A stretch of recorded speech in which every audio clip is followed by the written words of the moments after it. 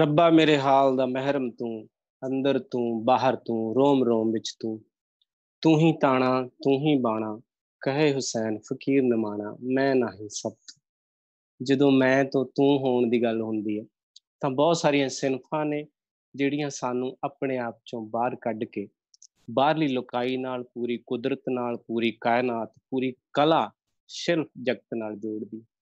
ਜੀ ਹਾਂ, ਅੱਜ ਅਸੀਂ ਜਿਸ ਕਲਾ ਵਰਚੁਅਲ ਮੰਚ ਔਰ ਪਹਿਲਾ ਅੰਤਰਰਾਸ਼ਟਰੀ ਜਿਹੜਾ ਆਨਲਾਈਨ ਥੀਏਟਰ ਫੈਸਟੀਵਲ ਦੇ ਜਿਸ ਐਪੀਸੋਡ ਦੇ ਵਿੱਚ ਅਸੀਂ ਦਾਖਲ ਹੋ ਰਹੇ ਹਾਂ, ਉਸ ਨੂੰ ਮੈਂ ਕਹਿ ਸਕਦਾ ਕਿ ਅੱਜ ਇਹ ਐਪੀਸੋਡ ਸੁਨਹਿਰੀ ਐਪੀਸੋਡ ਹੈ, ਗੋਲਡਨ ਐਪੀਸੋਡ ਹੈ।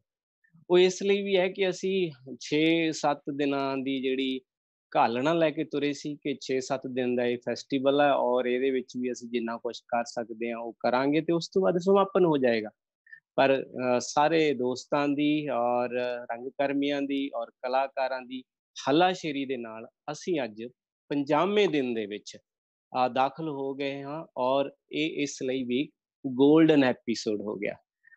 ਇਹ ਗੋਲਡਨ ਐਪੀਸੋਡ ਕਿਉਂ ਹੈ, ਇਸ ਦੀ ਤਰਤੀਬ, ਇਸ ਦੀ ਤਫਸੀਲ ਮੈਂ ਬਾਅਦ ਦੇ ਵਿੱਚ ਤੁਹਾਨੂੰ ਦੱਸਾਂਗਾ। ਲੇਕਿਨ ਇੱਕ ਸਾਡਾ ਹੁਣ ਅਕੀਦਾ ਜਿਹਾ ਹੀ ਬਣ ਗਿਆ ਕਿ ਜਦੋਂ ਵੀ ਅਸੀਂ ਇਹ ਪ੍ਰੋਗਰਾਮ ਸ਼ੁਰੂ ਕਰਦੇ ਹਾਂ, ਵਰਚੁਅਲ ਮੰਚ ਦਾ ਐਪੀਸੋਡ ਹਰ ਰੋਜ਼ ਸ਼ੁਰੂ ਕਰਦੇ ਹਾਂ, ਤਾਂ ਅਸੀਂ ਸਭ ਤੋਂ ਪਹਿਲਾਂ ਸੁਨਹਿਰੀ ਬੋਲ ਕਿਸੇ ਜਿਹੜੇ ਦਿੱਗਜ ਨਾਟਕਕਰਮੀ ਨੇ ਜਾਂ ਅਦਾਕਾਰ ਨੇ ਜਾਂ ਜਿਹੜਾ ਪੇਸ਼ਕਾਰੀਆਂ ਨਾਲ ਜੁੜੇ ਹੋਏ ਸ਼ਖਸੀਅਤ ਵਾਲੇ ਇਨਸਾਨ ਨੇ, ਉਹਨਾਂ ਤੋਂ ਅਸੀਂ ਆਸ਼ੀਰਵਾਦ ਦੇ ਰੂਪ 'ਚ ਕੁਝ ਸ਼ਬਦ ਸੁਣਦੇ ਹਾਂ।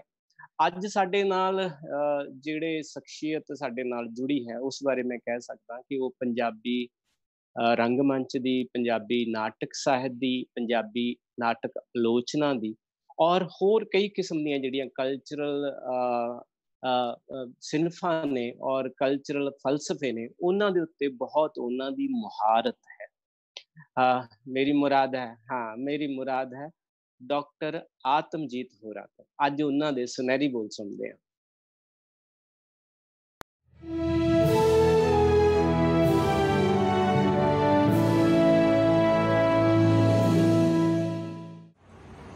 ਬੋਹੇਮੀਅਨਸ ਨੇ ਆਪਣਾ ਜਿਹੜਾ 20 ਮੰਚ ਸ਼ੁਰੂ ਕੀਤਾ ਸੀ, ਗੁਰਵਿੰਦਰ ਉਹਨਾਂ ਨੇ ਮੇਰੇ ਨਾਲ ਗੱਲ ਕੀਤੀ ਕਾਫੀ ਦੇਰ ਪਹਿਲਾਂ ਕਿ ਉਹ ਇਸ ਤਰ੍ਹਾਂ ਕਰਨਾ ਚਾਹ ਰਹੇ ਔਰ ਉਹਨਾਂ ਦਾ ਪਲਾਨ ਇਹ ਸੀ ਕਿ ਲਗਭਗ 6 ਜਾਂ 7 ਦਿਨ ਜਿਹੜਾ ਹੈ ਇਹ ਪਰਫੋਰਮੈਂਸਿਸ ਜਿਹੜੀਆਂ ਨੇ ਇਹ ਆਨਲਾਈਨ ਕੀਤੀਆਂ ਜਾਣ ਔਰ ਲੋਕਾਂ ਨੂੰ ਜੋੜਿਆ ਜਾਵੇ।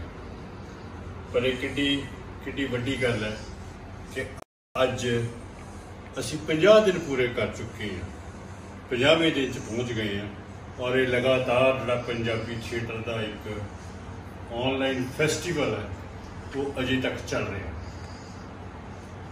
ਮੈਂ ਸਮਝਦਾ ਕਿ ਸਾਡੇ ਸਾਰਿਆਂ ਵਾਸਤੇ ਬੜੀ ਵਧਾਈ ਵਾਲੀ ਗੱਲ ਹੈ। ਦਰਅਸਲ ਇਹਨਾਂ ਦਿਨਾਂ ਵਿੱਚ ਬੜੀਆਂ ਨਵੀਆਂ ਗੱਲਾਂ ਜਿਹੜੀਆਂ ਨੇ ਵਾਪਰ ਰਹੀਆਂ ਨੇ। ਮੈਂ ਪਿੱਛੇ ਜੇ this show must go on series ਇੱਕ ਸ਼ੁਰੂ ਕੀਤੀ ਗਈ ਸੀਗੀ, ਮੇਰਾ ਖਿਆਲ ਹੈ ਯੂਰਪ ਜਾਂ ਅਮਰੀਕਾ ਵਿੱਚੋਂ ਸ਼ੁਰੂ ਹੋਈ ਸੀ। ਉਹ ਨਾਟਕ ਫੈਂਟਮ ਆਫ ਦਾ ਓਪੇਰਾ, ਜਿਹੜਾ ਕਿ ਮੈਂ 2 ਵਾਰ ਕੈਨੇਡਾ ਜਾ ਕੇ ਨਹੀਂ ਸੀ ਦੇਖ ਸਕਿਆ, ਲੰਡਨ 'ਚ ਜਾ ਕੇ ਦੇਖਣ ਦੀ ਕੋਸ਼ਿਸ਼ ਕੀਤੀ, ਉੱਥੇ ਵੀ ਮੌਕਾ ਨਹੀਂ ਬਣ ਸਕਿਆ ਮੇਰਾ, ਔਰ ਫਿਰ ਅਲਟੀਮੇਟਲੀ ਮੈਂ ਤੀਜੀ ਵਾਰ ਉਸ ਨੂੰ ਟੋਰਾਂਟੋ ਦੇ ਵਿੱਚ ਦੇਖ ਸਕਿਆ। ਉਸ ਨਾਟਕ ਦੀ ਜਿਹੜੀ ਬਹੁਤ ਵਧੀਆ ਵੀਡੀਓਗ੍ਰਾਫੀ ਕੀਤੀ ਹੋਈ ਜਿਹੜੀ ਮੂਵੀ ਸੀ ਨਾਟਕ ਦੀ, ਸਟੇਜ ਨਾਟਕ ਦੀ, ਉਹ ਪੇਸ਼ ਕੀਤੀ ਗਈ, ਲੋਕਾਂ ਨਾਲ ਸਾਂਝੀ ਕੀਤੀ ਗਈ, ਲੋਕਾਂ ਨੂੰ ਜੋੜਿਆ ਗਿਆ ਇਹਨਾਂ ਕੋਵਿਡ ਦੇ ਦਿਨਾਂ ਦੇ ਵਿੱਚ। ਇਹ ਠੀਕ ਹੈ ਕਿ ਸਾਡਾ ਪੰਜਾਬੀ ਥੀਏਟਰ ਅਜੇ ਉਸ ਪੱਧਰ ਦਾ ਨਹੀਂ ਹੈ, ਪਰ ਇੰਪੋਰਟੈਂਟ ਗੱਲ ਇਹ ਹੈ ਕਿ ਬੋਹੇਮੀਅਨਸ ਨੇ ਔਰ ਗੁਰਵਿੰਦਰ ਨੇ ਜਿਹੜਾ ਸੁਪਨਾ ਲਿਆ ਉਸ ਦੀ ਬਹੁਤ ਵੱਡੀ ਵਕਤ ਹੈ, ਉਸ ਦੀ ਬਹੁਤ ਵੱਡੀ ਇੰਪੋਰਟੈਂਸ ਹੈ। ਦਰਅਸਲ ਜ਼ਿੰਦਗੀ ਨਾਲੋਂ ਵੀ ਜ਼ਿਆਦਾ ਮਹੱਤਵਪੂਰਨ ਹੁੰਦਾ ਸਾਡਾ ਸੁਪਨਾ। ਜੇ ਸੁਪਨਾ ਨਾ ਹੋਏਗਾ ਤਾਂ ਜ਼ਿੰਦਗੀ ਨਹੀਂ ਹੋਏਗੀ। ਸੁਪਨੇ ਨੇ ਹੀ ਟਰਾਂਸਲੇਟ ਹੋ ਕੇ ਜ਼ਿੰਦਗੀ ਨੂੰ ਚੁੱਕਣਾ ਹੈ ਔਰ ਅੱਜ ਬੜੀ ਵੱਡੀ ਲੋੜ ਹੈ ਕਿ ਅਸੀਂ ਸੁਪਨੇ ਲਈਏ ਔਰ ਉਹਨੂੰ ਸਾਕਾਰ ਕਰੀਏ। ਜਿਸ ਤਰ੍ਹਾਂ ਇਹ 6 ਜਾਂ 7 ਦਿਨ ਦਾ ਸੁਪਨਾ ਸੀ, ਇਹ 50 ਦਿਨ ਵਿੱਚ ਜਾ ਕੇ ਬਦਲ ਗਿਆ। ਅਜੇ ਇਹ ਸੁਪਨਾ ਖਤਮ ਨਹੀਂ ਹੋਇਆ, ਇਹ ਸੁਪਨਾ ਅੱਗੇ ਚੱਲ ਰਿਹਾ ਔਰ ਇਸ ਨੇ ਇੱਕ ਵੱਡੀ ਹਕੀਕਤ ਦੇ ਵਿੱਚ ਟਰਾਂਸਲੇਟ ਵੀ ਹੋਣਾ। ਮੈਨੂੰ ਇਹ ਤਵੱਕੋ ਹੈ ਗੁਰਵਿੰਦਰ ਕੋਲੋਂ। ਇਹ ਕੋਈ ਛੋਟੀ ਗੱਲ ਨਹੀਂ ਕਿ ਇਸ ਸਾਰੇ ਫੈਸਟੀਵਲ ਦੇ ਦੌਰਾਨ ਜਿਹੜਾ 20 ਮੰਚ ਦੇ ਨਾਂ ਹੇਠ ਕੀਤਾ ਗਿਆ, ਅਨੇਕਾਂ ਗਰੁੱਪ ਔਰ ਅਨੇਕਾਂ ਲੋਕ ਇਸ ਨਾਲ ਜੁੜੇ। ਪਦਮ ਸ਼੍ਰੀ ਨੀਲਮ ਮਾਨ ਸਿੰਘ, ਰਾਮ ਗੋਪਾਲ ਬਜਾਜ ਹੋਣੀ ਔਰ ਡਾਕਟਰ ਚਮਨ ਹੂਜਾ, ਜਿਨ੍ਹਾਂ ਨੇ ਇੱਕ ਬੜਾ ਵੱਡਾ ਅਰਸਾ ਅੰਗਰੇਜ਼ੀ ਟ੍ਰਿਬਿਊਨ ਦੇ ਵਿੱਚ ਆਪਣਾ ਕਾਲਮ ਜਿਹੜਾ ਹੈ ਡਰਾਮਾ ਰਿਵਿਊ ਦਾ, ਥੀਏਟਰ ਰਿਵਿਊ ਦਾ, ਉਸ ਨੂੰ ਚਲਾਇਆ। ਸ਼ਾਹਿਦ ਨਦੀਮ, ਜਿਨ੍ਹਾਂ ਨੇ ਇਸ ਸਾਲ ਯੂਨੈਸਕੋ ਦੇ ਥੀਏਟਰ ਡੇ ਦੇ ਉੱਤੇ ਆਪਣਾ ਮੈਸੇਜ ਵੀ ਦਿੱਤਾ। ਇਹ ਸਾਰੇ ਲੋਕ, ਇਕਬਾਲ ਮਾਹਲ ਬੜੇ ਵੱਡੇ ਪ੍ਰਮੋਟਰ ਨੇ ਆਰਟ ਦੇ, ਸਿੰਗਿੰਗ ਨੂੰ ਔਰ ਬਹੁਤ ਸਾਰੀ ਹੋਰ ਕਲਾਵਾਂ ਨੂੰ ਉਹਨਾਂ ਨੇ ਕੈਨੇਡਾ ਦੇ ਵਿੱਚ, ਅਮਰੀਕਾ 'ਚ ਬੜੇ ਵੱਡੇ ਪੱਧਰ 'ਤੇ ਪ੍ਰਮੋਟ ਕੀਤਾ। ਇਹ ਸਾਰੇ ਲੋਕ ਜੁੜੇ।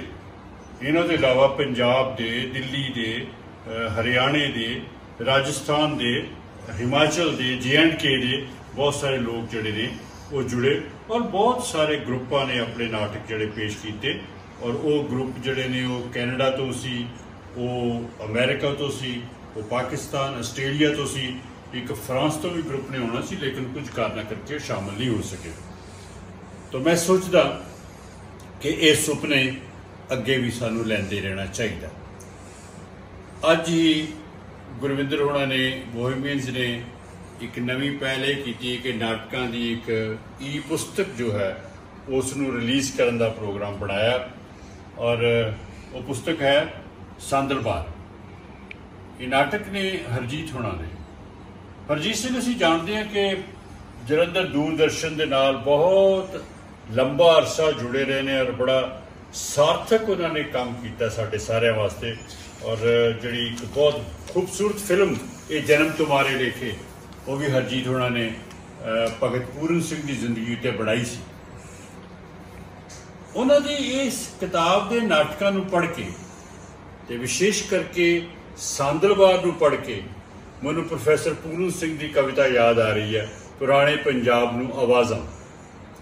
ਕਿਸ ਤਰ੍ਹਾਂ ਪੂਰਨ ਸਿੰਘ ਉਸ ਬੀਤ ਚੁੱਕੇ ਪੰਜਾਬ ਨੂੰ ਆਵਾਜ਼ ਮਾਰ ਰਿਹਾ ਜਿਹਦੇ ਵਿੱਚ ਖੁਸ਼ੀਆਂ ਸਨ, ਜਿਹਦੇ ਵਿੱਚ ਲਾਡ ਪਿਆਰ ਮਲਹਾਰ ਸਨ, ਜਿਹਦੇ ਵਿੱਚ ਸੁੱਖ ਸੀ, ਸ਼ਾਂਤੀ ਸੀ, ਹਾਸਾ ਸੀ, ਠੱਠਾ ਸੀ, ਚਿੰਤਾਵਾਂ ਬਹੁਤ ਘੱਟ ਸਨ, ਚੂਹਾ ਦੌੜ ਨਹੀਂ ਸੀ, ਕਿਸੇ ਇੱਕ ਦੂਜੇ ਨੂੰ ਠਿੱਪੀ ਦੇਣ ਦੀ ਜਿਹੜੀ ਆ ਉਹ ਲੋੜ ਨਹੀਂ ਸੀ, ਕਿਸੇ ਤੋਂ ਅੱਗੇ ਵੱਧ ਕੇ ਕੋਈ ਜ਼ਿੰਦਗੀ ਦੇ ਵਿੱਚ ਸਾਬਤ ਕਰਨ ਦੀ ਜ਼ਰੂਰਤ ਨਹੀਂ ਸੀ।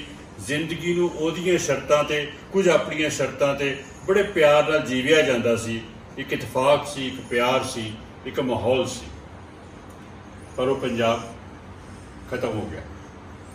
ਉਸ ਪੰਜਾਬ ਦੀ ਵਿਲੱਖਣਤਾ ਜੋ ਆ ਸਾਡੇ ਕੋਲੋਂ ਖੁੱਸ ਗਈ। ਅਸੀਂ ਵੀ ਸਾਰੀ ਦੁਨੀਆ ਦੇ ਰਾਮ ਰੌਲੇ ਵਿੱਚ ਰਲ ਗਏ ਹਾਂ। ਪਰ ਹਰਜੀਤ ਹੋਣੀ ਪੁਰਾਣੇ ਪੰਜਾਬ, ਜਿਸ ਪੰਜਾਬ ਦੀ ਗੱਲ ਪ੍ਰੋਫੈਸਰ ਪੂਰਨ ਸਿੰਘ ਕਰ ਰਿਹਾ, ਉਸ ਤੋਂ ਵੀ ਪੁਰਾਣੇ ਪੰਜਾਬ ਦੀ ਗੱਲ ਕਰ ਰਿਹਾ। 12 ਦਾ ਉਹ ਇਲਾਕਾ ਤੇ ਉਹ ਸਮਾਂ ਜਦੋਂ ਜੰਗ ਵੀ ਇਸ ਧਰਤੀ ਤੇ ਵਸਦੇ ਸਨ, ਉਹ ਇਸ ਧਰਤੀ ਦੇ ਮਾਲਕ ਸਨ, ਸਾਂਝੀ ਮਲਕੀਅਤ ਸੀ। ਕੋਈ ਕਿਸੇ ਦੇ ਨਾਂ ਤੇ ਕਿੱਲਾ ਨਹੀਂ ਸੀ, ਕੋਈ ਕਿਸੇ ਦੇ ਨਾਂ ਦੀ ਫਰਦ ਨਹੀਂ ਸੀ, ਕੋਈ ਤਹਿਸੀਲਦਾਰ, ਕੋਈ ਪਟਵਾਰੀ ਨਹੀਂ ਸੀ। ਉਹ ਦਰਿਆਵਾਂ ਦੇ ਕੰਢੇ ਜਿਉਂਦੇ ਸਨ। ਜਿਸ ਜਗ੍ਹਾ ਤੇ ਰਹਿੰਦੇ ਸਨ ਉਹ ਜਗ੍ਹਾ ਉਹਨਾਂ ਦੀ ਆਪਣੀ ਸੀ, ਉਹਨੂੰ ਆਬਾਦ ਕਰਦੇ ਸਨ, ਉਹਨੂੰ ਵਸਾਉਂਦੇ ਸਨ।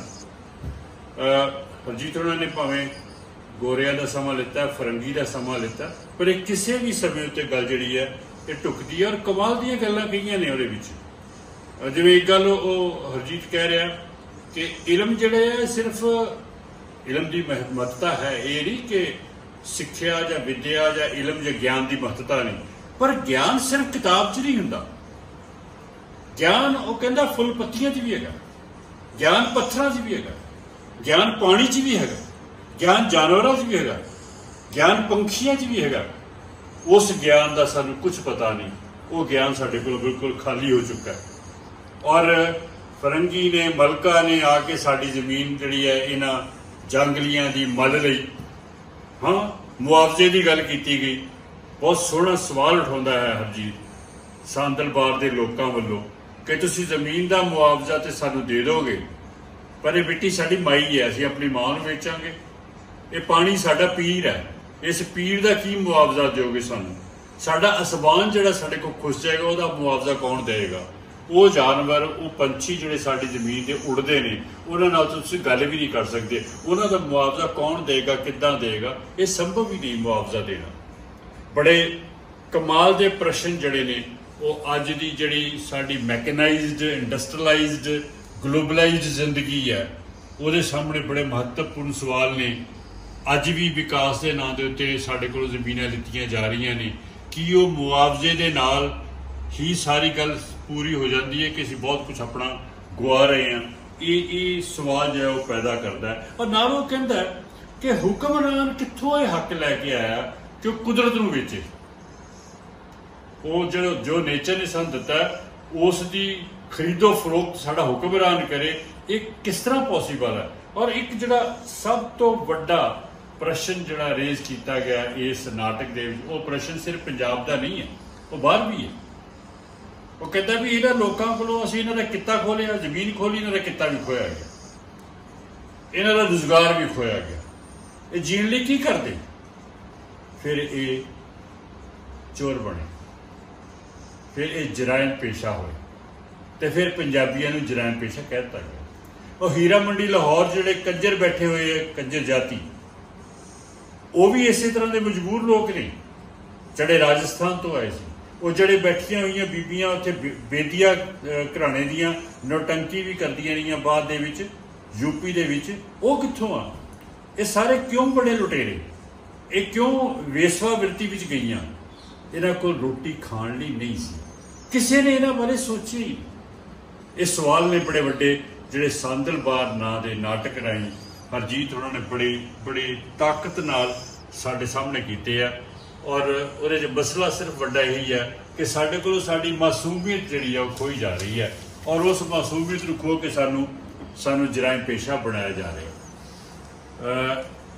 एक तरीके नाल हरजीत हुणां ने भी सुपना लिया कि पुराने पंजाब नूं वापस लैके आईए, उहदे लई कोशिश करिए, घट्टो घट्ट जाणीए कि साडे हत्थों की निकल गया।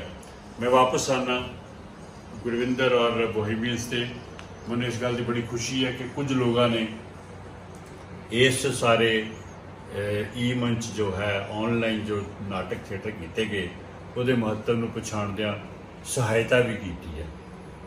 जिहदे विच बलजिंदर लेलना टोरंटो तो, हीरा रंधावा टोरंटो तो, परविंदर स्वैच ये भी बाहर ही रहिंदे ने। इन्हां लोगों ने आर्थिक मदद भी की गुरविंदर की ताकि वह काम अपने नूं जारी रख सके। मैनूं बहुत चंगा लग रहा गुरविंदर ने मैनूं दस्सिया कि इस 50वें दिन तो बाद भी किसी न किसी रूप दे विच ये यतन जारी रहेगा। हुण वो पंजाबी दी जिहड़ी सीमा है उसनूं पार करेगा ताकि ज़्यादा लोग इहदे विच शामिल हो सकन। हिंदी, पंजाबी, अंग्रेजी हफ्ते विच 2 या 3 बार इन्हां नाटकां नूं वो लियाउण दी कोशिश करेगा, बोहेमियंस वाले लियाउण दी कोशिश करनगे।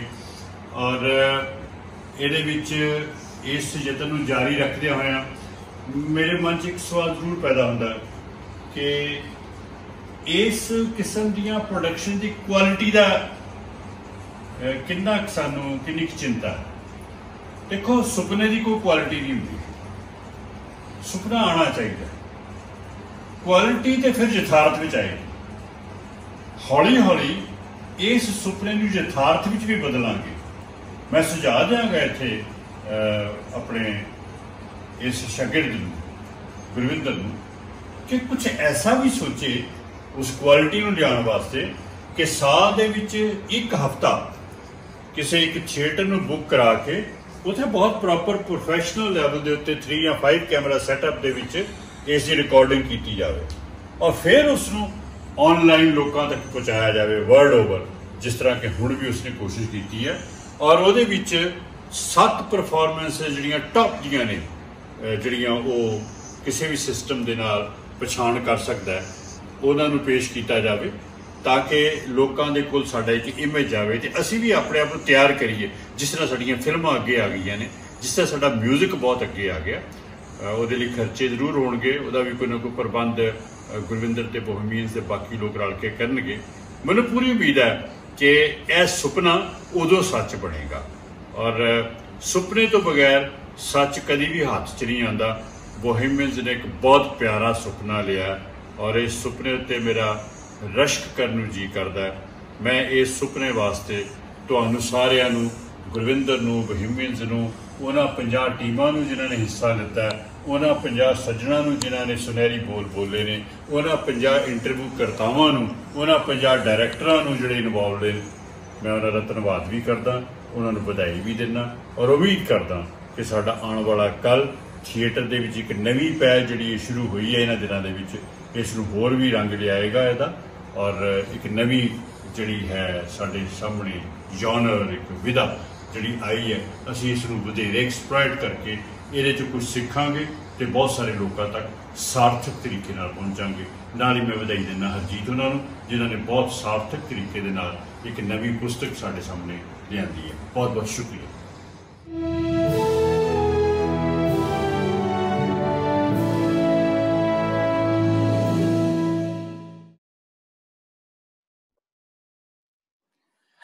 ਸ਼ੁਕਰੀਆ ਡਾਕਟਰ ਆਤਮਜੀਤ ਜੀ। ਮੈਂ ਸਹੀ ਕਹਿ ਰਿਹਾ ਸੀਗਾ ਕਿ ਜਿਹੜੇ ਸਾਡੇ ਸੀਨੀਅਰ ਦਿੱਗਜ ਰੰਗਕਰਮੀ ਨੇ, ਤਜਰਬਾ ਬੋਲਦਾ ਉਹਨਾਂ ਦਾ। ਔਰ ਉਰਦੂ ਦੇ ਕਿਸੇ ਸ਼ਾਇਰ ਦੀਆਂ ਮੈਨੂੰ ਕੁਛ ਲਾਈਨਾਂ ਯਾਦ ਆ ਰਹੀਆਂ ਨੇ ਕਿ ਕਿਉਂ ਡਰੇ ਜ਼ਿੰਦਗੀ ਮੇਂ ਕਿਆ ਹੋਗਾ, ਕੁਛ ਨਾ ਹੋਗਾ ਤੋ ਤਜਰਬਾ ਹੋਗਾ। ਇਹ ਤਜਰਬਾ ਹੌਲੀ ਹੌਲੀ ਡਰਦਿਆਂ ਬੋਹੀਮੀਅਨਸ ਨੇ ਸ਼ੁਰੂ ਕੀਤਾ ਸੀਗਾ, ਔਰ ਅੱਜ ਤੁਸੀਂ ਦੇਖ ਲਓ ਅਸੀਂ ਇਸ ਗੋਲਡਨ ਜੁਬਲੀ ਐਪੀਸੋਡ ਦੇ ਉੱਤੇ ਪਹੁੰਚ ਗਏ।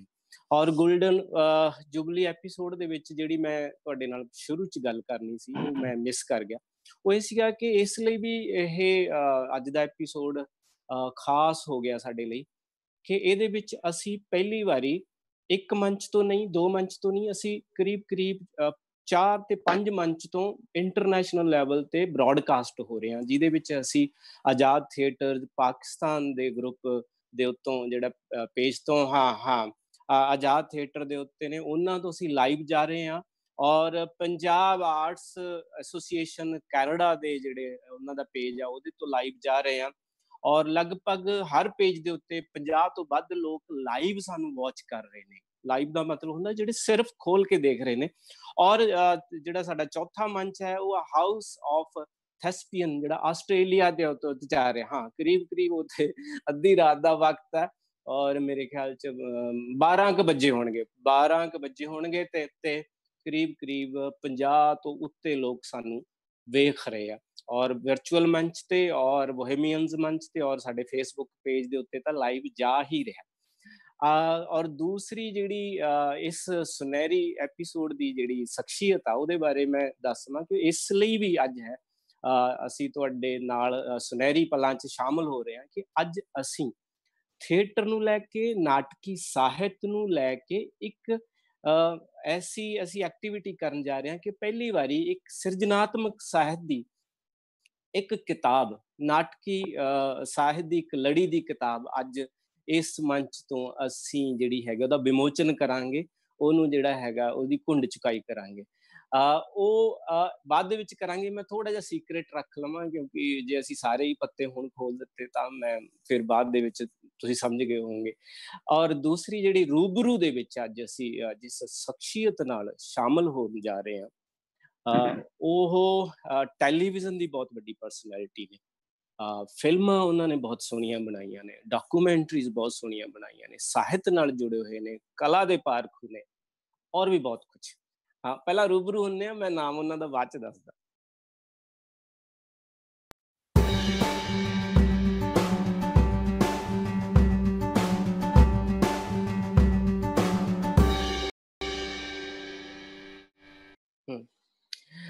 ਜੀ ਹਾਂ, ਸਮਝ ਗਏ ਹੋਣਗੇ ਜਿਨ੍ਹਾਂ ਨਾਲ ਮੈਂ ਆਪਣੀ ਸਕਰੀਨ ਸ਼ੇਅਰ ਕਰ ਰਿਹਾ ਹਾਂ।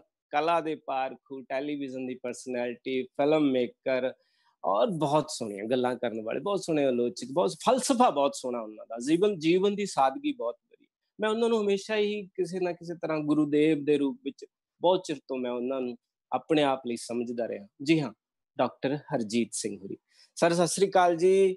ਸਤਿ ਸ੍ਰੀ ਅਕਾਲ ਜੀ। ਖੁਸ਼ਾਮਦੀਦ ਸਰ। ਸ਼ੁਕਰੀਆ ਬਹੁਤ ਬਹੁਤ। ਹਾਂਜੀ, ਅੱਜ ਤੁਸੀਂ ਸਾਡਾ ਜਿਹੜਾ ਇਹ ਪਜਾਮਾ ਐਪੀਸੋਡ ਤੁਸੀਂ ਸਾਨੂੰ ਸੁਨਹਿਰੀ ਕਰ ਦਿੱਤਾ, ਸਾਨੂੰ ਸੋਨੇ ਵਰਗਾ ਹੋ ਗਿਆ ਕਿਉਂਕਿ ਅਸੀਂ ਤੁਹਾਡੇ ਨਾਲ ਬੈਠਣ ਦਾ ਸਾਨੂੰ ਮੌਕਾ ਮਿਲ ਰਿਹਾ।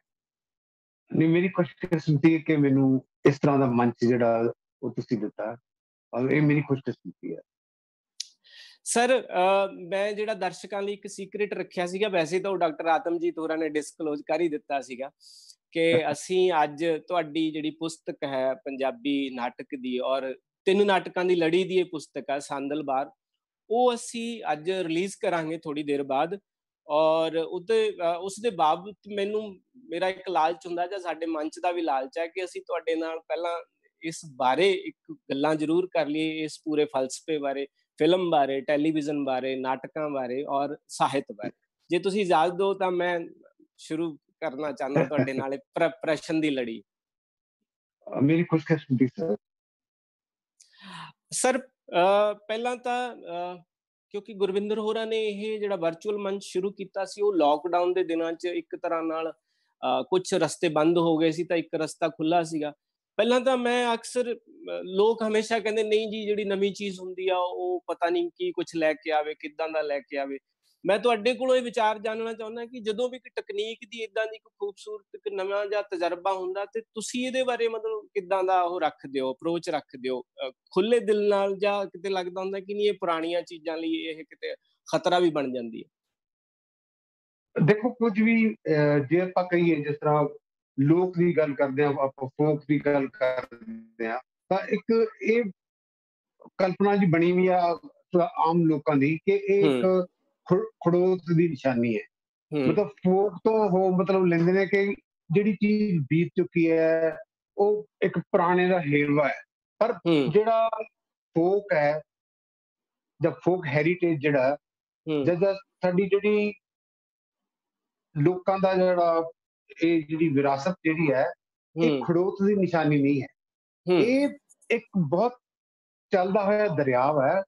ਮਤਲਬ ਉਪਰੀ ਨਜ਼ਰੇ ਤੁਹਾਨੂੰ ਲੱਗਦਾ ਕਿ ਇੱਕ ਪੁਰਾਣੀ ਗੱਲ ਹੋ ਰਹੀ ਹੈ, ਪਰ ਇਹਦੇ ਵਿੱਚ ਬਹੁਤ ਸਾਰੀਆਂ ਅਜਿਹੀਆਂ ਸੰਭਾਵਨਾਵਾਂ ਹੁੰਦੀਆਂ ਨੇ। ਤੁਸੀਂ ਨਕਲਾਂ ਦੀ ਗੱਲ ਲੈ ਲਓ, ਜਦੋਂ ਜਿਹੜੇ ਨਕਲਾਂ ਕਰਦੇ ਨੇ ਉਹ ਜਿੱਥੇ ਨਕਲਾਂ ਕਰਦੇ ਨੇ ਉਸ ਇਲਾਕੇ ਦੀ ਗੱਲ ਕਰਦੇ ਨੇ, ਉਸ ਕੰਟੈਂਪਰੇਰੀ ਜਿਹੜੀਆਂ ਘਟਨਾਵਾਂ ਹੋ ਰਹੀਆਂ, ਕੋਈ ਜਿਹੜੀ ਚਰਚਾ ਹੋ ਰਹੀ ਹੈ, ਉਹ ਕਿਸੇ ਨਾ ਕਿਸੇ ਤਰੀਕੇ ਨਾਲ ਉਹ ਲੈ ਕੇ ਆਉਂਦੇ ਨੇ। ਉਹ ਇੱਕ ਵਿਧਾ ਹੈਗੀ ਹੈ। ਅਸੀਂ ਇਹ ਨਾ ਸੋਚੀਏ ਕਿ ਜਦੋਂ ਜੇ ਅਸੀਂ ਪਿੰਡ ਦੀ ਗੱਲ ਕਰਦੇ ਹਾਂ ਤੇ ਪਿੰਡ ਕੋਈ ਬਹੁਤ ਪਿਛੜੀ ਹੋਈ ਚੀਜ਼ ਹੈ।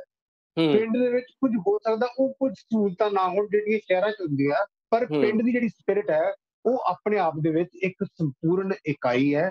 ਔਰ ਜਿਹਨੂੰ ਅਸੀਂ ਕਹਿੰਦੇ ਹਾਂ ਕਿ ਜਿਹੜਾ ਫੋਕ ਵਿਜ਼ਡਮ ਹੈ, ਜਿਹੜੀ ਲੋਕ ਸਿਆਣਪ ਹੈ, ਉਹ ਬਹੁਤ ਵੱਡਾ ਖਜ਼ਾਨਾ ਹੈ ਜਿਹਨੂੰ ਅਸੀਂ ਪਛਾਣ ਨਹੀਂ ਰਹੇ।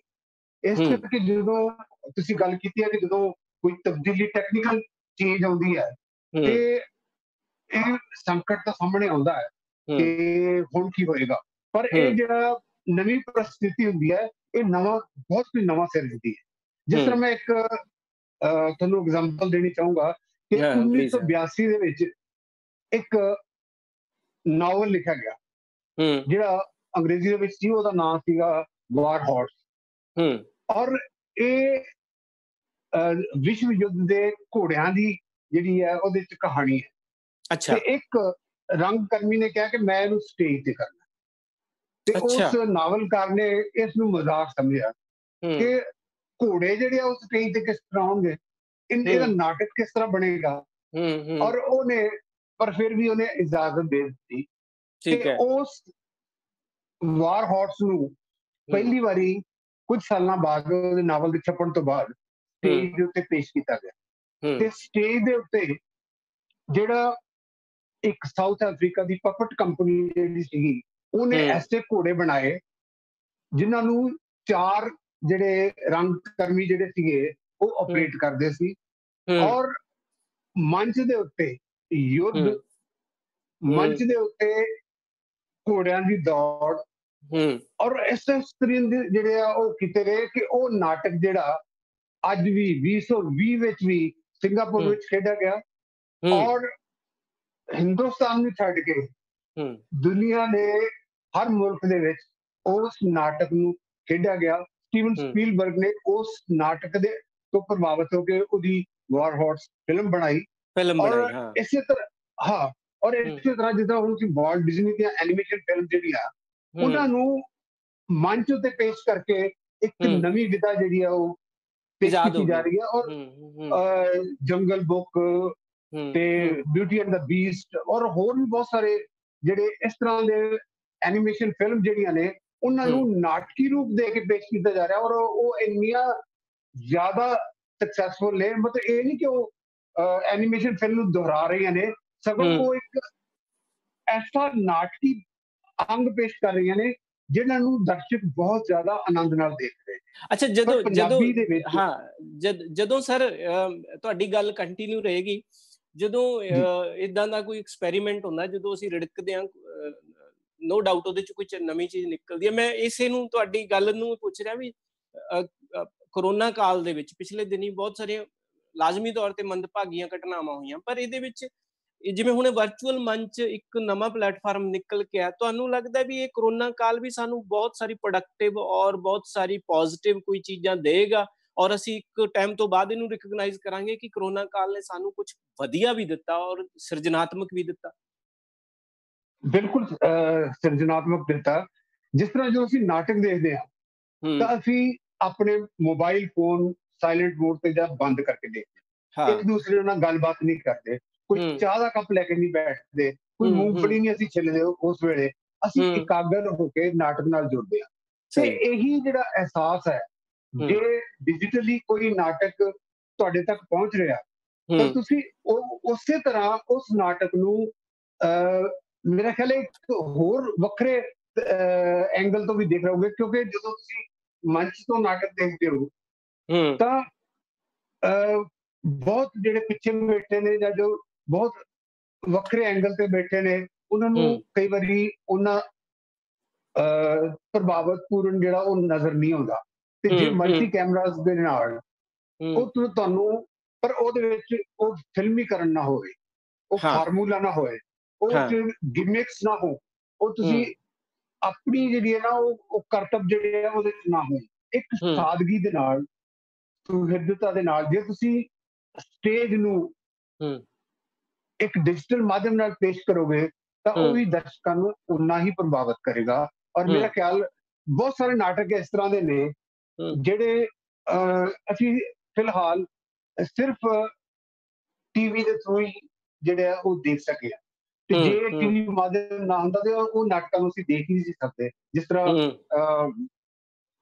ਹੁਣੇ ਆਤਮਜੀਤ ਹੋਰਾਂ ਨੇ ਵੀ ਫੈਂਟਮ ਆਫ ਦੀ ਆਪਰਾ ਦੀ ਗੱਲ ਕੀਤੀ ਹੈ, ਔਰ ਮੈਨੂੰ ਵੀ ਮੌਕਾ ਮਿਲਿਆ ਸੀਗਾ ਉਸ ਨਾਟਕ ਨੂੰ ਮੰਚ ਦੇ ਉੱਤੇ ਦੇਖਣ ਦਾ, ਔਰ ਉਹਦਾ ਜੋ ਅਹਿਸਾਸ ਹੈ ਉਹ ਇਸ ਤਰ੍ਹਾਂ ਦਾ ਅਹਿਸਾਸ ਹੈ ਕਿ ਤੁਹਾਨੂੰ ਬਹੁਤ ਕੁਝ ਨਵਾਂ ਸਿਖਾਉਂਦਾ। ਔਰ ਪੰਜਾਬੀ ਦੇ ਵਿੱਚ ਇਸ ਤਰ੍ਹਾਂ ਦੀਆਂ ਬਹੁਤ ਸਾਰੀਆਂ ਕਿਤਾਬਾਂ ਨੇ, ਨਾਵਲ ਨੇ, ਜਿਨ੍ਹਾਂ ਦਾ ਨਾਟਕੀਕਰਨ ਕਰਨਾ ਚਾਹੀਦਾ। ਜਿਸ ਤਰ੍ਹਾਂ ਮੈਂ ਵਾਰ ਹਾਰਸ ਦੀ ਗੱਲ ਕੀਤੀ ਹੈ, ਤੇ ਵਾਰ ਹਾਰਸ ਦੇ ਮੁਕਾਬਲੇ ਦਾ ਪੰਜਾਬੀ ਦਾ ਨਾਵਲ ਕੇਸਰ ਸਿੰਘ ਦਾ ਜੰਗੀ ਕੈਦੀ ਹੈ। ਜੰਗੀ ਕੈਦੀ, ਜੇ ਮੈਂ ਕੋਈ ਪੰਜਾਬੀ ਦੇ ਵਿੱਚ ਕੋਈ ਅੰਤਰਰਾਸ਼ਟਰੀ ਪੱਧਰ ਦਾ ਕੋਈ ਨਾਵਲ ਹੈ ਤਾਂ ਉਹ ਜੰਗੀ ਕੈਦੀ ਹੈ। ਉਸ ਤੇ ਫਿਲਮ ਬਣਾਉਣਾ ਬਹੁਤ ਇੱਕ ਮਹਿੰਗਾ ਔਰ ਬਹੁਤ ਵੱਡਾ ਕੰਮ ਹੋਏਗਾ, ਪਰ ਉਸ ਨਾਵਲ ਨੂੰ ਜੇ ਅਸੀਂ ਮੰਚ ਤੋਂ ਪੇਸ਼ ਕਰੀਏ, ਜੇ ਵਾਰ ਹਾਰਸ ਜਿਹੜਾ ਉਹ ਮੰਚ ਤੇ ਆ ਸਕਦਾ ਤੇ ਜੰਗੀ ਕੈਦੀ ਆ ਸਕਦਾ, ਕਿਉਂ ਨਹੀਂ ਆ ਸਕਦਾ? ਬਿਲਕੁਲ। ਅਸੀਂ ਮਤਲਬ ਜੇ ਮਤਲਬ ਐਨੀਮੇਸ਼ਨ ਫਿਲਮ ਨੂੰ ਮੰਚ ਤੇ ਲਿਆਂਦਾ ਜਾ ਸਕਦਾ ਹੈ ਤਾਂ ਸਾਡੀਆਂ ਜਿਹੜੀਆਂ ਸਾਹਿਤਕ ਕਿਰਤਾਂ ਹੈ ਉਹਨੂੰ ਮੰਚ ਤੇ ਕਿਉਂ ਨਹੀਂ ਲਿਆਂਦਾ ਜਾ ਸਕਦਾ? ਅਸੀਂ ਕਿਸ ਚੀਜ਼ ਦੀ ਇੰਤਜ਼ਾਰ ਕਰਦੇ ਹਾਂ? ਅਸੀਂ ਕਿਉਂ ਨਹੀਂ ਮਤਲਬ ਅੱਛੇ ਲਿਟਰੇਚਰ ਦੇ ਨਾਲ ਜੁੜਦੇ? ਸਰ ਮੈਂ ਮਾਫੀ ਚਾਹੂੰਗਾ, ਮੈਨੂੰ ਪਤਾ ਵੀ ਆਪਣੀਆਂ ਗੱਲਾਂ ਲੰਬੀਆਂ ਚੱਲਣੀਆਂ, ਉਹਨੂੰ ਮੈਂ ਖੁਦ ਬੜਾ ਦਿਲਚਸਪੀ ਨਾਲ ਇਹਨਾਂ ਡੈਫੀਨੇਟਲੀ ਜੰਗੀ ਕੈਦੀ ਮੇਰੀ ਲਾਈਫ ਦਾ, ਮੈਂ ਜ਼ਿੰਦਗੀ 'ਚ ਪਹਿਲਾ ਜੇ ਨਾਵਲ ਪੜ੍ਹਿਆ ਸੀਗਾ ਕੋਈ ਆਪਦੀ ਲਾਈਫ ਦਾ, ਉਹ ਜੰਗੀ ਕੈਦੀ ਸੀਗਾ। ਬਾਈ ਚਾਂਸ ਅੱਜ ਉਹ ਰੈਫਰੈਂਸ ਆ ਗਿਆ ਤੁਹਾਡਾ। ਕਿਉਂਕਿ ਮੈਂ ਤੁਹਾਡੀ ਕਿਤਾਬ ਦੇ ਬਾਬਤ ਵੀ ਗੱਲਾਂ ਕਰਨੀਆਂ ਨੇ ਉਸ ਹਵਾਲੇ ਨਾਲ, ਔਰ ਅੱਜ ਅਸੀਂ ਤੁਹਾਡੀ ਬੁੱਕ ਵੀ ਰਿਲੀਜ਼ ਕਰਨੀ ਆ। ਮੈਂ ਸਭ ਤੋਂ ਪਹਿਲਾਂ ਤੁਹਾਡੇ ਤੋਂ ਹੀ ਪੁੱਛਣਾ ਚਾਹੁੰਦਾ ਕਿ ਜਿਹੜੀ ਸੰਦਲਬਾਰ ਦਾ ਤੁਸੀਂ ਇਹ 3 ਨਾਟਕਾਂ ਦੀ ਲੜੀ ਦੀ ਇਹ ਕਿਤਾਬ ਹੈਗੀ ਆ, ਇਹਦੇ 'ਚ ਕਰੋਨਾ ਕਾਲ ਦਾ ਕਿੰਨਾ ਕੁ ਯੋਗਦਾਨ ਰਿਹਾ? ਔਰ ਦੂਸਰਾ ਇਸ ਦਾ ਜੇ ਤੁਸੀਂ ਉਹਦੇ ਵਿੱਚ ਕੀ ਇਸ਼ੂਜ਼ ਨੇ, ਇਹ ਤੁਸੀਂ ਜੇ ਸਾਨੂੰ ਦੱਸ ਦਵੋ। ਪਰ ਇੱਕ ਨਾਲ ਇਹ ਆ ਵੀ ਗੁਰਵਿੰਦਰ ਨੇ ਤੁਹਾਡੇ ਇਹਨਾਂ ਨਾਟਕਾਂ ਦੇ ਕੁਝ ਕਲਿੱਪ ਵੀ ਸਾਂਭ ਕੇ ਰੱਖੇ ਹੋਏ ਆ, ਅਸੀਂ ਵਿੱਚ ਉਹ ਵੀ ਦਿਖਾਵਾਂਗੇ ਤੇ ਉਹਦੇ ਹਵਾਲੇ ਨਾਲ ਗੱਲ ਵੀ ਕਰਾਂਗੇ, ਤੇ ਉਹ ਤੁਸੀਂ ਮੈਨੂੰ ਵਿੱਚੋਂ ਜ਼ਰੂਰ ਵਕਤ ਦਿਓਗੇ। ਹਾਂ, ਤੁਸੀਂ ਸੰਦਲਬਾਰ ਬਾਰੇ ਥੋੜ੍ਹਾ ਜਿਹਾ ਜੇ ਤੁਸੀਂ 2-4 ਲਾਈਨਾਂ 'ਚ ਦੱਸ ਦੋ ਤੇ ਮੈਂ ਫਿਰ ਅਸੀਂ ਉਹਦੀ ਇੱਕ ਰਿਲੀਜ਼ ਕਲਿੱਪ ਚਲਾਵਾਂਗੇ ਅਸੀਂ। ਹੋਇਆ ਇਸ ਤਰ੍ਹਾਂ ਸੀਗਾ ਕਿ ਇਹਨਾਂ ਨਾਟਕਾਂ ਦੇ ਛਪਦਿਆਂ ਹੀ ਕਰੋਨਾ ਕਾਲ ਜਿਹੜਾ ਉਹ ਸ਼ੁਰੂ ਹੋ ਗਿਆ ਹੂੰ ਤੇ ਇਹ ਕਿਤਾਬਾਂ ਜਿਹੜੀਆਂ ਨੇ ਇਹ ਮੇਰੇ ਕੋਲ ਹੀ ਕਾਫੀ ਮਤਲਬ ਹੱਦੀਆਂ ਜਿਹੜੀਆਂ ਉਹ ਪਈਆਂ ਹੋਈਆਂ ਸੀ ਤੇ ਇਹ ਸੋਚਦਿਆਂ ਮਤਲਬ ਮੈਨੂੰ ਇਹ ਬਹੁਤ ਸਟਰੋਂਗ ਫੀਲਿੰਗ ਹੋਈ ਕਿ ਡਿਜੀਟਲੀ ਵੀ ਇਸ ਕਿਤਾਬ ਨੂੰ ਪਹੁੰਚਾਉਣ ਦੀ ਇੱਕ ਕੋਸ਼ਿਸ਼ ਜਿਹੜੀ ਆ ਉਹ ਕਰਨੀ ਚਾਹੀਦੀ ਹੈ ਔਰ ਹੋ ਸਕਦਾ ਕਿ ਮੈਨੂੰ ਦਰਸ਼ਕਾਂ ਦੇ ਨਾਲ ਪਾਠਕ ਜਿਹੜੇ ਆ ਉਹ ਵੀ ਮਿਲ ਜਾਣ ਤੇ ਮੈਂ ਇਸ ਉਮੀਦ ਦੇ ਨਾਲ ਬੈਠਾ ਕਿ ਮੈਨੂੰ ਪਾਠਕ ਜਿਹੜੇ ਆ ਉਹ ਮਿਲਣਗੇ ਕਿਉਂਕਿ ਜਿੰਨੀ ਦੇਰ ਨਾਟਕ ਜਿਹੜੇ ਨੇ ਉਹ ਦਰਸ਼ਕਾਂ ਤੇ ਪਾਠਕਾਂ ਤੱਕ ਨਹੀਂ ਪਹੁੰਚਦੇ ਉਨੀ ਦੇਰ ਉਹਨਾਂ ਦਾ ਮਕਸਦ ਜਿਹੜਾ ਉਹ ਅਧੂਰਾ ਰਹਿੰਦਾ ਔਰ ਇਸ ਜਿਹੜਾ ਸੰਕਟ ਕਾਲ ਦੇ ਵਿੱਚ ਸਾਨੂੰ ਅੰਤਰੀਵ ਹੋਣਾ ਇਹਨੇ ਸਿਖਾਇਆ। ਅਸੀਂ ਇਕੱਲੇ ਬੈਠ ਕੇ ਇਹ ਦੇਖਿਆ ਕਿ ਸਾਡੇ ਕੋਲ ਕੀ ਹੈ, ਸਾਡੇ ਕੋਲ ਕੀ એનર્ਜੀ ਹੈ, ਅਸੀਂ ਕੀ ਕਰ ਸਕਦੇ ਹਾਂ, ਅਸੀਂ ਆਪਣੇ ਆਪ ਨੂੰ ਕ੍ਰੀਏਟਿਵਲੀ ਕਿਸ ਤਰ੍ਹਾਂ ਇਨਵੋਲਵ ਕਰਕੇ ਰੱਖ ਸਕਦੇ ਹਾਂ ਔਰ ਉਹ ਮੈਨੂੰ ਖਿਆਲ ਆਇਆ ਕਿ ਮੈਨੂੰ ਬਹੁਤ ਅੱਛਾ ਲੱਗਦਾ ਹੈ ਪਪਟ ਥੀਏਟਰ ਬਹੁਤ ਜ਼ਿਆਦਾ ਮੈਨੂੰ ਪਸੰਦ ਹੈ ਔਰ ਮੈਨੂੰ ਸ਼ੈਡੋ ਥੀਏਟਰ ਬਹੁਤ ਚੰਗਾ ਲੱਗਦਾ ਹੈ ਔਰ ਪਪਟ ਥੀਏਟਰ ਦੀ ਮੈਂ ਇਸ ਕਰਕੇ ਗੱਲ ਕਰਦਾ ਕਿ ਪਪਟ ਥੀਏਟਰ ਨੇ ਇੱਕ ਐਸਾ ਮਾਰਕਾ ਮਾਰਿਆ ਜਿਹੜੀ ਫਿਲਮ ਹੈ ਉਹ ਸ਼ੈਡੋ ਥੀਏਟਰ ਤੋਂ ਬਣੀ ਤੇ ਪਪਟ ਥੀਏਟਰ ਤੋਂ ਇੱਕ ਜਿਮ ਹੈਂਸਨ ਦੇ ਬੰਦੇ ਨੇ ਆਪਣੀ ਮਾਂ ਦੇ ਫਟੇ ਹੋਏ ਪੁਰਾਣੇ ਕੋਟ ਦੇ ਵਿੱਚੋਂ ਇੱਕ ਕਰੈਕਟਰ ਬਣਾ ਕੇ ਆਪਣੇ ਹੱਥ ਤੇ ਚੜਾ ਕੇ ਇੱਕ ਉਹਨੇ ਕਰੈਕਟਰ ਬਣਾਇਆ ਕਰਮਟ ਦਾ ਪਪਟ ਔਰ ਉਹ ਕਰਮਟ ਦਾ ਪਪਟ ਜਿਹੜਾ ਉਹ ਸੈਸਮੀ ਸਟਰੀਟ ਬੱਚਿਆਂ ਦੇ ਪ੍ਰੋਗਰਾਮ ਦੇ ਵਿੱਚ ਜਿਹੜਾ ਉਹ ਆਇਆ ਤੇ ਇਸ ਵੇਲੇ ਜੇ ਦੁਨੀਆ ਦਾ ਸਭ ਤੋਂ ਵੱਧ ਵੇਖਿਆ ਜਾਣ ਵਾਲਾ ਔਰ ਐਸਾ ਪ੍ਰੋਗਰਾਮ ਔਰ ਉਹ ਸਾਰੇ ਦਾ ਸਾਰਾ ਜਿਹੜਾ ਉਹ ਪਪਟਸ ਦੇ ਨਾਲ ਕੀਤਾ ਪਰ ਉਹਨਾਂ ਨੇ ਪਪਟਸ ਨੂੰ ਉਹਦੇ ਵਿੱਚ ਨਵੀਆਂ ਤਕਨੀਕ ਜਿਹੜੀਆਂ ਲੈ ਕੇ ਆਉਂਦੀਆਂ ਤੇ ਮੈਂ ਚਾਹੁੰਦਾ ਕਿ ਇਹ ਜਿਹੜੀਆਂ ਟੈਕਨੀਕਸ ਨੇ ਇਹ ਅਸੀਂ ਪੰਜਾਬੀ ਕਿਉਂ ਨਹੀਂ ਵਰਤਦੇ। ਅਸੀਂ ਜੇ ਵਾਰ ਹਾਰਸ ਵਾਲੇ ਘੋੜਾ ਲਿਆ ਸਕਦੇ ਨੇ ਵਰਤ ਸਕਦੇ, ਸਹੀ ਹੈ, ਤੇ ਪੰਜਾਬੀ ਦੇ ਵਿੱਚ ਇਹ ਕੋਸ਼ਿਸ਼ ਜਿਹੜੀ ਆ ਉਹ ਜ਼ਰੂਰ ਜਿਹੜੀ ਆ ਹੋਣੀ ਚਾਹੀਦੀ ਹੈ। ਹਰਜੀਤ ਸਰ ਜੀ ਹਰਜੀਤ ਸਰ ਅੱਜ ਪੰਜਾਬੀ ਵਾਲੇ ਨਾ ਇੱਕ ਨਵਾਂ ਐਕਸਪੈਰੀਮੈਂਟ ਕਰ ਰਹੇ ਨੇ। ਅਸੀਂ ਇੱਕ ਰਿਚੁਅਲ ਕਰ ਰਹੇ ਹਾਂ, ਡਿਜੀਟਲ ਰਿਚੁਅਲ। ਅਸੀਂ ਪੰਜਾਬੀ ਚ ਇਹਨੂੰ ਕੀ ਕਹਾਂਗੇ, ਡਿਜੀਟਲ ਨੂੰ, ਚਲੋ ਡਿਜੀਟਲ ਕਹਿ ਲੈਂਦੇ ਹਾਂ, ਰਿਚੁਅਲ ਨੂੰ ਅਸੀਂ ਰਸਮ ਕਹਿੰਦੇ ਹਾਂ। ਅੱਜ ਅਸੀਂ ਤੁਹਾਡੀ ਇੱਕ ਜਿਹੜੀ ਕਿਤਾਬ ਹੈ ਉਸ ਦੀ ਇੱਕ PDF ਫਾਈਲ ਹੈ ਉਹ ਅਸੀਂ ਆਪਦੇ ਸਾਰੇ ਜਿੰਨੇ ਪੰਜੇ ਦੇ ਪੰਜੇ ਸਾਡੇ ਪਲੇਟਫਾਰਮ ਜਿਹਦੇ ਤੋਂ ਅਸੀਂ ਲਾਈਵ ਜਾ ਰਹੇ ਹਾਂ ਇਹਦੇ ਤੇ ਅਸੀਂ ਤੁਹਾਡੀ ਇਜਾਜ਼ਤ ਨਾਲ ਉਹ PDF ਫਾਈਲ ਜਿਹੜੀ ਹੈ ਸ਼ੇਅਰ ਕਰਾਂਗੇ। ਦਰਸ਼ਕ ਉੱਥੋਂ ਲੈ ਕੇ ਪੜ੍ਹ ਸਕਦੇ ਨੇ। ਤੁਸੀਂ ਦਰਸ਼ਕ ਪਾਠਕ ਦੀ ਗੱਲ ਕੀਤੀ ਇਸ ਲਈ ਮੈਂ ਕਹਿੰਦਾ ਵੀ ਸਾਡੇ ਦਰਸ਼ਕ ਉੱਥੋਂ ਲੈ ਕੇ ਪੜ੍ਹ ਸਕਦੇ ਨੇ ਤੇ ਅਸੀਂ ਕੋਈ ਡਿਜੀਟਲ ਕਲਿੱਪ ਚਲਾਵਾਂਗੇ ਤੇ ਉਹ ਸਮਝ ਲਓ ਸਾਡੀ ਅੱਜ ਦੀ ਜਿਹੜੀ ਇਹ ਵਿਮੋਚਨ ਹੈ ਪੁਸਤਕ ਦਾ ਉਹਦੀ ਰਸਮ ਸਮਝੀ ਜਾਵੇ। ਇਹ ਇੱਕ ਨਵਾਂ ਐਕਸਪੈਰੀਮੈਂਟ ਅਸੀਂ ਅੱਜ ਲਈ ਕਰ ਰਹੇ ਹਾਂ, ਸਾਨੂੰ ਇਜਾਜ਼ਤ ਦਿਓ ਤੁਸੀਂ। ਠੀਕ ਹੈ ਜੀ, ਹਾਂ ਪਲੀਜ਼, ਇਹ ਤਾਂ ਮੇਰੇ ਲਈ ਮਾਣ ਵਾਲੀ ਗੱਲ ਹੈ ਸਰ। ਪਲੀਜ਼ ਪਲੇ ਕੀਤੀ ਜਾਵੇ।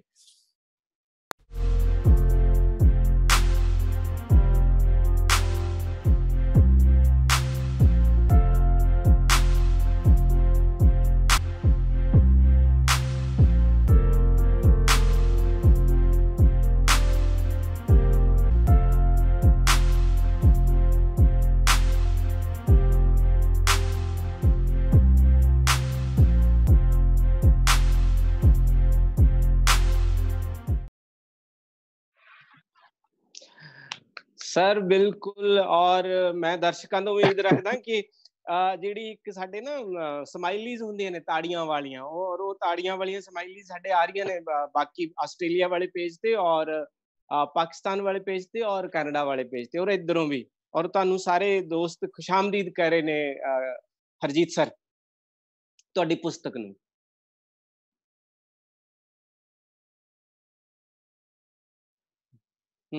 ਹਾਂ ਹਰਜੀਤ ਸਰ, ਤੁਹਾਡੀ ਪੁਸਤਕ ਨੂੰ ਖੁਸ਼ਾਮਦੀਦ ਕਹਿ ਰਹੇ ਨੇ ਔਰ ਪੰਜਾਬੀ ਸਾਹਿਤ ਔਰ ਪੰਜਾਬੀ ਰੰਗਮੰਚ ਦੇ ਖੇਤਰ 'ਚ ਇਹ ਅੱਜ ਇੱਕ ਆਪਾਂ ਛੋਟੀ ਜੀ ਸਹੀ ਪਰ ਆਪਾਂ ਇੱਕ ਵੱਖਰੀ ਕੋਸ਼ਿਸ਼ ਕੀਤੀ ਹੈ। ਤੇ ਹੁਣ ਅਸੀਂ ਕਿਉਂਕਿ ਮੈਂ ਵੀ ਪੜ੍ਹੀਆਂ ਨੇ ਤੁਹਾਡੀਆਂ ਇਹ PDF ਫਾਈਲਸ। ਸਾਂਦਲਬਾਰ ਦੇ ਵਿੱਚ 3 ਵੱਡੀਆਂ ਕਿਰਤਾਂ ਨੇ, ਜਿਹਦੇ ਵਿੱਚ ਸਾਂਦਲਬਾਰ ਜਿਹੜੇ ਜਾਂਗਲੀ ਲਹਿੰਦੇ ਪੰਜਾਬ ਦੇ ਵਿੱਚ ਸਾਂਦਲਬਾਰ ਇੱਕ ਪਤਾ ਹੀ ਹੈ ਤੁਹਾਨੂੰ, ਬੜਾ ਫੇਮਸ ਇਲਾਕਾ, ਬੜਾ ਪੁਰਾਣਾ। ਉੱਥੋਂ ਦੀ ਇੱਕ ਕਹਾਣੀ ਆ, ਉਹਨਾਂ ਨੇ ਕਿਵੇਂ ਵਿਕਟੋਰੀਆ ਕਾਲ ਦੇ ਵਿੱਚ ਉਹ ਮਾਈਗ੍ਰੇਟ ਹੋਏ ਔਰ ਉਸ ਤੋਂ ਬਾਅਦ ਇੱਕ ਅੰਮ੍ਰਿਤਾ ਸ਼ੇਰਗਿੱਲ ਦੇ ਲਾਈਫ ਦੇ ਉੱਤੇ ਅਗਨ ਪਖੇਰੂ ਜਿਹੜਾ ਉਹ ਨਾਟਕ ਹੈਗਾ, ਅੰਮ੍ਰਿਤਾ ਸ਼ੇਰਗਿੱਲ ਦੀ ਜਿਹੜੀ ਜ਼ਿੰਦਗੀ ਦੇ ਮਸਲੇ ਨੇ। ਸਾਨੂੰ ਲੱਗਦਾ ਹੁੰਦਾ ਵੀ ਕਲਾਕਾਰ ਸ਼ਾਇਦ ਉਹ ਬੜੀ ਸੋਹਣੀ ਲਾਈਫ ਜਿਉਂਦੇ, ਪਰ ਉਹ ਅੰਦਰ ਜਿਹੜੀ ਉਹਨਾਂ ਦੀ ਸੰਵੇਦਨਾ ਕਿੰਨੇ ਸੰਕਟਾਂ ਔਕੜਾਂ ਔਖਿਆਈਆਂ ਚ ਲੰਘਦੀ ਆ, ਉਹਦਾ ਬਹੁਤ ਸੋਹਣਾ ਸਰ ਹੋਰਾਂ ਨੇ ਚਿੱਤਰਨ ਕੀਤਾ। ਔਰ ਤੀਸਰੀ ਪੁਸਤਕ ਇਹਦੇ ਵਿੱਚ ਜਿਹੜੀ ਹੈਗੀ ਆ ਉਹ ਰਾਜਾ ਰਸਾਲੂ ਦੇ ਉੱਤੇ ਆ। ਹਾਂ, ਤੀਸਰਾ ਨਾਟਕ ਜਿਹੜੀ ਹੈਗੀ, ਇਹ 3 ਨਾਟਕਾਂ ਦੀ ਇੱਕ ਲੜੀ ਹੈ। ਔਰ ਤੁਸੀਂ ਸਾਡੇ ਚਾਰੇ ਦੇ ਚਾਰੇ ਬੋਹੀਮੀਆ ਮੰਚ, ਬੀ ਮੰਚ ਔਰ आजाद थिएटर पाकिस्तान और पंजाब आर्ट्स एसोसिएशन कैनेडा और the house of thespian Australia ਦੀ ਜਿਹੜੀ ਫੇਸਬੁੱਕ ਜਾਂ ਜਿਹੜਾ ਉਹਨਾਂ ਦਾ YouTube ਚੈਨਲ ਹੈ ਜਾਂ ਉਹਨਾਂ ਦਾ ਆਪਦਾ ਮੰਚ ਹੈ, ਉਹਦੇ ਤੋਂ ਤੁਸੀਂ ਇਸ ਨੂੰ ਡਾਊਨਲੋਡ ਕਰਕੇ ਪੜ੍ਹ ਸਕਦੇ ਹੋ। ਬਹੁਤ ਖਲਾਰਾ ਲੰਬਾ ਨਹੀਂ ਹੈ, ਬਹੁਤ ਸੀਮਤ ਸੰਖੇਪ ਆ ਔਰ ਬਹੁਤ ਸੋਹਣੀਆਂ ਗੱਲਾਂ ਸਰ ਹੋਰਾਂ ਨੇ ਕੀਤੀਆਂ ਔਰ ਉਹਨਾਂ ਦੀ ਭਾਸ਼ਾ ਨੂੰ ਲੈ ਕੇ ਮੈਂ ਬੜਾ ਮੁਤਾਸਰ ਹੋਇਆ। ਔਰ ਇੱਕ ਉਹਨਾਂ ਦੀ ਕਿਤਾਬ ਦੇ ਉੱਤੇ ਇੱਕ ਰਿਵਿਊਜ਼ ਸਾਨੂੰ ਦਿੱਤੇ ਨੇ ਬਲਦੇਵ ਸਿੰਘ ਗਰੇਵਾਲ ਹੋਰਾਂ ਨੇ ਔਰ ਉਸ ਡਾਕਟਰ ਹਰਜੀਤ ਅਮਰੀਕਾ ਤੋਂ ਨੇ ਔਰ ਸ਼ੇਰੇ ਪੰਜਾਬ ਦੇ ਉਹ ਐਡੀਟਰ ਨੇ ਔਰ ਡਾਕਟਰ ਹਰਜੀਤ ਹੋਰਾਂ ਦੇ ਉਹ ਦੋਸਤ ਵੀ ਨੇ। ਪਰ ਉਹਨਾਂ ਦਾ ਜਿਹੜਾ ਉਹ ਰਿਵਿਊ ਆ ਉਹ ਬਹੁਤ ਖੂਬਸੂਰਤ ਆ, ਉਹਦੇ ਵਿੱਚ ਦੋਸਤਾਨਾ ਵਾਲਾ ਕੋਈ ਮਸਲਾ ਨਹੀਂ ਹੈ, ਉਹ ਬਹੁਤ ਉੱਚ ਪਾਏ ਦੀ ਸਾਹਿਤਕ ਆਲੋਚਨਾ ਦਾ ਇੱਕ ਨਮੂਨਾ ਹੈਗਾ। ਆਪਾਂ ਉਹਨਾਂ ਤੋਂ ਰਿਵਿਊ ਵੀ ਨਾਲ ਸੁਣ ਲੈਂਦੇ। ਹਰਜੀਤ ਮੁੱਢਲੇ ਤੌਰ ਤੇ ਫਿਲਮਸਾਜ਼ ਹੈ, ਪੰਜਾਬੀ TV ਸੀਰੀਅਲਾਂ ਦਾ ਉਹ ਜਨਮਦਾਤਾ ਹੈ। ਉਸਦੇ ਨਾਟਕਾਂ ਵਿੱਚ ਉਸਦੀ ਫਿਲਮ ਕਲਾ ਵਿੱਚ ਪ੍ਰਵੀਨਤਾ ਤੇ ਉਸਦੀ ਵਿਸ਼ਵ ਤੇ ਪੰਜਾਬੀ ਸਾਹਿਤ ਵਿੱਚ ਰੁਚੀ ਝਲਕਦੀ ਹੈ। ਹਰਜੀਤ ਦੇ ਇਹ 3 ਨਾਟਕ ਭੂਤਕਾਲ ਵਿੱਚ ਹੋਏ ਬੀਤੇ ਪਾਤਰਾਂ ਜਾਂ ਘਟਨਾਵਾਂ ਦਾ ਚਿੱਤਰਣ ਹਨ, ਪਰ ਉਸਨੇ ਆਪਣੀ ਕੌਸ਼ਲਤਾ ਦੇ ਨਾਲ ਇਹਨਾਂ 3 ਨਾਟਕਾਂ ਨੂੰ ਸਮਕਾਲ ਨਾਲ ਜੋੜ ਦਿੱਤਾ ਹੈ। ਮਿਸਾਲ ਦੇ ਤੌਰ ਤੇ ਰਾਜਾ ਰਸਾਲੂ ਦਾ ਪਾਤਰ ਅਵਤਾਰ ਰੱਖਦਾ ਹੈ ਅਕਰਮ ਵੀਰੇ। ਮੈਨੂੰ ਤੇ ਲੱਗਦਾ ਹੈ ਰਾਜਾ ਰਸਾਲੂ ਕਿਧਰੇ ਗਿਆ ਹੀ ਨਹੀਂ, ਨਾ ਹੀ ਉਹ ਪੱਥਰਾਂ ਵਿੱਚ ਸਮਾਇਆ, ਉਹ ਤੇ ਅੱਜ ਵੀ ਜਿੰਦਾ ਹੈ ਤੇਰੇ ਵਿੱਚ, ਮੇਰੇ ਵਿੱਚ ਤੇ ਉਹਨਾਂ ਸਾਰਿਆਂ ਵਿੱਚ। ਅੱਗੋਂ ਅਕਰਮ ਜਵਾਬ ਦਿੰਦਾ ਹੈ, ਭਾਈ ਜਾਨ ਮੈਂ 12 ਵਾਰੀ ਲਾਹੌਰ ਦੇ ਧੁਆਂਖੇ ਸਿੱਲੇ ਕਾਰਖਾਨੇ ਵਿੱਚ ਬਚਪਨ ਤੋਂ ਮਜ਼ਦੂਰੀ ਕਰਦਾ ਰਿਹਾ। ਮੇਰਾ ਬਾਪ ਮੇਰੇ ਗਲ ਵਿੱਚ ਪਏ ਬਸਤੇ ਨੂੰ ਲਾ ਕੇ ਮੇਰੀ ਉਂਗਲ ਫੜ ਕੇ ਕਾਰਖਾਨੇ ਵਿੱਚ ਭਰਤੀ ਕਰਾਇਆ। ਬਸ ਉੱਥੇ ਹੀ ਮੇਰਾ ਬਚਪਨ ਬੀਤ ਗਿਆ। ਫਿਰ ਮੈਨੂੰ ਅੰਤਾਂ ਦੀ ਕੋਫਤ ਹੋਣ ਲੱਗੀ ਤੇ ਮੈਂ ਬਾਗੀ ਹੋ ਗਿਆ। ਹਰਜੀਤ ਨੇ ਇੰਜ ਅੱਜ ਦੇ ਹਰ ਮਜ਼ਦੂਰ ਨੂੰ, ਹਰ ਕਾਮੇ ਨੂੰ ਰਾਜਾ ਰਸਾਲੂ ਬਣਾ ਕੇ ਇਸ ਲੋਕ ਨਾਇਕ ਦੀ ਗਾਥਾ ਨੂੰ ਸਮਕਾਲੀ ਰੰਗਤ ਦੇ ਦਿੱਤੀ ਹੈ। ਅਗਨ ਪਖੇਰੂ ਦੀ ਨਾਇਕਾ ਅੰਮ੍ਰਿਤਾ ਸ਼ੇਰਗਿੱਲ ਦਾ ਦੁਖਾਂਤ ਹਰ ਯੁੱਗ ਦੇ ਸੰਵੇਦਨਸ਼ੀਲ ਕਲਾਕਾਰ ਦਾ ਦੁਖਾਂਤ ਰਿਹਾ ਹੈ। ਕਦੇ ਅੰਮ੍ਰਿਤਾ ਪ੍ਰੀਤਮ ਬਣ ਕੇ, ਕਦੇ ਸ਼ਿਵ ਕੁਮਾਰ ਬਣ ਕੇ ਅੰਮ੍ਰਿਤਾ ਸ਼ੇਰਗਿੱਲ ਦਾ ਸੰਤਾਪ ਹਰ ਯੁੱਗ ਵਿੱਚ ਹਰ ਕਲਾਕਾਰ ਹੰਢਾਉਂਦਾ ਰਹੇਗਾ। ਸਾਂਦਲਬਾਰ ਦੇ ਮੂਲ ਵਾਸੀ ਦੀ ਤਰਾਸਦੀ ਅੱਜ ਦੇ ਘੱਟ ਗਿਣਤੀ ਭਾਰਤੀਆਂ ਦੀ ਤਰਾਸਦੀ ਜਾਪਣ ਲੱਗ ਜਾਂਦੀ ਹੈ, ਜਿਨ੍ਹਾਂ ਪਾਸੋਂ ਅੱਜ ਦੀ ਮੌਜੂਦਾ ਸਰਕਾਰ ਉਹਨਾਂ ਦੀ ਕੌਮੀਅਤ ਦਾ ਸਬੂਤ ਮੰਗਣ ਦੀਆਂ ਵਿਉਂਤਾਂ ਬਣਾ ਰਹੀ ਹੈ।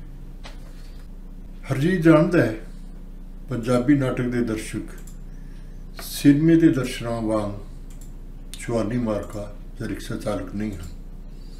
ਇਸ ਲਈ ਉਹ ਆਪਣੇ ਵਿਸ਼ਿਆਂ ਦੀ ਚੋਣ ਤੇ ਉਹਨਾਂ ਦਾ ਨਿਭਾਅ ਬਹੁਤ ਪੱਧਰ ਤੇ ਕਰਦਾ ਹੈ। ਕਿਧਰੇ ਵੀ ਦਰਸ਼ਕਾਂ ਦੀ ਦਿਲਚਸਪੀ ਲਈ ਬਾਜ਼ਾਰੂ ਨਹੀਂ ਹੁੰਦਾ। ਹਰਜੀਤ ਨੇ ਇਹਨਾਂ ਨਾਟਕਾਂ ਵਿੱਚ ਗੀਤ ਸੰਗੀਤ ਦੀ ਖੂਬ ਵਰਤੋਂ ਕੀਤੀ ਹੈ।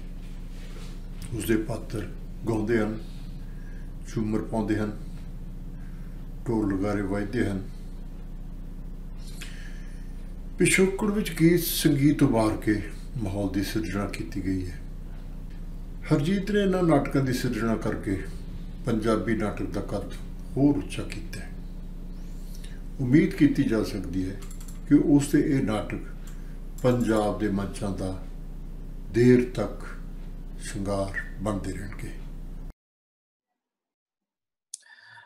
शुक्रिया ग्रेवाल सर।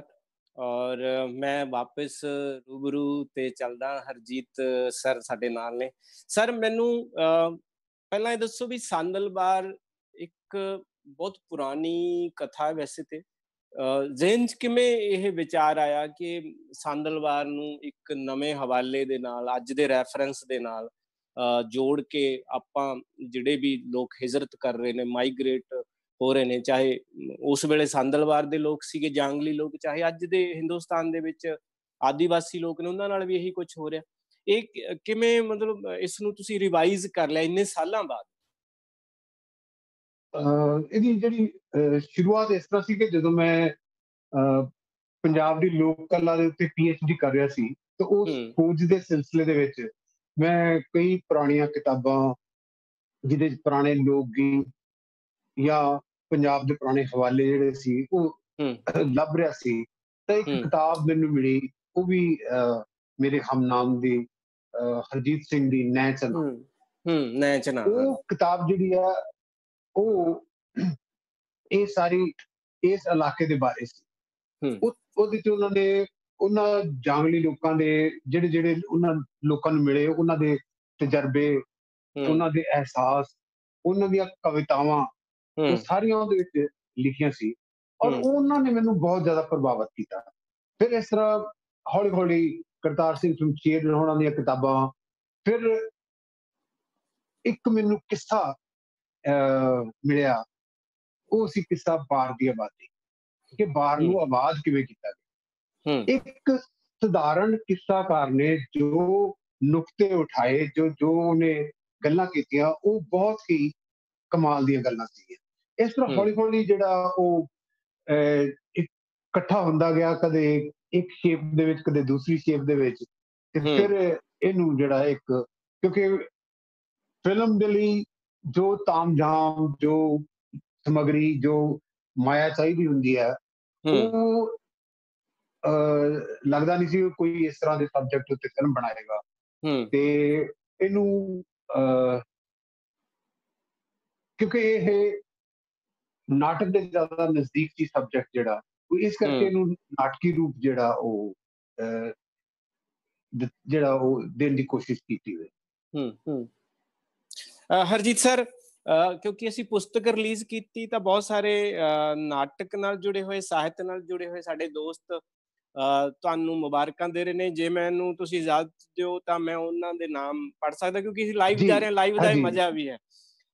ਸਰ, ਅਨੀਤਾ ਸਬਦੀਸ਼ ਜੀ, ਬਲਕਾਰ ਸਿੱਧੂ ਜੀ, ਚੰਦਰਦੀਪ ਜੀ, ਇਹ ਆਪਣਾ ਸਾਰਾ ਪੁਸਤਕ ਵਿਮੋਚਨ ਦਾ ਦੇਖ ਰਹੇ ਸੀਗੇ।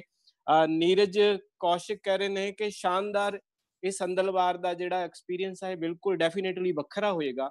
ਔਰ ਰਜਿੰਦਰ ਜੀ ਕਹਿ ਰਹੇ ਨੇ ਕਿ ਹਰਜੀਤ ਸਰ ਬਹੁਤ ਬਹੁਤ ਮੁਬਾਰਕਾਂ ਤੁਹਾਨੂੰ ਇਸ ਪੁਸਤਕ ਵਿਮੋਚਨ ਦੇ ਉੱਤੇ। ਮੈਡਮ ਕਮਲੇਸ਼ ਉੱਪਲ ਜੀ ਤੁਹਾਨੂੰ ਮੁਬਾਰਕਾਂ ਦੇ ਰਹੇ ਨੇ।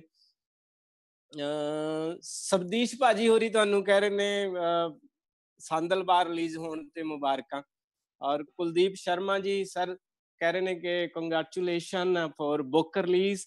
ਬਲਕਾਰ ਸਿੱਧੂ ਕਹਿ ਰਹੇ ਨੇ ਡਾਕਟਰ ਹਰਜੀਤ ਜੀ ਦੇ ਨਾਟਕਾਂ ਦੀ ਨਵੀਂ ਕਿਤਾਬ ਸੰਦਲਬਾਰ ਦੀ ਰੂਨਮਾਈ ਲਈ ਢੇਰ ਸਾਰੀਆਂ ਵਧਾਈਆਂ ਜੀ। ਔਰ ਇੰਦਰਜੀਤ ਗੋਲਡੀ ਕਹਿ ਰਹੇ ਨੇ ਕਿ ਪਹਿਲੇ ਆਨਲਾਈਨ ਥੀਏਟਰ ਫੈਸਟੀਵਲ 'ਚ ਪਹਿਲੀ ਡਿਜੀਟਲ ਨਾਟਕ ਬੁੱਕ ਰਿਲੀਜ਼ ਹੁੰਦਾ ਹੀ ਮਨ ਬਹੁਤ ਖੁਸ਼ ਹੋ ਗਿਆ। ਡਾਕਟਰ ਸੁਰੇਸ਼ ਮਹਿਤਾ ਜੀ ਤੁਹਾਨੂੰ ਵਧਾਈਆਂ ਦੇ ਰਹੇ ਨੇ। ਔਰ ਹੋਰ ਵੀ ਕਈ ਸਾਰੇ ਨੇ, ਮੈਂ ਲਿਸਟ ਬਾਅਦ ਦੇ ਵਿੱਚ ਕੰਟੀਨਿਊ ਰੱਖੂੰਗਾ। ਤੇ ਮੇਰਾ ਹੁਣ ਅਗਲਾ ਮੇਰਾ ਸਰ ਸਵਾਲ ਇਹ ਆ ਕਿ ਜਦੋਂ ਸੰਦਲਬਾਰ ਮੈਂ ਪੜ੍ਹ ਰਿਹਾ ਸੀਗਾ ਤੇ ਉਹਦੇ ਵਿੱਚ ਇੱਕ ਰੈਫਰੈਂਸ ਆਉਂਦਾ, ਰੈਫਰੈਂਸ ਆਉਂਦਾ, ਉਹ ਰੈਫਰੈਂਸ ਇਹ ਹੈ ਕਿ ਉਹ ਕੁਦਰਤ ਨੂੰ ਉਹ ਕਿਉਂਕਿ ਰਾਵੀ ਤੇ ਝਨਾਹ ਦੇ ਵਿਚਕਾਰ ਦਾ ਇਲਾਕਾ ਔਰ ਉੱਥੇ ਰਹਿਣ ਵਾਲੇ ਲੋਕ ਬਿਲਕੁਲ ਹੀ ਕੁਦਰਤ ਤੇ ਨਿਰਭਰ ਨੇ। ਔਰ ਲੇਕਿਨ ਉਹ ਨਾਟਕ ਦੇ 3-4 ਫੇਜ਼ ਬਣਦੇ ਨੇ। ਪਹਿਲਾਂ ਉਹ ਢੋਲੇ ਗਾਉਂਦੇ ਨੇ, ਫਿਰ ਉਹ ਪ੍ਰੋਬਲਮ ਉਸਰਦੀ ਐ, ਫਿਰ ਉਹ ਮਹਾਰਾਣੀ ਵਿਕਟੋਰੀਆ ਦੇ ਮਸਲੇ ਸ਼ੁਰੂ ਹੋ ਜਾਂਦੇ ਨੇ। ਜਿਹੜਾ ਉਹ ਖੂਬਸੂਰਤ ਕੁਦਰਤ ਦਾ ਦ੍ਰਿਸ਼ ਹੈ ਸਰ, ਜਿਹੜੀ ਉਹ ਭਾਸ਼ਾ ਹੈ, ਜਿਹੜੀ ਉਹ ਢੋਲੇ ਤੁਸੀਂ ਉਹਦੇ ਵਿੱਚ ਇਸਤੇਮਾਲ ਕੀਤੇ ਨੇ ਮੱਝੀਆਂ ਨੂੰ, ਗਾਵਾਂ ਨੂੰ ਲੈ ਕੇ, ਮਤਲਬ ਉਹ ਵਿਚਾਰ ਤੁਸੀਂ ਕਿੱਥੋਂ ਲਿਆ? ਮੇਰੀ ਉਤਸੁਕਤਾ ਇਹਦੇ ਬਾਰੇ। ਇੱਕ ਤੇ ਤੁਹਾਨੂੰ ਪਤਾ ਹੀ ਹੈ ਕਿ ਜਿਹੜਾ ਪੰਜਾਬੀ ਦਾ ਸਭ ਤੋਂ ਖੂਬਸੂਰਤ ਲੋਕ ਸਾਹਿਤ ਜਿਹੜਾ ਉਹ ਇਹਨਾਂ ਇਲਾਕਿਆਂ ਦੇ ਵਿੱਚੋਂ ਹੀ ਆਇਆ। ਜਿੰਨੇ ਲੋਕ ਗੀਤ ਜਿਹੜੇ ਨੇ ਪਪੂਲਰ ਸਾਡੇ ਲੋਕ ਗੀਤ ਨੇ ਉਹ ਇਸ ਇਲਾਕੇ ਦੀ ਹੀ ਜਿਹੜੀ ਹੈ ਉਹ ਦੇ ਨੇ। ਤੇ ਜਿਸ ਤਰ੍ਹਾਂ ਮੈਂ ਪਹਿਲਾਂ ਵੀ ਜ਼ਿਕਰ ਕੀਤਾ ਸੀ ਕਿ ਪਹਿਲਾ ਐਕਸਪੀਰੀਅੰਸ ਅਸੀਂ ਮੈਂ ਜਿਹੜੀਆਂ ਉਹਨਾਂ ਕਿਤਾਬਾਂ ਨੂੰ ਪੜ੍ਹ ਕੇ ਉਹਨਾਂ ਤੋਂ ਸਿੱਖਿਆ। ਫਿਰ ਇੱਕ ਸੌਂਗ ਐਂਡ ਡਰਾਮਾ ਡਿਵੀਜ਼ਨ ਦੇ ਵਿੱਚ ਇੱਥੇ ਜਲੰਧਰ ਆਰਟਿਸਟ ਹੁੰਦਾ ਸੀ, ਉਹ ਉਸ ਇਲਾਕੇ ਦਾ ਸੀ। ਫਿਰ ਮੈਂ ਉਹਨੂੰ ਫੜ ਕੇ ਮੈਂ ਕਿਹਾ ਵੀ ਤੂੰ ਬੈਠ, ਮੈਂ ਉਹਨਾਂ ਦਾ ਨਾਮ ਚੇਤੇ ਹੈ ਉਹਨਾਂ ਦਾ? ਨਾਮ ਮੈਨੂੰ ਭੁੱਲਿਆ, ਬਹੁਤ ਸਾਲ ਹੋ ਗਏ। ਤੇ ਉਹਨਾਂ ਨੇ ਮੈਨੂੰ ਫਿਰ ਉਹ ਬੋਲ ਕੇ ਦੱਸਣਾ ਤੇ ਮੈਂ ਉਹਨੂੰ ਜਿਹੜਾ ਉਹ ਲਿਖ ਲੈਂਦਾ ਸੀ। ਅਸੀਂ ਤੁਹਾਨੂੰ ਗਾ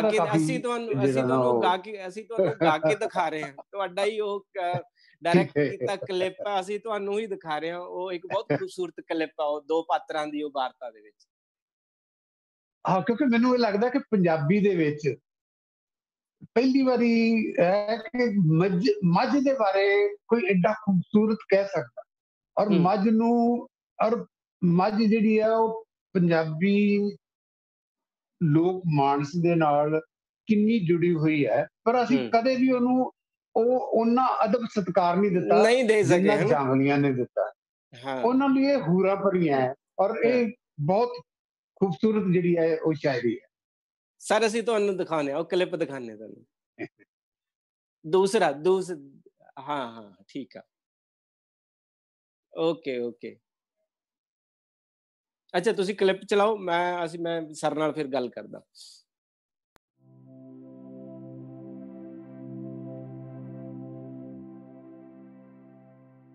ਸਾਨੂੰ ਤਲਾਸ਼ ਹੈ ਸੱਚ, ਰੋਸ਼ਨੀ ਤੇ ਚੰਗਿਆਈ ਦੀ। ਕੋਈ ਵੀ ਬੁਰਾਈ ਕਿਸੇ ਵੀ ਚੰਗਿਆਈ ਨੂੰ ਸਦਾ ਲਈ ਖਤਮ ਨਹੀਂ ਕਰ ਸਕੀ। ਜੋ ਜਿਉਂਦਾ ਹੈ ਉਹ ਕਦੇ ਮਰਦਾ ਨਹੀਂ। ਐ ਕੁਦਰਤ ਸਾਨੂੰ ਅਸੀਸ ਦੇ, ਸ਼ਕਤੀ ਦੇ, ਗਿਆਨ ਦੇ, ਵਿਵੇਕ ਦੇ ਕਿ ਅਸੀਂ ਰੋਸ਼ਨ ਰਾਹਾਂ ਵੱਲ ਤੁਰੀਏ। ਕਾਲਖ, ਕੁਫਰ ਅਤੇ ਕਹਿਰ ਦੀ ਚਾਦਰ ਨੂੰ ਚੀਰ ਕੇ ਲੰਘ ਜਾਈਏ। ਜਿਗਿਆਸਾ ਕਦੇ ਮੁੱਕਦੀ ਨਹੀਂ, ਜਿਗਿਆਸਾ ਕਦੇ ਮਰਦੀ ਨਹੀਂ, ਜਿਗਿਆਸਾ ਕਦੇ ਮਰਦੀ ਨਹੀਂ।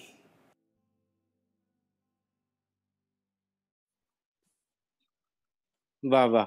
ਮੇਰੇ ਖਿਆਲ ਚ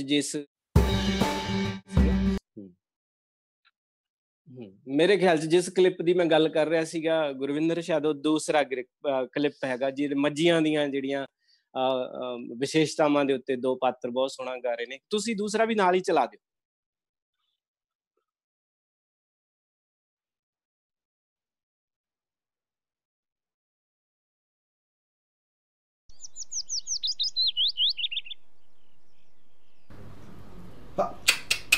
ਆਓ ਮਲੂਕੀਏ, ਭਾਗਾਂ ਭਰੀਏ, ਕਹਿ ਲਈਏ ਆਓ ਤੁਹਾਡੇ ਬੱਚੇ ਜੀਣ। ਮੱਝੀਆਂ ਮੱਝੀਆਂ ਹਰ ਕੋਈ ਆਖੇ, ਮੱਝੀਆਂ ਨੇ ਹੂਰਾਂ ਭਰੀਆਂ। ਸਿੰਘ ਇਹਨਾਂ ਦੇ ਵੜ ਵੜ ਕੁੰਡੇ, ਦੰਦ ਚੰਬੇ ਦੀਆਂ ਕਲੀਆਂ। ਥਣ ਇਹਨਾਂ ਦੇ ਪਲ ਮਲ ਫਲੀਆਂ, ਦੇਵਣ ਦੁੱਧ ਦੀਆਂ ਘੜੀਆਂ ਦੁੱਧ ਇਹਨਾਂ ਦਾ ਬਾਹੂ ਮਿੱਠਾ ਜਿਉਂ ਮਿਸ਼ਰੀ ਦੀਆਂ ਡਲੀਆਂ ਬਾਹਰ ਜਾਣ ਤੇ ਦੂਣ ਸਵਾਈਆਂ घर आवन ते रहन खलिया मजियां मजियां हर कोई आखे मजियां ने हूरा परिया मजियां ने हूरा परिया।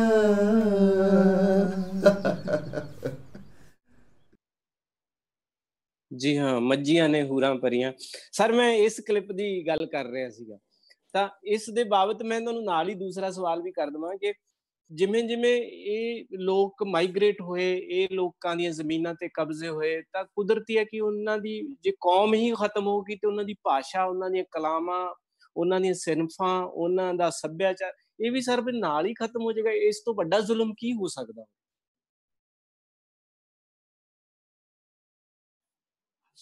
हरजीत सर मेरी आवाज आ रही ਤੁਹਾਨੂੰ? हरजीत सर मेरी आवाज आ रही ਤੁਹਾਨੂੰ?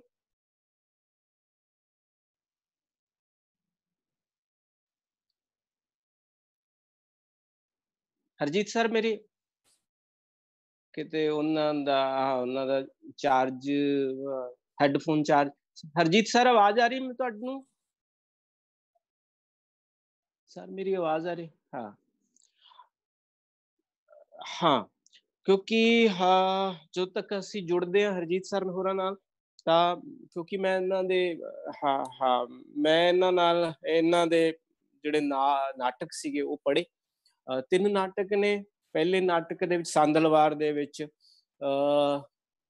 ਸਰ ਹੋਰਾਂ ਦਾ ਸੰਦਲ ਦੇ ਜਿਹੜੇ ਰਾਵੀ ਝਨਾਹ ਦੇ ਵਿਚਕਾਰ ਦੇ ਜਿਹੜੇ ਇਲਾਕੇ ਨੇ ਉਹਨੂੰ ਬਾਹਰ ਦਾ ਇਲਾਕਾ ਕਹਿੰਦੇ, ਜਿੱਥੇ ਉਹਨਾਂ ਨੇ ਸਹੀ ਕਿਹਾ ਸੀਗਾ ਕਿ ਢੋਲੇ, ਮਾਈਏ, ਇਹ ਝੂਮਰ ਔਰ ਇਹ ਲੁੱਡੀਆਂ, ਜਿੰਨੇ ਵੀ ਬਹੁਤ ਸਹਿਜ ਵਾਲੇ ਨਾਚ ਨੇ, ਸਹਿਜ ਵਾਲੇ ਗੀਤ ਨੇ, ਇਹ ਸਾਰੇ ਉਸ ਏਰੀਏ ਦੀ ਜਿਹੜੀ ਪ੍ਰੋਡਕਸ਼ਨ ਨੇ, ਉਸ ਏਰੀਏ ਦੀ ਜਿਹੜੀ ਹੈਗੀ ਉਹ ਪੈਦਾਵਾਰ ਨੇ। ਔਰ ਇਹ ਕਿਤੇ ਨਾ ਕਿਤੇ ਜਦੋਂ ਇਹ ਸੰਦਲਵਾਰ ਬਾਅਦ ਦੇ ਵਿੱਚ, ਕਿਉਂਕਿ ਇਸ ਇਸ ਕਿਤਾਬ ਦੇ ਵਿੱਚ ਜਦੋਂ ਸਮੱਸਿਆ ਉਸਰਦੀ ਹੈ ਕਿ ਉਹ ਬਹੁਤ ਸੋਹਣਾ ਗਾਉਂਦੇ ਨੇ, ਰਹਿੰਦੇ ਨੇ ਉਹ ਜੰਗਲੀ ਲੋਕ, ਆਪਦੇ ਮੁਹੱਬਤਾਂ ਉਹਨਾਂ ਦੀਆਂ ਉਸਰਦੀਆਂ ਨੇ, ਰਿਸ਼ਤੇ ਉਸਰਦੇ ਨੇ। ਇੱਕ ਸ਼ਮੀਰ ਔਰ ਜ਼ੈਨਾ ਨਾਂ ਦੀ ਜਿਹੜੀ ਜੋੜੀ, ਸ਼ਮੀਰ ਨਾਂ ਦਾ ਮੁੰਡਾ, ਜ਼ੈਨਾ ਨਾਂ ਦੀ ਕੁੜੀ ਦਾ ਮੁਹੱਬਤ ਉਸਰਦੀ ਹੈ। ਲੇਕਿਨ ਬਾਅਦ ਦੇ ਵਿੱਚ ਅੰਗਰੇਜ਼ਾਂ ਨੇ ਉਹ ਥਾਵਾਂ ਖਾਲੀ ਸਮਝ ਕੇ, ਉਹ ਥਾਵਾਂ ਦਾ ਕੋਈ ਵਾਲੀ ਵਾਰਸ ਨਾ ਹੋਣ ਕਰਕੇ ਉੱਥੇ ਇੱਕ ਤਰ੍ਹਾਂ ਨਾਲ ਨਹਿਰਾਂ ਉਸਾਰੀਆਂ ਔਰ ਨਵੀਆਂ ਆਬਾਦੀਆਂ ਉਸਾਰੀਆਂ, ਤੇ ਜਿਹੜੇ ਉੱਥੋਂ ਦੇ ਲੋਕਲ ਲੋਕ ਸੀਗੇ ਉਹਨਾਂ ਨੇ ਉੱਥੋਂ ਕੱਢ ਦਿੱਤਾ। ਉਹਨਾਂ ਨੂੰ ਉੱਥੋਂ ਧੱਕੇ ਨਾਲ ਇਹ ਕਹਿ ਕੇ ਕਿ ਇਹ ਮਹਾਰਾਣੀ ਵਿਕਟੋਰੀਆ ਦੀ ਜਿਹੜੀ ਜਾਇਦਾਦ ਆ, ਮਲਕੀਅਤ ਆ, ਤੁਸੀਂ ਇੱਥੇ ਨਹੀਂ ਰਹੋਗੇ। ਔਰ ਉਹ ਲੋਕਾਂ ਦਾ ਵਿਸ਼ਵਾਸ ਸੀਗਾ ਕਿ ਜਿਹੜੀ ਮਿੱਟੀ ਹੈ, ਜਿਹੜੀ ਧਰਤੀ ਆ, ਉਹ ਸਾਡੀ ਮਾਈ ਹੈ, ਔਰ ਜਿਹੜੇ ਸਾਡੇ ਪਾਣੀ ਨੇ ਇਸ ਝਨਾਹ ਦੇ ਔਰ ਇਸ ਰਾਵੀ ਦੇ, ਔਰ ਉਹ ਜਿਹੜੇ ਸਾਡੇ ਪੀਰ ਨੇ, ਔਰ ਜਿਹੜਾ ਸਾਡਾ ਰੱਬ ਹੈ, ਉਹ ਜਿਹੜਾ ਇਸਥੋਂ ਦਾ ਆਕਾਸ਼ ਹੈ, ਅੰਬਰ ਹੈ, ਆਸਮਾਨ ਹੈ, ਉਹ ਸਾਡਾ ਰੱਬ ਹੈ। ਤੁਸੀਂ ਇੱਕ ਕਿਵੇਂ ਸਾਡੇ ਤੋਂ ਖੋ ਸਕਦੇ ਹੋ? ਔਰ ਬਾਰ-ਬਾਰ ਇਹ ਗੱਲ ਉਸਰਦੀ ਹੈ ਕਿ ਕੋਈ ਇੱਕ ਮਲਕੀਅਤ ਦੇ ਨਾਂ ਤੇ, ਇੱਕ ਮਲਕਾਏ ਵਿਕਟੋਰੀਆ ਨਾਂ ਦੀ ਕਾਗਜ਼ ਮੰਗਣ ਦੇ, ਇੱਕ ਦਸਤਾਵੇਜ਼ ਮੰਗਣ ਦੇ ਨਾਂ ਦੇ ਉੱਤੇ, ਜੇ ਇਹਨਾਂ ਲੋਕਾਂ ਕੋਲੇ ਦਸਤਾਵੇਜ਼ ਨਹੀਂ ਹੈਗੇ ਤਾਂ ਤੁਸੀਂ ਸਾਨੂੰ ਕਿਵੇਂ ਕੱਢ ਸਕਦੇ ਹੋ? ਅਸਲ ਦੇ ਵਿੱਚ ਮੈਂ ਹਰਜੀਤ ਸਰ ਹੋਰਾਂ ਨਾਲ ਇਹੀ ਪੁੱਛਣਾ ਚਾਹੁੰਦਾ ਸੀਗਾ ਕਿ ਹੁਣ ਵੀ ਜਦੋਂ ਇੱਦਾਂ ਦੇ ਕਾਨੂੰਨ ਬਣਦੇ ਨੇ ਨਾਗਰਿਕਤਾ ਦੇ, ਤਾਂ ਕਿੰਨੀ ਆਬਾਦੀ ਹੈ ਔਰ ਕਿੰਨੇ ਲੋਕ ਨੇ ਜਿਨ੍ਹਾਂ ਕੋਲੇ ਇਹ ਕਾਗਜ਼ਾਤ ਨਹੀਂ ਹੈਗੇ, ਜਿਨ੍ਹਾਂ ਕੋਲੇ ਇਹ ਡਾਕੂਮੈਂਟਸ ਨਹੀਂ ਹੈਗੇ, ਜਿਨ੍ਹਾਂ ਕੋਲੇ ਕੋਈ ਫਰਦਾਂ, ਕੋਈ ਪਟਵਾਰਖਾਨੇ ਦੀਆਂ ਇਹ ਕਾਗਜ਼ੀ ਕਾਰਵਾਈਆਂ ਨਹੀਂ। ਅਨਪੜ੍ਹ ਲੋਕ ਸਦੀਆਂ ਸਦੀਆਂ ਦੇ, ਉਹਨਾਂ ਨੂੰ ਲੈਣਾ ਦੇਣਾ ਨਹੀਂ, ਤਾਂ ਤੁਸੀਂ ਉਹਨਾਂ ਤੋਂ, ਉਹ ਵਿਚਾਰੇ ਕਿਸ ਬਿਹਾਫ ਤੇ ਲੜਨ, ਕੀ ਕਹਿ ਕੇ ਉਹ ਵਿਰੋਧ ਕਰਨ ਕਿ ਇਹ ਕੌਣ ਮਲਕਾ ਵਿਕਟੋਰੀਆ, ਇਹ ਕੌਣ ਸਰਕਾਰੀ ਮਸਲੇ ਤੇ ਵਗੈਰਾ ਵਗੈਰਾ। ਸੰਦਲਵਾਰ ਦੀ ਬਹੁਤ ਸੋਹਣੀ ਕਹਾਣੀ ਹੈ ਇਸ ਨਾਟਕ ਦੇ ਵਿੱਚ। ਔਰ ਦੂਸਰਾ ਨਾਟਕ ਉਹਨਾਂ ਨੇ ਅੰਮ੍ਰਿਤਾ ਸ਼ੇਰਗਿੱਲ ਹੋਰਾਂ ਦੀ ਲਾਈਫ ਦੇ ਉੱਤੇ। ਇਸ ਲਈ ਮੈਂ ਤੁਹਾਡੇ ਨਾਲ ਗੱਲ ਕਰ ਰਿਹਾ ਕਿਉਂਕਿ ਹਾਂ ਹਰਜੀਤ ਜੀ ਸਾਡੇ ਨਾਲ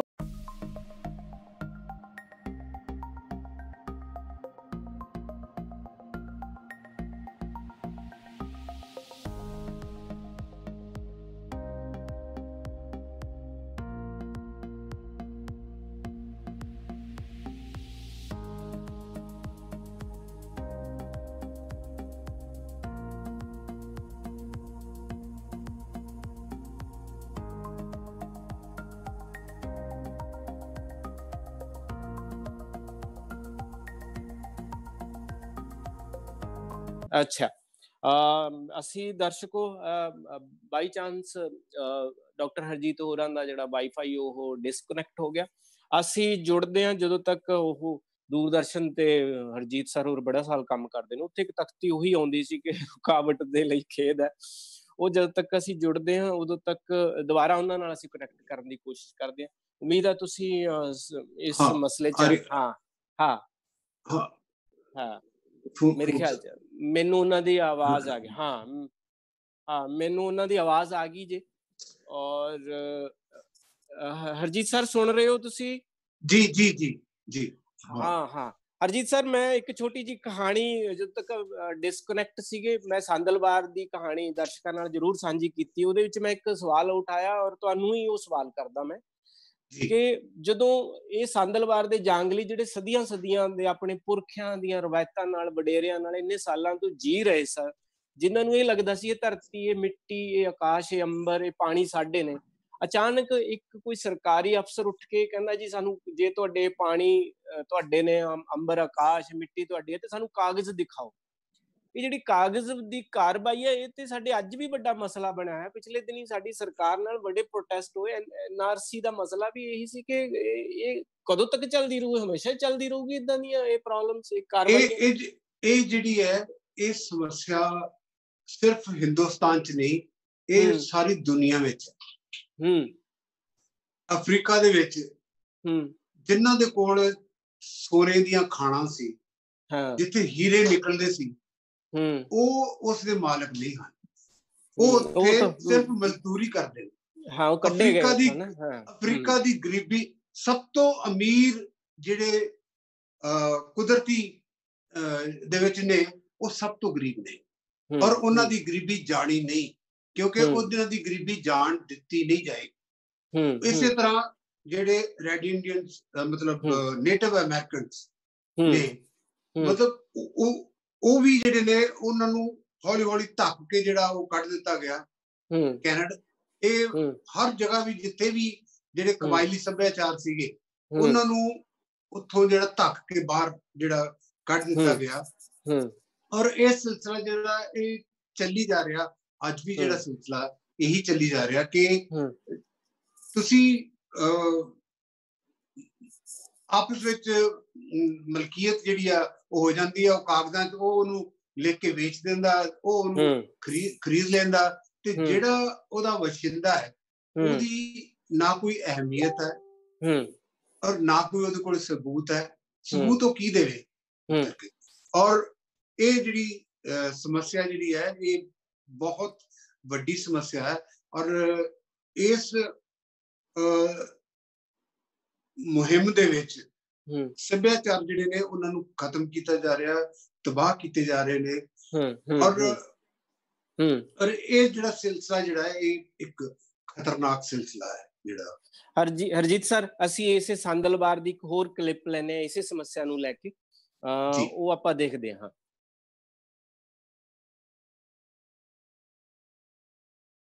चेतरमा को खिड़े शगुफे हसन फूलते कलियां, चहक बुलबुल टहकन रुखड़े लग माने रल रलियां, चहक बुलबुल टहकन रुखड़े लग माने रल रलियां, कूक कूक हिक मारन कारे कोयला कागा छलिया मेंढे वांग हो रोंदियां वतन जो तीर इश्क दे सली। आज तो बड़ा ही भागा वाला दिन है जो एक साई लोग दे दीदार हुए। बैठो। काफी लंबा पेंडा तय करके आए जापदे जी। हाँ, बड़ा लंबा मारुथ तय करके आया। एक टोटा छां, एक बूंद पानी नू तरस गया। इथे ता ख्वाजा खिजर दी मेहर सदका पानी ही पानी है, माखियो मिठा पानी। तुसा आराम फरमाओ, ये कुछ खजूरा चखो ते फिर चखो खजूरा तो भी मिठा असाडियां मज्जियां दा दुध। सारा थकेवा लथ जासी। मेहरबानी तुहाडी। मैं तुरदिया थक गया सा, पता नहीं कदों रेत च नींद आ गई। पर जदों अख खुली तजी जनौरा दी चहचहाट सुनाई दिती, मजियां दे गलां दियां हार हमीला दी टुनकार सुनाई दिती, बाला दी किलकारियां सुनाई दित्तियां। तेरे बोल सुनदा सुनदा मैं तेरे कोल आ गया।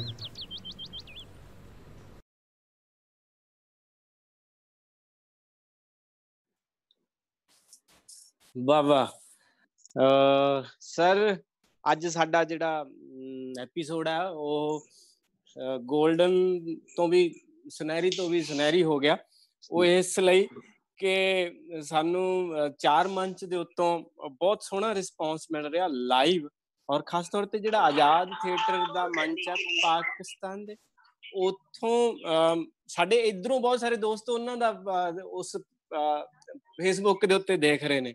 ਔਰ ਜਿਹੜਾ ਮੇਰੇ ਕੋਲੇ ਚੱਲ ਰਿਹਾ ਉਹ ਸਾਡਾ ਇੱਧਰਲਾ ਫੇਸਬੁੱਕ ਪੇਜ ਹੈ। ਇਹਦੇ ਤੇ ਸਰ ਕੁਛ ਹੋਰ ਦੋਸਤਾਂ ਨੇ ਤੁਹਾਡੀ ਜੇ ਕਹੋ ਇਜਾਜ਼ਤ ਦਿਓ ਤਾਂ ਮੈਂ ਉਹਨਾਂ ਦੇ ਨਾਮ ਪੜ੍ਹ ਲਵਾਂ ਜਿਹੜੇ ਥੀਏਟਰ ਕਰਮੀ ਨੇ। ਖਾਸ ਤੌਰ ਤੇ ਬਲਜਿੰਦਰ ਸਿੰਘ ਲੇਲਣਾ ਜੀ ਤੁਹਾਨੂੰ ਦੇਖ ਰਹੇ ਨੇ, ਰਮਨ ਢਿੱਲੋਂ, ਬੌਬੀ ਸਿੱਧੂ, ਜਗਜੀਤ ਸਰੀਨ, ਹਰਪ੍ਰੀਤ ਸੰਘਾ ਔਰ SP Arora. SP Arora sir ਕਹਿ ਰਹੇ ਨੇ ਕਿ ਤੁਹਾਡੇ ਸੰਦਲਬਾਰ ਦੇ ਜਿਹੜੇ ਕਲਿੱਪ ਨੇ ਉਹ ਬਹੁਤ ਸੋਹਣੇ ਨੇ, ਔਰ ਜਿਸ ਤਰ੍ਹਾਂ ਵਾਰਿਸ ਸ਼ਾਹ ਹੋਰਾਂ ਨੇ ਮੱਝਾਂ ਦੀਆਂ ਕਿਸਮਾਂ ਦੀਆਂ ਗੱਲਾਂ ਸੁਣਾਈਆਂ ਸੀਗੀਆਂ ਜਾਂ ਉਹਦੇ 'ਚ ਗਿਣਾਈਆਂ ਨੇ, ਇਹ ਡੈਫੀਨੇਟਲੀ ਉਹਨਾਂ ਨੇ ਵੀ ਢੋਲਿਆਂ ਤੋਂ ਲਾਜ਼ਮੀ ਤੌਰ ਤੇ ਲਈਆਂ ਹੋਣਗੀਆਂ। ਇਸੇ ਤਰ੍ਹਾਂ ਸਰਬਜੀਤ ਸਿੰਘ ਅਰੋੜਾ, ਰਮਨ ਢਿੱਲੋਂ, ਸੁਰੇਸ਼ ਮਹਿਤਾ ਜੀ, ਹੋਰ ਬਹੁਤ ਸਾਰੇ ਦੋਸਤ ਇਹ ਸਾਡੇ ਨਾਲ ਬਣੇ ਹੋਏ ਨੇ, ਔਰ ਬਾਹਰਲੇ ਪੇਜਾਂ ਤੇ ਜ਼ਿਆਦਾ ਲੋਕ ਵਾਚ ਕਰ ਰਹੇ ਆ ਸਾਡੇ ਨਾਲੋਂ ਇੱਧਰ ਨਾਲ। ਤੇ ਆਪਾਂ ਗੱਲ ਚੱਲ ਰਹੀ ਸੀਗੀ ਹਰਜੀਤ ਸਰ, ਕਿਉਂਕਿ ਸਾਡੇ ਕੋਲ ਇੱਕ ਕਲਿੱਪ ਹੋਰ ਆ ਉਸੇ ਦਾ, ਜਿਹੜਾ ਵੀ ਇੱਕ ਕਾਗਜ਼ ਮੰਗਦਾ ਆ ਕੇ ਬੰਦਾ, ਇੱਕ ਅਫਸਰ, ਤੇ ਅਸੀਂ ਸਾਬਤ ਨਹੀਂ ਕਰ ਪਾਉਂਦੇ ਕਿ ਸਾਡੇ ਵੱਡੇ ਵਡੇਰੇ ਇਹ ਇੱਥੇ ਰਹਿੰਦੇ ਰਹੇ ਨੇ। ਜਿੱਦਾਂ ਤੁਸੀਂ ਦੱਸਿਆ ਕਿ ਅਫਰੀਕਾ ਦੇ ਵਿੱਚ ਇੱਦਾਂ ਦਾ ਹੋਇਆ, ਔਰ ਯਹੂਦੀਆਂ ਨਾਲ ਵੀ ਇੱਦਾਂ ਦਾ ਹੋਇਆ, ਹੋਰ ਕਈ ਥਾਂ ਤੇ ਹੁੰਦਾ। ਤੇ ਫਿਰ ਜਦੋਂ ਇਹ ਲੋਕ ਥੋੜਾ ਜਿਹਾ ਵੀ ਵਿਦਰੋਹ ਕਰਦੇ ਆ, ਖਿਲਾਫਤ ਉਹਨਾਂ ਨੂੰ ਦਰਸਾਈ ਜਾਂਦੀ ਹੈ, ਫਿਰ ਉਹਨਾਂ ਦੇ ਉੱਤੇ ਜਰਾਇਮ ਪੇਸ਼ਾ ਨਾਮ ਦਾ ਟੈਗ ਲੱਗਦਾ, ਕ੍ਰਿਮੀਨਲ ਹੋਣ ਦਾ ਟੈਗ ਲੱਗਦਾ। ਫਿਰ ਉਹਨਾਂ ਨੂੰ ਫਿਰ ਉਹੀ ਜਿਹੜਾ ਤੁਹਾਡੇ ਡਾਇਲੋਗ ਨੇ ਕਿ ਉਹ ਤੁਹਾਡੀਆਂ ਗੰਡਾਸੀਆਂ ਫਿਰ ਸਾਡੇ ਪਿਸਤੌਲਾਂ ਔਰ ਤੋਪਾਂ ਔਰ ਪਲਟਨਾਂ ਦਾ ਮੁਕਾਬਲਾ ਨਹੀਂ ਕਰਨਗੀਆਂ।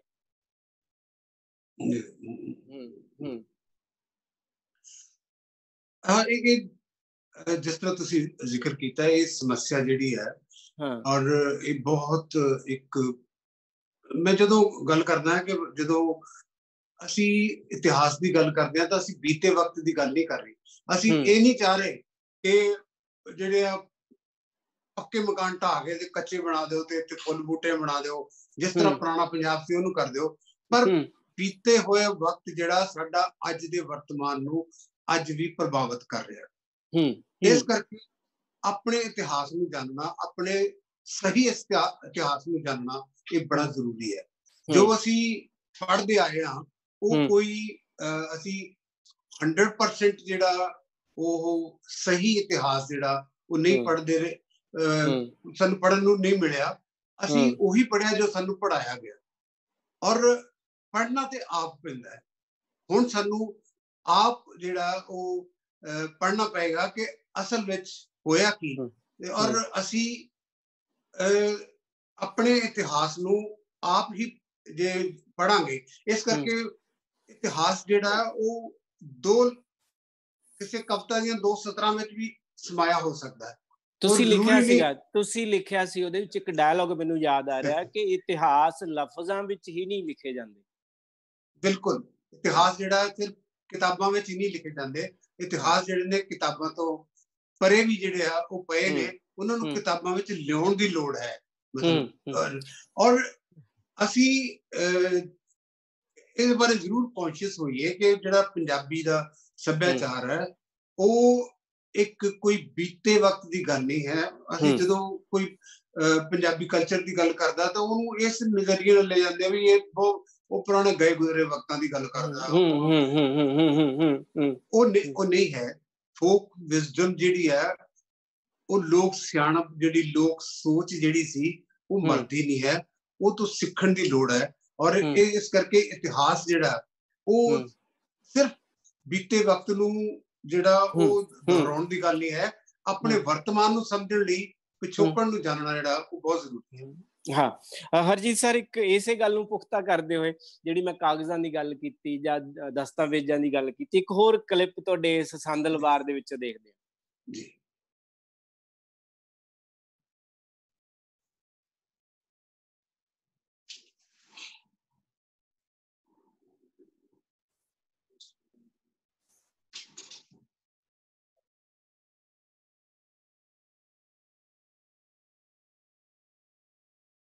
ਓਏ ਜਾਗਿਓ, ਚੋਰੋ ਬਦਮਾਸ਼ੋ, ਅੱਜ ਚੁੱਲੀਆਂ ਤਪੜੀਆਂ ਸਾਂਭੋ ਤੇ ਤੁਰਦੇ ਬਣੋ। ਸੁਣਿਆ ਨਹੀਂ, ਇਹ ਜ਼ਮੀਨ ਹੁਣ ਮਲਕਾਂ ਦੀ ਮਲਕੀਅਤ ਹੈ। ਮਲਕਾਂ ਦੀ ਮਲਕੀਅਤ? ਹਾਂ, ਮਲਕਾਂ ਦੀ ਮਲਕੀਅਤ। ਓਏ ਬਾਬੇ, ਦਰਿਆ ਤੋਂ ਬਿਨਾਂ ਤਾਂ ਸਾਨੂੰ ਕਿਧਰੇ ਜਿਉਣਾ ਵੀ ਨਹੀਂ ਆਉਂਦਾ। ਨਾਲੇ ਇਹ ਦਰਿਆਈ ਜ਼ਮੀਨ ਤਾਂ ਸਾਡੇ ਵੱਡ ਵਡੇਰਿਆਂ ਦੀ ਹੈ। ਕੀ ਸਬੂਤ ਹੈ ਤੁਹਾਡੇ ਕੋਲ ਕਿ ਇਹ ਜ਼ਮੀਨ ਤੁਹਾਡੀ ਹੈ? ਸਬੂਤ ਕਿਹਾ? ਮੁਖਤਾਰਨਾਮਾ ਹੈ। ਮੁਖਤਾਰਨਾਮਾ? ਸਰਕਾਰੀ ਪੱਕੇ ਕਾਗਜ਼ਾਂ ਤੇ ਪਟਵਾਰੀ ਨੇ ਮੋਹਰ ਲਾ ਕੇ ਜ਼ਮੀਨ ਤੁਹਾਡੇ ਨਾਲ ਕੀਤੀ ਸੀ। ਪੱਕੇ ਕਾਗਜ਼? ਮਲਕਾਂ ਦੀਆਂ ਮੋਹਰਾਂ? ਹੋਏ ਅੱਖਰ ਤਾਂ ਅਸਾਂ ਪਹਿਲੀ ਵਾਰੀ ਸੁਣੇ ਨਹੀਂ। ਲੋ, ਕੋਈ ਕਾਗਜ਼ ਨਹੀਂ, ਕੋਈ ਸਬੂਤ ਨਹੀਂ, ਕੋਈ ਗਵਾਹ ਨਹੀਂ, ਤੇ ਫਿਰ ਇਹ ਜ਼ਮੀਨ ਤੁਹਾਡੀ ਕਿਵੇਂ ਹੋਈ? ਓਏ ਅਸੀਂ ਤਾਂ ਇੱਥੇ ਪੱਕੀਆਂ ਝੋਖਾ ਵਸਾਣ ਦੇ ਸੁਪਨੇ ਲੈਣ ਡਏ ਸਾਂ, ਤੇ ਤੁਸੀਂ ਸਾਡੀਆਂ ਕੱਚੀਆਂ ਵੀ ਢੋਣਾ ਪਏ। ਓਏ ਸਾਡਾ ਜੁਰਮ ਕੀ ਹੈ? ਜੁਰਮ? ਓਏ ਅੱਗ ਬਾਲਣ ਲਈ ਤੁਸੀਂ ਸਰਕਾਰੀ ਰੁੱਖ ਵੜਦੇ ਹੋ, ਦਰਿਆਵਾਂ ਚੋਂ ਬਿਨਾਂ ਲਾਇਸੈਂਸ ਮੱਛੀਆਂ ਪਕੜਦੇ ਹੋ, ਤੇ ਸਰਕਾਰੀ ਅਫਸਰਾਂ ਨੂੰ ਝੁੱਕ ਕੇ ਸਲਾਮ ਨਹੀਂ ਕਰਦੇ, ਨਾਲੇ ਚੋਰਾਂ ਤੇ ਲੁਟੇਰਿਆਂ ਨੂੰ ਤੁਸੀਂ ਪਨਾਹ ਦਿੰਦੇ ਹੋ। ਓਏ ਅਸੀਂ ਆ ਜੰਗਲ ਦੇ ਬਾਦਸ਼ਾਹ, ਅਸੀਂ ਨਹੀਂ ਜਾਣਦੇ ਤੇਰੀਆਂ ਮਲਕਾਂ ਦੀ ਮੋਹਰਾਂ ਦੀ ਕੀਮਤ। ਜਿਸ ਵੀ ਸਾਡੀਆਂ ਝੋਖਾਂ ਨੂੰ ਹੱਥ ਲਾਇਆ ਨਾ, ਉਹਦੀਆਂ ਬਾਹਾਂ ਦੇ ਟੋਟੇ ਕਰਕੇ ਮਿੱਟੀ 'ਚ ਰਲਾ ਛੋੜਾਂਗੇ।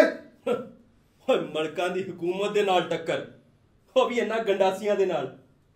ਓ ਜਾਹਿਲੋ, ਤੁਸੀਂ ਕਾਨੂੰਨ ਦੀ ਤਾਕਤ ਤੋਂ ਵਾਕਿਫ ਹੀ ਨਹੀਂ ਹੋ। ਕੀ ਹੈ ਤੁਹਾਡੇ ਕਾਨੂੰਨ ਕੋਲ? ਬਾਰੂਦ, ਗੋਲੇ, ਬੰਦੂਕਾਂ, ਪਟੜਾ, ਤੋਪਾਂ। ਓਏ ਅਸਾਂ ਕੋਲ ਅਸਾਂ ਦਾ ਰੱਬੀ, ਤੇ ਅਸਾਂ ਦਾ ਰੱਬ ਸਾਡੇ ਉੱਤੇ ਮਿਹਰਬਾਨ ਹੋ ਸੀ, ਸਾਡੀ ਹਿਫਾਜ਼ਤ ਕਰ ਸੀ। ਓਏ ਮੂਰਖੋ, ਸਰਕਾਰ ਦੀ ਮਿਹਰਬਾਨੀ ਤੋਂ ਬਿਨਾਂ ਤੁਸੀਂ ਇੱਥੇ ਇੱਕ ਰਾਤ ਨਹੀਂ ਗੁਜ਼ਾਰ ਸਕਦੇ। ਅੱਜ ਜੁਲੀਆਂ ਤਪੜੀਆਂ ਸਾਂਭੋ ਤੇ ਤੁਰਦੇ ਬਣੋ।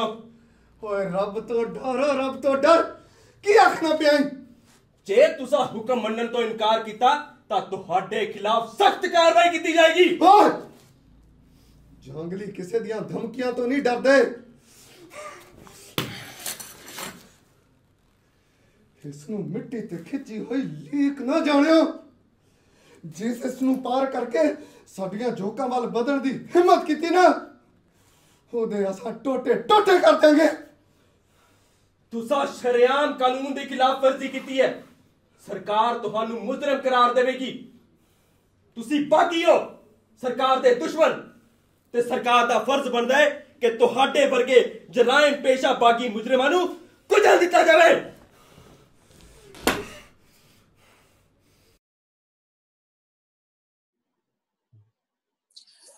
ਵੈਲਕਮ। ਬ੍ਰੇਕ ਤੋਂ ਬਾਅਦ ਵਿੱਚੋਂ ਬ੍ਰੇਕ ਹੋ ਗਿਆ ਸੀਗਾ, ਸਾਡੀ ਕੰਟੀਨਿਊਸ਼ਨ ਕਿਤੇ ਅਸੀਂ ਬਾਹਰ ਹੋ ਗਏ ਸੀ।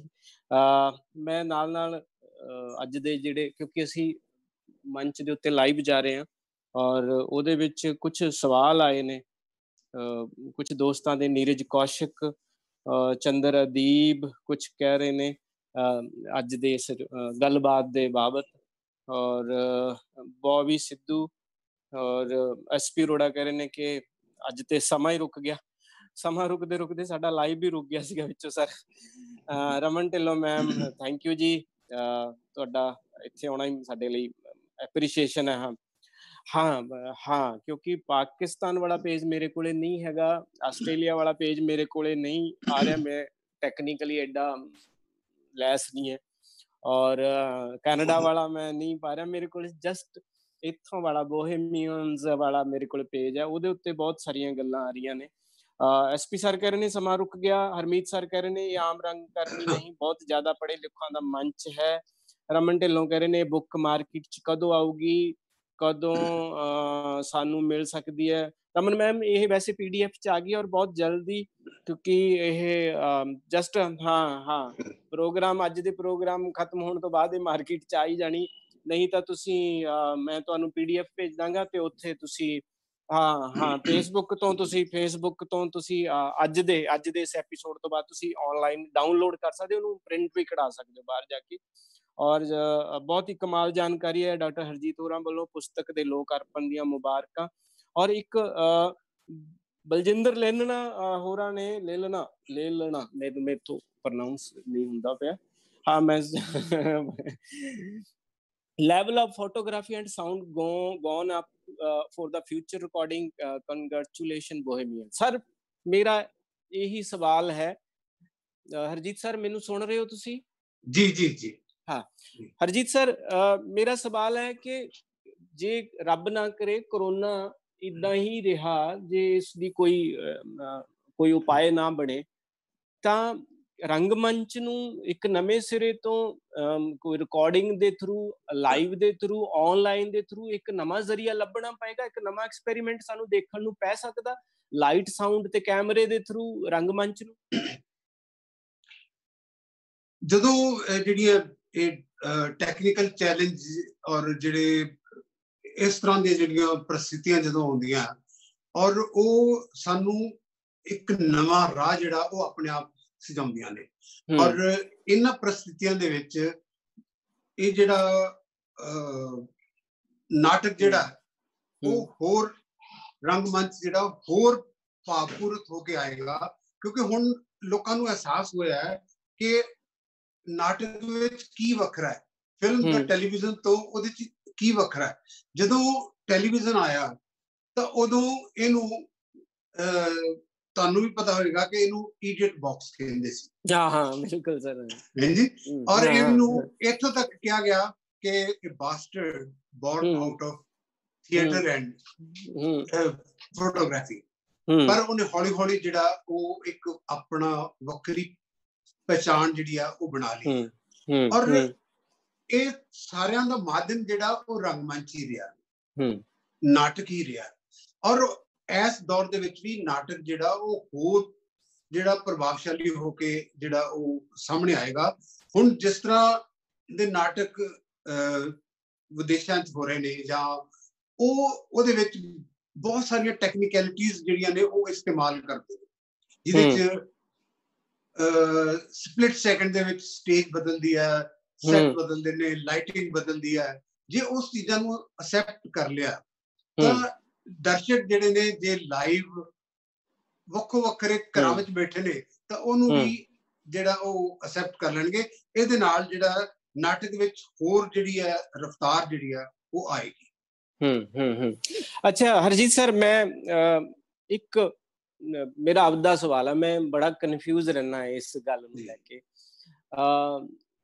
ਅਨਿਥਾ ਨਾ ਲਿਓ ਮੇਰੀ ਗੱਲ ਨੂੰ, ਕਿ ਇਹ ਪੰਜਾਬੀ ਨਾਟਕ ਬਾਰੇ ਨਹੀਂ ਮੈਂ ਪੁੱਛ ਰਿਹਾ, ਇਹ ਪੰਜਾਬੀ ਫਿਲਮਾਂ ਬਾਰੇ ਨਹੀਂ ਪੁੱਛ ਰਿਹਾ, ਇਹ ਪੰਜਾਬੀ ਬੱਚਿਆਂ ਦੇ ਸਾਹਿਤ ਬਾਰੇ ਨਹੀਂ ਪੁੱਛ ਰਿਹਾ, ਇਹ ਮੈਂ ਨਾਰੀ ਇਸ਼ੂਜ਼ ਨੂੰ ਲੈ ਕੇ ਨਹੀਂ ਪੁੱਛ ਰਿਹਾ, ਸਾਰਿਆਂ ਨੂੰ ਲੈ ਕੇ ਹੀ ਪੁੱਛ ਰਿਹਾ। ਅਸੀਂ ਪੰਜਾਬੀ ਪ੍ਰਯੋਗ ਕਰਨ ਤੋਂ, ਅਸੀਂ ਐਕਸਪੈਰੀਮੈਂਟ ਕਰਨ ਤੋਂ ਬਹੁਤ ਡਰਦੇ ਹਾਂ, ਰਿਸਕ ਲੈਣਾ ਨਹੀਂ ਚਾਹੁੰਦੇ। ਉੱਦਾਂ ਅਸੀਂ ਬਹੁਤ ਵਾਹਵਾਹੀ ਕਰਦੇ ਹਾਂ ਗਾਣਿਆਂ ਦੇ ਵਿੱਚ। ਤੁਸੀਂ ਪੌਪ ਮਿਊਜ਼ਿਕ ਨੂੰ ਲੈ ਲਓ, ਪੰਜਾਬੀ ਫਿਲਮਾਂ ਨੂੰ ਲੈ ਕੇ, ਜੇ ਅਸੀਂ ਕਮੇਡੀ ਫਿਲਮਾਂ ਬਣਾਉਂਦੇ ਹਾਂ ਤਾਂ ਫਿਲਮਾਂ ਕਮੇਡੀ ਹੀ ਬਣਾਈ ਜਾ ਰਹੇ ਹਾਂ। ਜੇ ਕੋਈ ਕਬੱਡੀ ਤੇ ਫਿਲਮ ਆ ਗਈ ਤੇ ਫਿਰ ਲਗਾਤਾਰ ਕਬੱਡੀ ਤੇ ਹੀ ਆ ਗਈ। ਜੇ ਅਸੀਂ 84 ਤੇ ਫਿਲਮ ਬਣਾ ਲਈ ਤਾਂ ਫਿਰ 84 ਤੇ ਆ ਗਈ। ਅਸੀਂ ਕੋਈ ਥੋੜਾ ਜਿਹਾ ਉਰਾਂ ਪਰਾਂ ਜਾ ਕੇ, ਜਿਵੇਂ ਤੁਸੀਂ ਵਾਰ ਹਾਰਸ ਦੀ ਗੱਲ ਕੀਤੀ ਆ, ਸਪੈਲਬਰਗ ਦੀਆਂ ਫਿਲਮਾਂ ਦੀ ਗੱਲ ਕੀਤੀ ਆ, ਜਾਂ ਪਪਟ ਥੀਏਟਰ ਨੂੰ ਲੈ ਕੇ ਤੁਸੀਂ ਗੱਲਾਂ ਕੀਤੀਆਂ, ਸਾਡੇ ਕੋਲੇ ਐਕਸਪੈਰੀਮੈਂਟ ਬਹੁਤ ਘੱਟ ਹੁੰਦੇ ਆ। ਏਦਾਂ ਕਿਉਂ ਆ, ਜਾਂ ਮੇਰੀ ਇਹ ਗਲਤ ਫਹਿਮੀ ਆ? ਨਹੀਂ, ਗਲਤਫਹਿਮੀ ਨਹੀਂ, ਇਹ ਇੱਕ ਸੱਚਾਈ ਹੈ। ਜਿਹੜੇ ਕ੍ਰੀਏਟਿਵ ਕੰਮ ਕਰ ਰਹੇ ਨੇ ਉਹ ਬਹੁਤ ਥੋੜੇ ਨੇ, ਔਰ ਉਹਨਾਂ ਨੂੰ ਬਹੁਤ ਸਾਰੀਆਂ ਸਮੱਸਿਆਵਾਂ ਦਾ ਸਾਹਮਣਾ ਕਰਨਾ ਪੈਂਦਾ। ਔਰ ਉਹਨਾਂ ਨੂੰ, ਕਿਉਂਕਿ ਥੀਏਟਰ ਐਸੀ ਚੀਜ਼ ਹੈ ਜਿਹੜੀ ਇੱਕ ਟੀਮ ਵਰਕ ਹੈ, ਉਹ ਇਕੱਲੇ ਬੰਦੇ ਦਾ ਜਿਹੜਾ ਨਹੀਂ ਹੈ ਕੰਮ। ਔਰ ਅੱਛੀ ਟੀਮ ਜਿਹੜੀ ਆ ਉਹ ਹੀ ਅੱਛਾ ਨਾਟਕ ਜਿਹੜਾ ਉਹ ਪੇਸ਼ ਕਰ ਸਕਦੀ ਹੈ। ਇਸ ਕਰਕੇ ਤਜਰਬਾ ਕਰਨ ਵਿੱਚ, ਐਕਸਪੈਰੀਮੈਂਟ ਕਰਨ ਵਿੱਚ, ਨਵਾਂ ਕੁਝ ਕਰਨ ਦੇ ਵਿੱਚ ਲੋਕ ਜਿਹੜੇ ਨੇ ਉਹ ਸੰਕੋਚ ਕਰਦੇ ਨੇ। ਸਰ, ਇੱਕ ਮੇਰਾ ਸਵਾਲ ਨਾਲ ਤੁਸੀਂ ਟਿੱਪਣੀ ਕਰ ਦਿਓ। ਸਾਡੇ ਕੋਲੇ ਬਾਲ ਸਾਹਿਤ, ਬੱਚਿਆਂ ਦਾ ਸਾਹਿਤ ਬਹੁਤ ਘੱਟ ਹੈ, ਬੱਚਿਆਂ ਦੀਆਂ ਫਿਲਮਾਂ ਬਹੁਤ ਘੱਟ ਹੈ, ਬੱਚਿਆਂ ਦਾ ਥੀਏਟਰ ਤੇ ਹੈ ਹੀ ਨਹੀਂ। ਏਦਾਂ ਕਿਉਂ? ਇੱਕ ਪੰਜਾਬੀ ਦੀ ਅਖੌਤ ਹੈ ਕਿ ਜੇ ਮਤਲਬ ਕਿੱਕਰ ਬੀਜ ਕੇ ਤੁਸੀਂ ਦਾਖ ਬਜੋਰੀਆਂ ਦੀ ਉਮੀਦ ਕਰਦੇ ਹੋ ਤਾਂ ਪੋਸੀਬਲ ਨਹੀਂ। ਜੇ ਅਸੀਂ ਨਾਟਕ ਦੀ ਫਸਲ ਜਿਹੜੀ ਹੈ ਉਹ ਬੱਚਿਆਂ 'ਚ ਨਹੀਂ, ਜਿਹੜੀ ਹੈ ਉਹ ਬੀਜ ਜਿਹੜੇ ਬੀਜਾਂਗੇ ਨਹੀਂ, ਜੇ ਨਾਟਕ ਅਸੀਂ ਸਕੂਲਾਂ 'ਚ ਨਹੀਂ ਕਰਾਂਗੇ ਤਾਂ ਰੰਗ ਕਰਮੀ ਜਿਹੜੇ ਨੇ ਉਹ ਕਿੱਥੋਂ ਹੋਣਗੇ? ਔਰ ਬਹੁਤ ਜ਼ਰੂਰੀ ਹੈ ਕਿ ਬਾਲ ਥੀਏਟਰ ਜਿਹੜਾ, ਚਿਲਡਰਨ ਥੀਏਟਰ ਜਿਹੜਾ, ਉਹਨੂੰ ਬਹੁਤ ਜ਼ਿਆਦਾ ਮਹੱਤਵ ਦਿੱਤਾ ਜਾਏ। ਔਰ puppet theatre, shadow puppet theatre ਤੇ ਇਸ ਤਰ੍ਹਾਂ ਦੀਆਂ ਜਿਹੜੀਆਂ ਐਕਟੀਵਿਟੀਜ਼ ਨੇ ਉਹ ਤਾਂ ਹੀ ਪੋਸੀਬਲ ਹੋ ਸਕਦੀਆਂ ਜੇ ਕੋਈ ਉਹਨਾਂ ਲਈ ਉਸ ਤਰ੍ਹਾਂ ਦੇ ਨਾਟਕ ਲਿਖੇਗਾ। ਔਰ ਜਿੰਨੇ ਵੀ ਕ੍ਰੀਏਟਿਵ ਰਾਈਟਰਸ ਨੇ, ਇਹ ਉਹਨਾਂ ਦਾ ਬਣਦਾ ਹੈ ਕਿ ਉਹ ਬੱਚਿਆਂ ਦੇ ਲਈ ਜ਼ਰੂਰ ਲਿਖਣ। ਔਰ ਅੱਛੇ ਤੋਂ ਅੱਛੇ, ਵੱਡੇ ਤੋਂ ਵੱਡੇ ਸਾਹਿਤਕਾਰ ਜਿਹੜੇ ਨੇ, ਉਹਨਾਂ ਨੇ ਬੱਚਿਆਂ ਲਈ ਬਹੁਤ ਖੂਬਸੂਰਤ ਲਿਖਿਆ। ਉਹ ਭਾਵੇਂ ਲਿਓ ਟੋਲਸਟਾਏ ਹੈ ਜਾਂ ਗੋਰਕੀ ਹੈ, ਕੋਈ ਵੀ ਹੈ, ਮਤਲਬ ਉਹਨਾਂ ਨੇ ਬੱਚਿਆਂ ਦੇ ਲਈ ਜਿਹੜਾ ਉਹ ਜ਼ਰੂਰ ਲਿਖਿਆ। ਔਰ ਪੰਜਾਬੀ ਦੇ ਵਿੱਚ ਬੱਚਿਆਂ ਦੇ ਸਾਹਿਤ ਦੀ ਬਹੁਤ ਘਾਟ ਹੈ। ਔਰ ਬੱਚਿਆਂ ਦਾ ਨਾਟਕ ਜਿਹੜਾ ਉਹ ਸਕੂਲ ਦੇ ਵਿੱਚ, ਸਿਲੇਬਸ ਦੇ ਵਿੱਚ ਜਿਹੜਾ ਉਹ ਸ਼ਾਮਲ ਹੋਣਾ ਚਾਹੀਦਾ। ਸਰ, ਮੈਂ ਜਾਂਦੇ, ਕਿਉਂਕਿ ਸਾਡੇ ਕੋਲੇ ਗੱਲਾਂ, ਮੈਂ ਸਵਾਲ ਤੇ ਬਹੁਤ ਸਾਰੇ ਲਿਖੀ ਬੈਠਾ ਸੀਗਾ। ਹਾਂ, ਕਰੀਬ ਹਜੇ 2 ਕਲਿੱਪ ਪਏ ਨੇ। ਮੈਂ ਚਾਹੁੰਦਾ ਕਿ ਪਿੱਛੋਂ ਮੈਨੂੰ ਹਦਾਇਤਾਂ ਆ ਰਹੀਆਂ ਨੇ ਬਾਰ-ਬਾਰ, ਲੇਕਿਨ ਮੈਂ ਇੱਕ ਸਵਾਲ ਤੁਹਾਨੂੰ ਕਰਾਂਗਾ, ਔਰ ਮੈਂ ਆਪਦੇ ਡਾਇਰੈਕਟਰ ਨੂੰ ਵੀ ਕਹਾਂਗਾ ਕਿ ਇੱਕ ਅੱਧਾ ਕਲਿੱਪ ਅੱਜ ਆਪਾਂ ਨਾ ਚਲਾਈਏ, ਕਿਸੇ ਦਿਨ ਵਾਸਤੇ ਹੋਰ ਰੱਖ ਲੈਂਦੇ ਹਾਂ। ਹਾਂ, ਲੇਕਿਨ ਮੇਰਾ ਸਵਾਲ ਤੁਹਾਡੇ ਲਈ, ਤੁਹਾਡੇ ਨਾਲ ਮੈਂ ਕਰਨਾ ਚਾਹੁੰਦਾ ਹਾਂ ਕਿ ਤੁਸੀਂ, ਕਿਉਂਕਿ ਹਰਜੀਤ ਸਰ ਹੋਰਾਂ ਨੇ ਬਹੁਤ ਪਹਿਲਾਂ ਵਿਸਾਖੀ ਫਿਲਮ ਬਣਾਈ, ਫਿਰ ਹੀਰ ਰਾਂਝਾ ਬਣਾਈ, ਫਿਰ ਉਹਨਾਂ ਦੀ ਇਹ ਜਨਮ ਤੁਮਾਰੇ ਲੇਖੇ ਭਗਤ ਪੂਰਨ ਸਿੰਘ ਹੋਰਾਂ ਦੀ ਲਾਈਫ ਦੇ ਉੱਤੇ ਸੀਗਾ। ਔਰ ਮਾਸ਼ਾ ਅੱਲਾ ਤੁਸੀਂ ਦੂਰਦਰਸ਼ਨ ਦੇ ਉੱਤੇ ਬੜੇ ਸਾਲ ਕੰਮ ਕੀਤਾ। ਔਰ ਤੁਸੀਂ ਇੱਕ ਸੰਦਲੀ ਬੂਹਾ ਨਾਂ ਦਾ ਇੱਕ ਵੀ ਲਿਖਦੇ, ਕਾਲਮ ਵੀ ਲਿਖਦੇ ਰਹੇ ਹੋ ਅਖਬਾਰਾਂ ਦੇ ਵਿੱਚ, ਮੈਨੂੰ ਇਹ ਪਤਾ ਲੱਗਿਆ। ਔਰ ਬਾਅਦ ਦੇ ਵਿੱਚ ਉਹ ਪੁਸਤਕ ਦੇ ਰੂਪ ਦੇ ਵਿੱਚ ਹੈ। ਹੁਣ ਮੈਂ ਤੁਹਾਨੂੰ ਜਾਂਦੇ ਇੱਕ ਮੈਂ ਕਲਿੱਪ ਕਵਾਂਗਾ ਆਪਦੇ ਡਾਇਰੈਕਟਰ ਸਾਹਿਬ ਨੂੰ ਵੀ ਉਹ ਚਲਾਉਣ, ਲੇਕਿਨ ਮੈਂ ਨਾਲ ਵੀ ਤੁਹਾਨੂੰ ਸਵਾਲ ਇਹ ਕਰ ਰਿਹਾ ਸਰ, ਆਉਣ ਵਾਲੇ ਦਿਨਾਂ ਦੇ ਵਿੱਚ ਜੇ ਆਪਾਂ ਏਦਾਂ ਹੀ ਕਰੋਨਾ ਨੇ ਘਰੇ ਬਿਠਾਈ ਰੱਖਿਆ, ਜਾਂ ਖੁਦਾ ਨਾ ਖਾਸਤਾ ਉਵੇਂ ਇਸ ਕਿਸਮ ਦੀ ਬਾਹਰਲੀ ਆਈ ਚਲਾਈ ਨਾ ਹੋਈ, ਤੇ ਤੁਹਾਡੇ ਜ਼ਿਹਨ 'ਚ ਕੋਈ ਹੈ ਪ੍ਰੋਜੈਕਟ ਆਉਣ ਵਾਲੇ ਸਮੇਂ 'ਚ ਕਿ ਤੁਸੀਂ, ਮੈਂ ਬੱਚਿਆਂ ਲਈ ਜਾਂ ਵੱਡੀਆਂ ਫਿਲਮਾਂ ਲਈ, ਹਾਂ, ਇਹ ਕੀ ਤੁਸੀਂ ਕਰਨਾ ਮਤਲਬ ਹੈ ਮਨ 'ਚ? ਮੈਂ ਤਾਂ ਸਿਰ ਸੁੱਟ ਕੇ ਆਪਣੀ ਟੀਮ ਦੇ ਨਾਲ, ਜੋ ਜਿੰਨੀ ਕਿ ਲਿਮਟਿਡ ਰਿਸੋਰਸਿਸ ਦੇ ਨਾਲ ਔਰ ਇਸ ਬੰਦਸ਼ ਦੇ ਵਿੱਚ ਜਿਹੜਾ ਉਹ ਮੈਂ ਬੱਚਿਆਂ ਦੇ ਲਈ ਜਿਹੜਾ ਉਹ ਕਰ ਰਿਹਾ। ਬਹੁਤ ਜਲਦੀ ਜਿਹੜਾ ਉਹ ਅਸੀਂ ਆਨਲਾਈਨ ਆਵਾਂਗੇ। ਬੱਚਿਆਂ ਦੇ ਲਈ ਐਨੀਮੇਸ਼ਨ ਫਿਲਮ ਵੀ ਹੈ, ਔਰ ਪਪਟ ਫਿਲਮ ਵੀ ਹੈ, ਮਪਟ ਫਿਲਮ ਵੀ ਹੈ। ਔਰ ਉਹ ਜਿਹੜੀਆਂ ਸਾਰੀਆਂ ਐਕਟੀਵਿਟੀਜ਼ ਜਿਹੜੀਆਂ ਨੇ ਉਹ ਹੁਣ ਬਸ ਉਹਨਾਂ ਨੂੰ ਫਿਨਿਸ਼ਿੰਗ ਦੇ ਰਹੇ ਹਾਂ, ਤੇ ਉਹ ਜਿਹੜਾ ਤਿਆਰ ਹੈ। ਮੈਂ ਇਸ ਧਾਰ ਲਿਆ ਕਿ ਮੈਂ ਹੁਣ ਜਿਹੜਾ ਸਮਾਂ ਹੈ ਉਹ ਬੱਚਿਆਂ ਦੇ ਸਾਹਿਤ ਵੱਲ ਔਰ ਬੱਚਿਆਂ ਦੇ ਫਿਲਮਾਂ ਵੱਲ ਉਹ ਜ਼ਰੂਰ ਜਿਹੜਾ ਉਹ ਜਦ ਬੱਚਿਆਂ ਦੀਆਂ ਕਿਤਾਬਾਂ ਵੱਲ ਜ਼ਰੂਰ ਬਤਾਉਣਾ। ਮੈਂ ਦਰਸ਼ਕਾਂ ਨੂੰ ਦੱਸ ਦੇਵਾਂ ਕਿ ਸਾਡੇ ਕੋਲੇ ਹਰਜੀਤ ਸਰ ਹੋਰਾਂ ਦਾ ਜਿਹੜਾ ਦੂਸਰਾ ਨਾਟਕ ਹੈ ਅਗਨ ਪਖੇਰੂ, ਜਿਹੜਾ ਅੰਮ੍ਰਿਤਾ ਸ਼ੇਰਗਿੱਲ ਹੋਰਾਂ ਦੀ ਜਿਹੜੀ ਟ੍ਰੈਜਿਡਿਕ ਲਾਈਫ ਆ ਜਾਂ ਉਹਨਾਂ ਦੀ ਆਰਟਿਸਟਿਕ ਲਾਈਫ ਆ, ਉਹਨਾਂ ਦੇ ਉਹਦੇ ਉੱਤੇ ਇੱਕ ਸਾਡੇ ਕੋਲੇ ਹੋਰ ਕਲਿੱਪ ਹੈਗਾ। ਮੈਂ ਬੇਨਤੀ ਕਰਾਂਗਾ ਸਾਡੇ ਡਾਇਰੈਕਟਰ ਸਾਹਿਬ ਨੂੰ ਕਿ ਉਹ ਇੱਕ ਵਾਰੀ ਜ਼ਰੂਰ ਪਲੇ ਕਰ ਦੇਣ।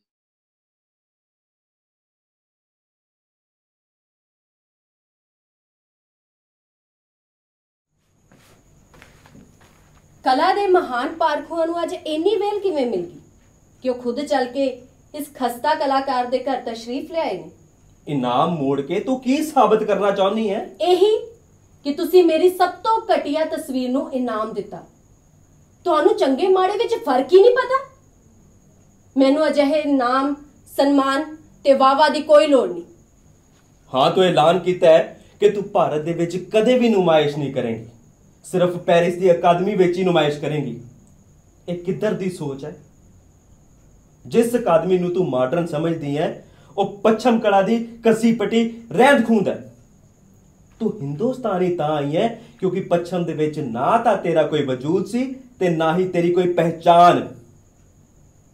ਕਿਸੇ ਮਾਡਲ ਨੂੰ ਬਿਨਾਂ ਬਿਠਾਏ ਸਾਹਮਣੇ ਤੂੰ ਕੋਈ ਤਸਵੀਰ ਬਣਾ ਹੀ ਨਹੀਂ ਸਕਦੀ। ਤੇਰੀ ਕਲਾ ਦੀ ਦੁਨੀਆ ਤੇਰੇ ਘਰਾਂ ਦੇ ਨੌਕਰਾਂ ਤੇ ਗਰੀਬ ਗੁਰਬਿਆਂ ਤੱਕ ਹੀ ਸੀਮਿਤ ਹੈ।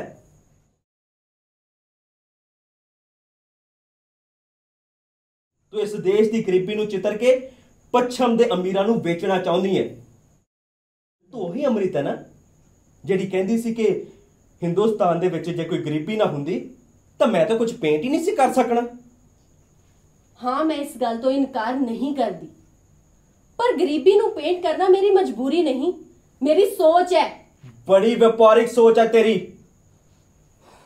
ਇੱਕ ਪਾਸੇ ਤੂੰ ਪਖੰਡ ਕਰਦੀ ਹੈ ਮਾਡਰਨ ਹੋਣ ਦਾ ਤੇ ਦੂਜੇ ਪਾਸੇ ਤੂੰ ਅਮੀਰਾਂ ਤੇ ਰਾਜਵਾੜਿਆਂ ਦੇ ਪੋਰਟਰੇਟ ਬਣਾਉਂਦੀ ਹੈ।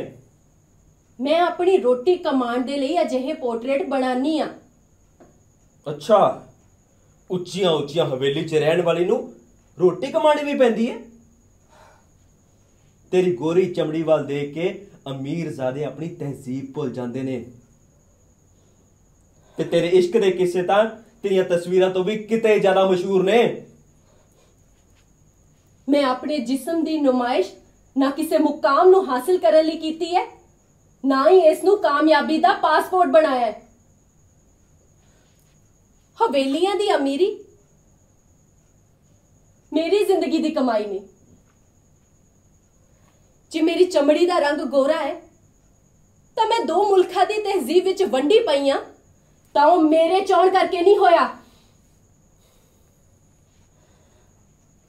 ਜੇ ਇਕੱਲੇ ਪੈਸੇ ਕਮਾਉਣੇ ਹੁੰਦੇ ਤਾਂ ਨਿਜ਼ਾਮ ਹੈਦਰਾਬਾਦ ਦੇ ਘਟੀਆ ਸੰਗ੍ਰਹਿ ਦੀ ਝੂਠੀ ਤਾਰੀਫ ਕਰਕੇ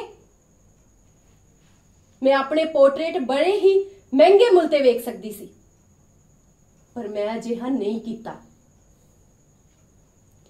ਅਮੀਰ ਵਾਇਸਰਾਏ ਦੀ ਬੀਵੀ ਦੇ ਕਹਿਣ ਤੇ ਜੇ ਮੈਂ ਆਪਣੀ ਪੇਂਟਿੰਗਸ ਦੇ ਰੰਗ ਉਸਦੇ ਫਰਨੀਚਰ ਤੇ ਪਰਦਿਆਂ ਨਾਲ ਮੇਲ ਦਿੰਦੀ ਤਾਂ ਹਜ਼ਾਰਾਂ ਰੁਪਏ ਕਮਾ ਸਕਦੀ ਸੀ, ਪਰ ਮੈਂ ਇੰਜ ਵੀ ਨਹੀਂ ਕੀਤਾ।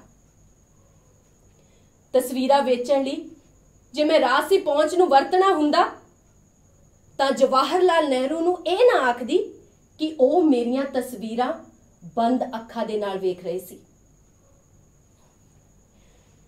ਮੇਰੇ ਯੂਰਪੀ ਨੈਣ ਨਕਸ਼, ਮੇਰੀ ਬੁੱਧੀ, ਮੇਰੇ ਵਿਸ਼ਵਾਸ ਨੂੰ ਵੇਖ ਕੇ ਜੇ ਲੋਕ ਮੇਰੇ ਤੋਂ ਪ੍ਰਭਾਵਿਤ ਹੁੰਦੇ ਨੇ ਤਾਂ ਮੈਂ ਕੀ ਕਰਾਂ? ਆਪਣਾ ਚਿਹਰਾ ਤੇਜ਼ਾਬ ਨਾਲ ਸਾੜ ਲਵਾਂ, ਆਪਣੀ ਜ਼ੁਬਾਨ ਕੱਟ ਲਵਾਂ, ਆਪਣੇ ਆਪ ਨੂੰ ਕਿਸੇ ਸਿੱਲੇ ਹਨੇਰੇ ਤੇ ਖਾਨੇ ਵਿੱਚ ਡੱਕ ਲਵਾਂ, ਜਾਂ ਆਪਣੇ ਹੱਥ ਵੱਢ ਲਾਂ ਤਾਂ ਕਿ ਮੁੜ ਕੇ ਕੁਝ ਪੇਂਟ ਹੀ ਨਾ ਕਰ ਸਕਾਂ? ਪਰ ਮੈਂ ਇੰਜ ਨਹੀਂ ਕਰਾਂਗੀ, ਹਰगिज नहीं करांगी। मैं ਉਹੀ पेंट करांगी जो मेरी आत्मा कहेगी। मैं कदे पेंट नहीं करांगी जो तुसी वेखना चाहते हो। मैं पेंट इसलिए नहीं करती कि मैनू दौलत, शौहरत ते खुशामद की लोड़ है, बल्कि इसलिए करदी हां क्योंकि जिंदगी की लड़ाई विच रंग ही मेरे हथियार ने।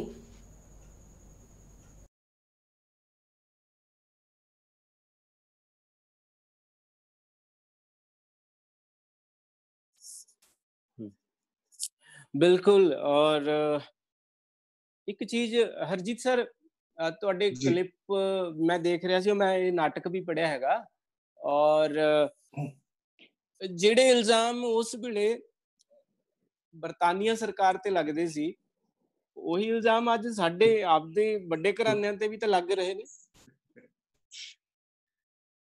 ਜਿਹੜਾ ਇੱਕ ਕ੍ਰੀਏਟਿਵ ਆਰਟਿਸਟ ਦੀ ਜਿਹੜੀ ਤਰਾਸਦੀ ਹੈ ਉਹ ਤੇ ਉਸੇ ਤਰ੍ਹਾਂ ਚੱਲ ਰਹੀ ਹੈ। ਔਰ ਇਹਨਾਂ ਸਮੱਸਿਆਵਾਂ ਦੇ ਖਿਲਾਫ, ਇਹਨਾਂ ਤਾਕਤਾਂ ਦੇ ਖਿਲਾਫ ਜਿਹੜਾ ਉਹ ਤੁਹਾਨੂੰ ਖੜੇ ਹੋਣਾ ਹੀ ਪਏਗਾ। ਔਰ ਮੈਨੂੰ ਅਮਰਤਾ ਸ਼ੇਰਗਿੱਲ ਦਾ ਕਰੈਕਟਰ ਇਸ ਕਰਕੇ ਬਹੁਤ ਜ਼ਿਆਦਾ ਪਸੰਦ ਹੈ। ਮੈਂ ਹਮੇਸ਼ਾ ਕੋਸ਼ਿਸ਼ ਕਰਦਾ ਰਹਿੰਦਾ ਕਿ ਉਹਦੇ ਬਾਰੇ ਮੈਨੂੰ ਕੋਈ ਇੱਕ ਅੱਖਰ ਵੀ ਮਿਲੇ ਤਾਂ ਮੈਂ ਉਹਨੂੰ ਸੰਭਾਲ ਕੇ ਰੱਖ ਲਵਾਂ, ਕੋਈ ਆਰਟੀਕਲ, ਕੋਈ ਬੁੱਕ ਹੋਏ, ਕਿਉਂਕਿ 28 ਸਾਲ ਦੀ ਉਮਰ ਵਿੱਚ ਉਹਦੀ ਮੌਤ ਹੋ ਗਈ। 28 ਸਾਲ ਦੀ ਉਮਰ ਵਿੱਚ ਅਸੀਂ ਸੋਚਣਾ ਸ਼ੁਰੂ ਕਰਦੇ ਹਾਂ ਕਿ ਜ਼ਿੰਦਗੀ 'ਚ ਕੀ ਕਰਨਾ ਹੈ, ਔਰ ਉਹਨੇ 28 ਸਾਲ ਦੇ ਵਿੱਚ ਇਹ ਦੱਸ ਦਿੱਤਾ ਕਿ ਜ਼ਿੰਦਗੀ 'ਚ ਕੀ ਕੀਤਾ ਜਾ ਸਕਦਾ ਹੈ। ਔਰ ਅਸੀਂ ਅਜੇ ਉਹਦੀ ਕਲਾ ਨੂੰ ਜਿਹੜਾ ਉਹ ਮਿਲਦਾ ਰੁਤਬਾ ਜਿਹੜਾ ਉਹ ਨਹੀਂ ਦਿੱਤਾ। ਅਸੀਂ ਸਿਰਫ ਤਾਰੀਫ ਨਹੀਂ ਚਾਹੀਦੀ ਹੁੰਦੀ, ਉਸ ਦੀ ਕਲਾ ਤੋਂ ਸਿੱਖਣ ਦੀ ਬੜੀ ਗੱਲ ਦੀ ਲੋੜ ਹੈ। ਉਹਨੇ ਕੀ ਕੁਝ ਚਾਹਿਆ ਸੀ, ਉਹ ਜੋ ਅਣਚਾਹਿਆ ਰਹਿ ਗਿਆ ਉਹਨੂੰ ਪੂਰਾ ਕਰਨਾ ਜਿਹੜਾ ਉਹ ਅੱਜ ਦੇ ਪੇਂਟਰਸ ਦਾ ਕੰਮ ਹੈ, ਔਰ ਉਸ ਮਿਸਾਲ ਨੂੰ ਜਿਹੜਾ ਉਹ ਜਗਦੀ ਰੱਖਣਾ ਬਹੁਤ ਜ਼ਰੂਰੀ ਹੈ। ਕੀ ਰਹਿ ਗਿਆ, ਕੀ ਚਾਹਿਆ ਸੀ, ਕੀ ਅਣਚਾਹਿਆ ਸੀ। 28 ਸਾਲ ਦੀ ਉਮਰ ਦੇ ਵਿੱਚ ਉਹਨਾਂ ਨੇ ਆਪਣੇ ਆਪ ਦਾ ਜਿਹੜਾ ਕਿਸ ਤਰ੍ਹਾਂ ਦਾ ਆਪਣੀ ਤਸਵੀਰ ਦੇਖੀ। ਔਰ ਇੱਕ ਕਲਿੱਪ ਬਹੁਤ ਸੋਹਣਾ ਤੁਹਾਡੇ ਇਸ ਨਾਟਕ ਦੇ ਵਿੱਚੋਂ, ਇਹ ਸਾਡਾ ਆਖਰੀ ਕਲਿੱਪ ਹੋਏਗਾ ਅੱਜ ਦੇ ਐਪੀਸੋਡ ਦਾ, ਉਹ ਆਪਣੇ ਰੰਗਾਂ ਬਾਰੇ, ਆਪਣੇ ਮੌਤ ਬਾਰੇ, ਉਸ ਦੀ ਜਿਹੜੀ ਡੈਥ ਫਿਲਾਸਫੀ ਆ, ਉਹ ਬਹੁਤ ਸੋਹਣੇ ਉਹਦੇ ਵਿਚਾਰ ਨੇ ਸਰ। ਅਸੀਂ ਉਹ ਇੱਕ ਕਲਿੱਪ ਜ਼ਰੂਰ ਦੇਖਣਾ ਚਾਹਾਂਗੇ ਜੀ।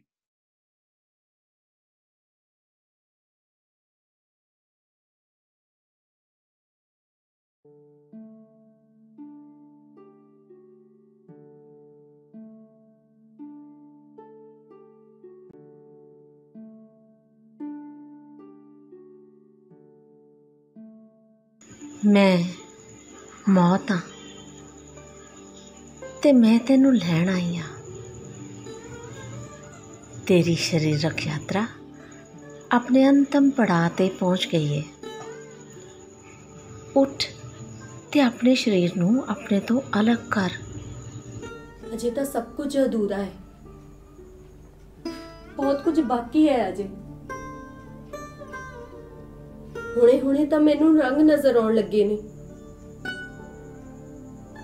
ਹੁਣੇ ਤਾਂ ਸੁਣਾਈ ਦੇਣ ਲੱਗੇ ਨੇ ਮੰਦਰਾਂ ਵਿੱਚੋਂ ਤਰਾਸ਼ੇ ਪੱਥਰਾਂ ਦੇ ਗੂੰਜਦੇ ਬੋਲ। ਤੂੰ ਜ਼ਰਾ ਠਹਿਰ, ਮੈਂ ਅਜੇ ਯਾਮਨੀ ਰਾਏ ਤੇ ਟੈਗੋਰ ਨੂੰ ਪੇਂਟ ਕਰਦਿਆਂ ਵੇਖਣਾ ਹੈ। ਬਾਸੁਲੀ ਦੇ ਰੰਗਾਂ ਵਿੱਚ ਆਪਣੀ ਰੂਹ ਨੂੰ ਰੰਗਣਾ ਹੈ।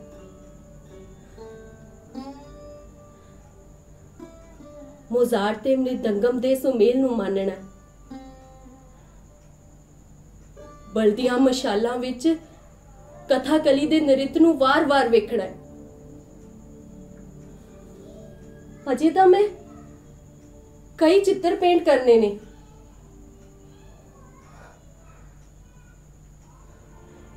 ਤੈਨੂੰ ਤਾਂ ਪਤਾ ਹੀ ਹੈ, ਮੈਂ ਰਾਤ ਦੀ ਰੋਸ਼ਨੀ ਵਿੱਚ ਅਜੇ ਤੱਕ ਇੱਕ ਵੀ ਚਿੱਤਰ ਪੇਂਟ ਕਰਕੇ ਨਹੀਂ ਵੇਖਿਆ।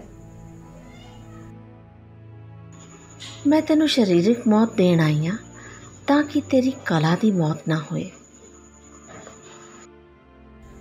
ਜੋ ਲੋਕ ਭਰ ਜਵਾਨੀ ਵਿੱਚ ਮੌਤ ਦੀ ਆਗੋਸ਼ ਵਿੱਚ ਚਲੇ ਜਾਂਦੇ ਨੇ,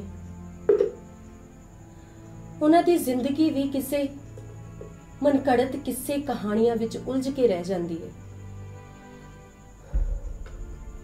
ਲੋਕ ਉਹਨਾਂ ਦੀ ਕਲਾ ਨੂੰ ਧੁੰਦਲਾਏ ਤੇ ਕਾਲਪਨਿਕ ਨਜ਼ਰੀਏ ਨਾਲ ਵੇਖਣ ਲੱਗਦੇ ਨੇ।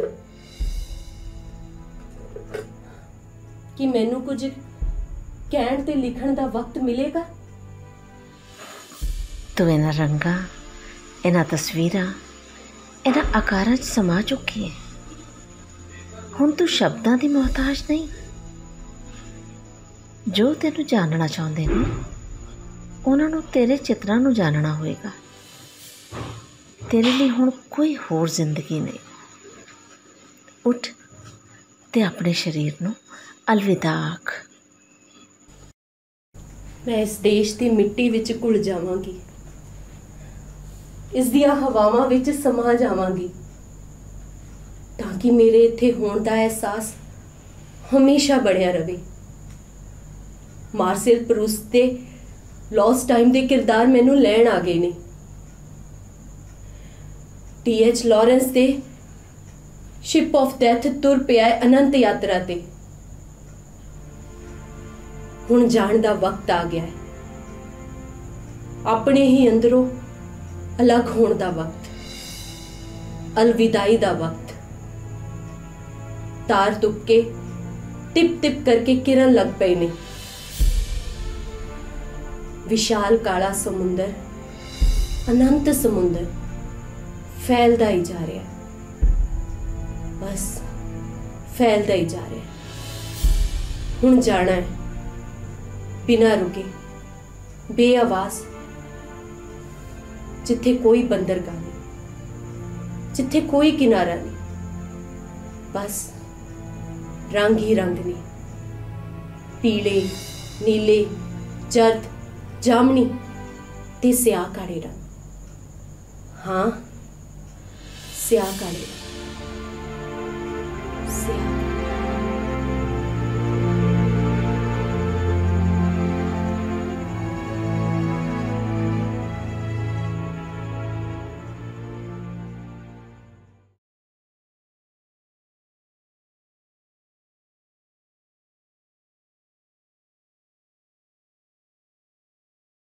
ਤੇ ਸਿਆਹ ਕਾਲੇ ਰੰਗ।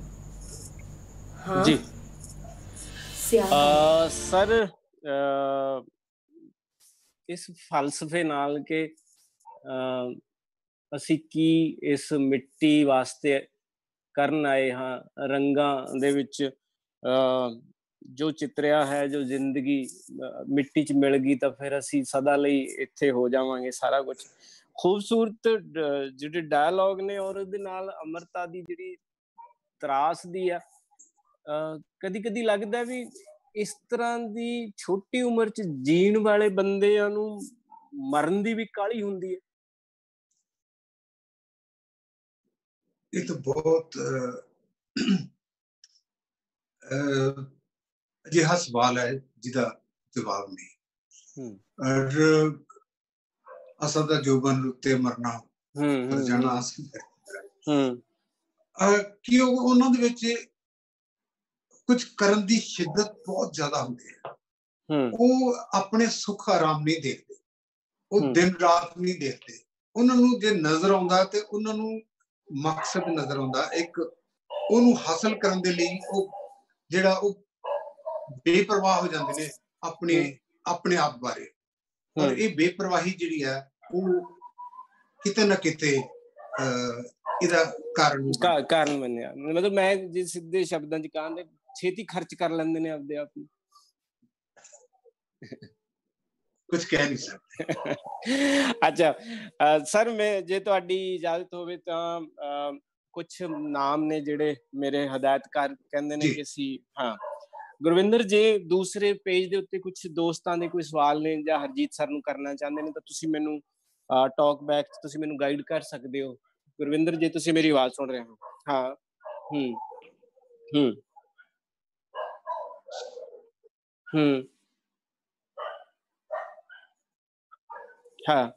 ਹਾਂ ਇੱਥੇ ਕੁਝ ਗੱਲਾਂ ਮੈਂ ਸਰ, ਕਿਉਂਕਿ ਤੁਸੀਂ ਹਾਜ਼ਰ ਨਾਜ਼ਰ ਹੋ ਇਸ ਲਈ ਮੈਂ ਤੁਹਾਡੀ ਹਾਜ਼ਰੀ 'ਚ ਇਹ ਪੜ੍ਹਨਾ ਚਾਹੁੰਦਾ।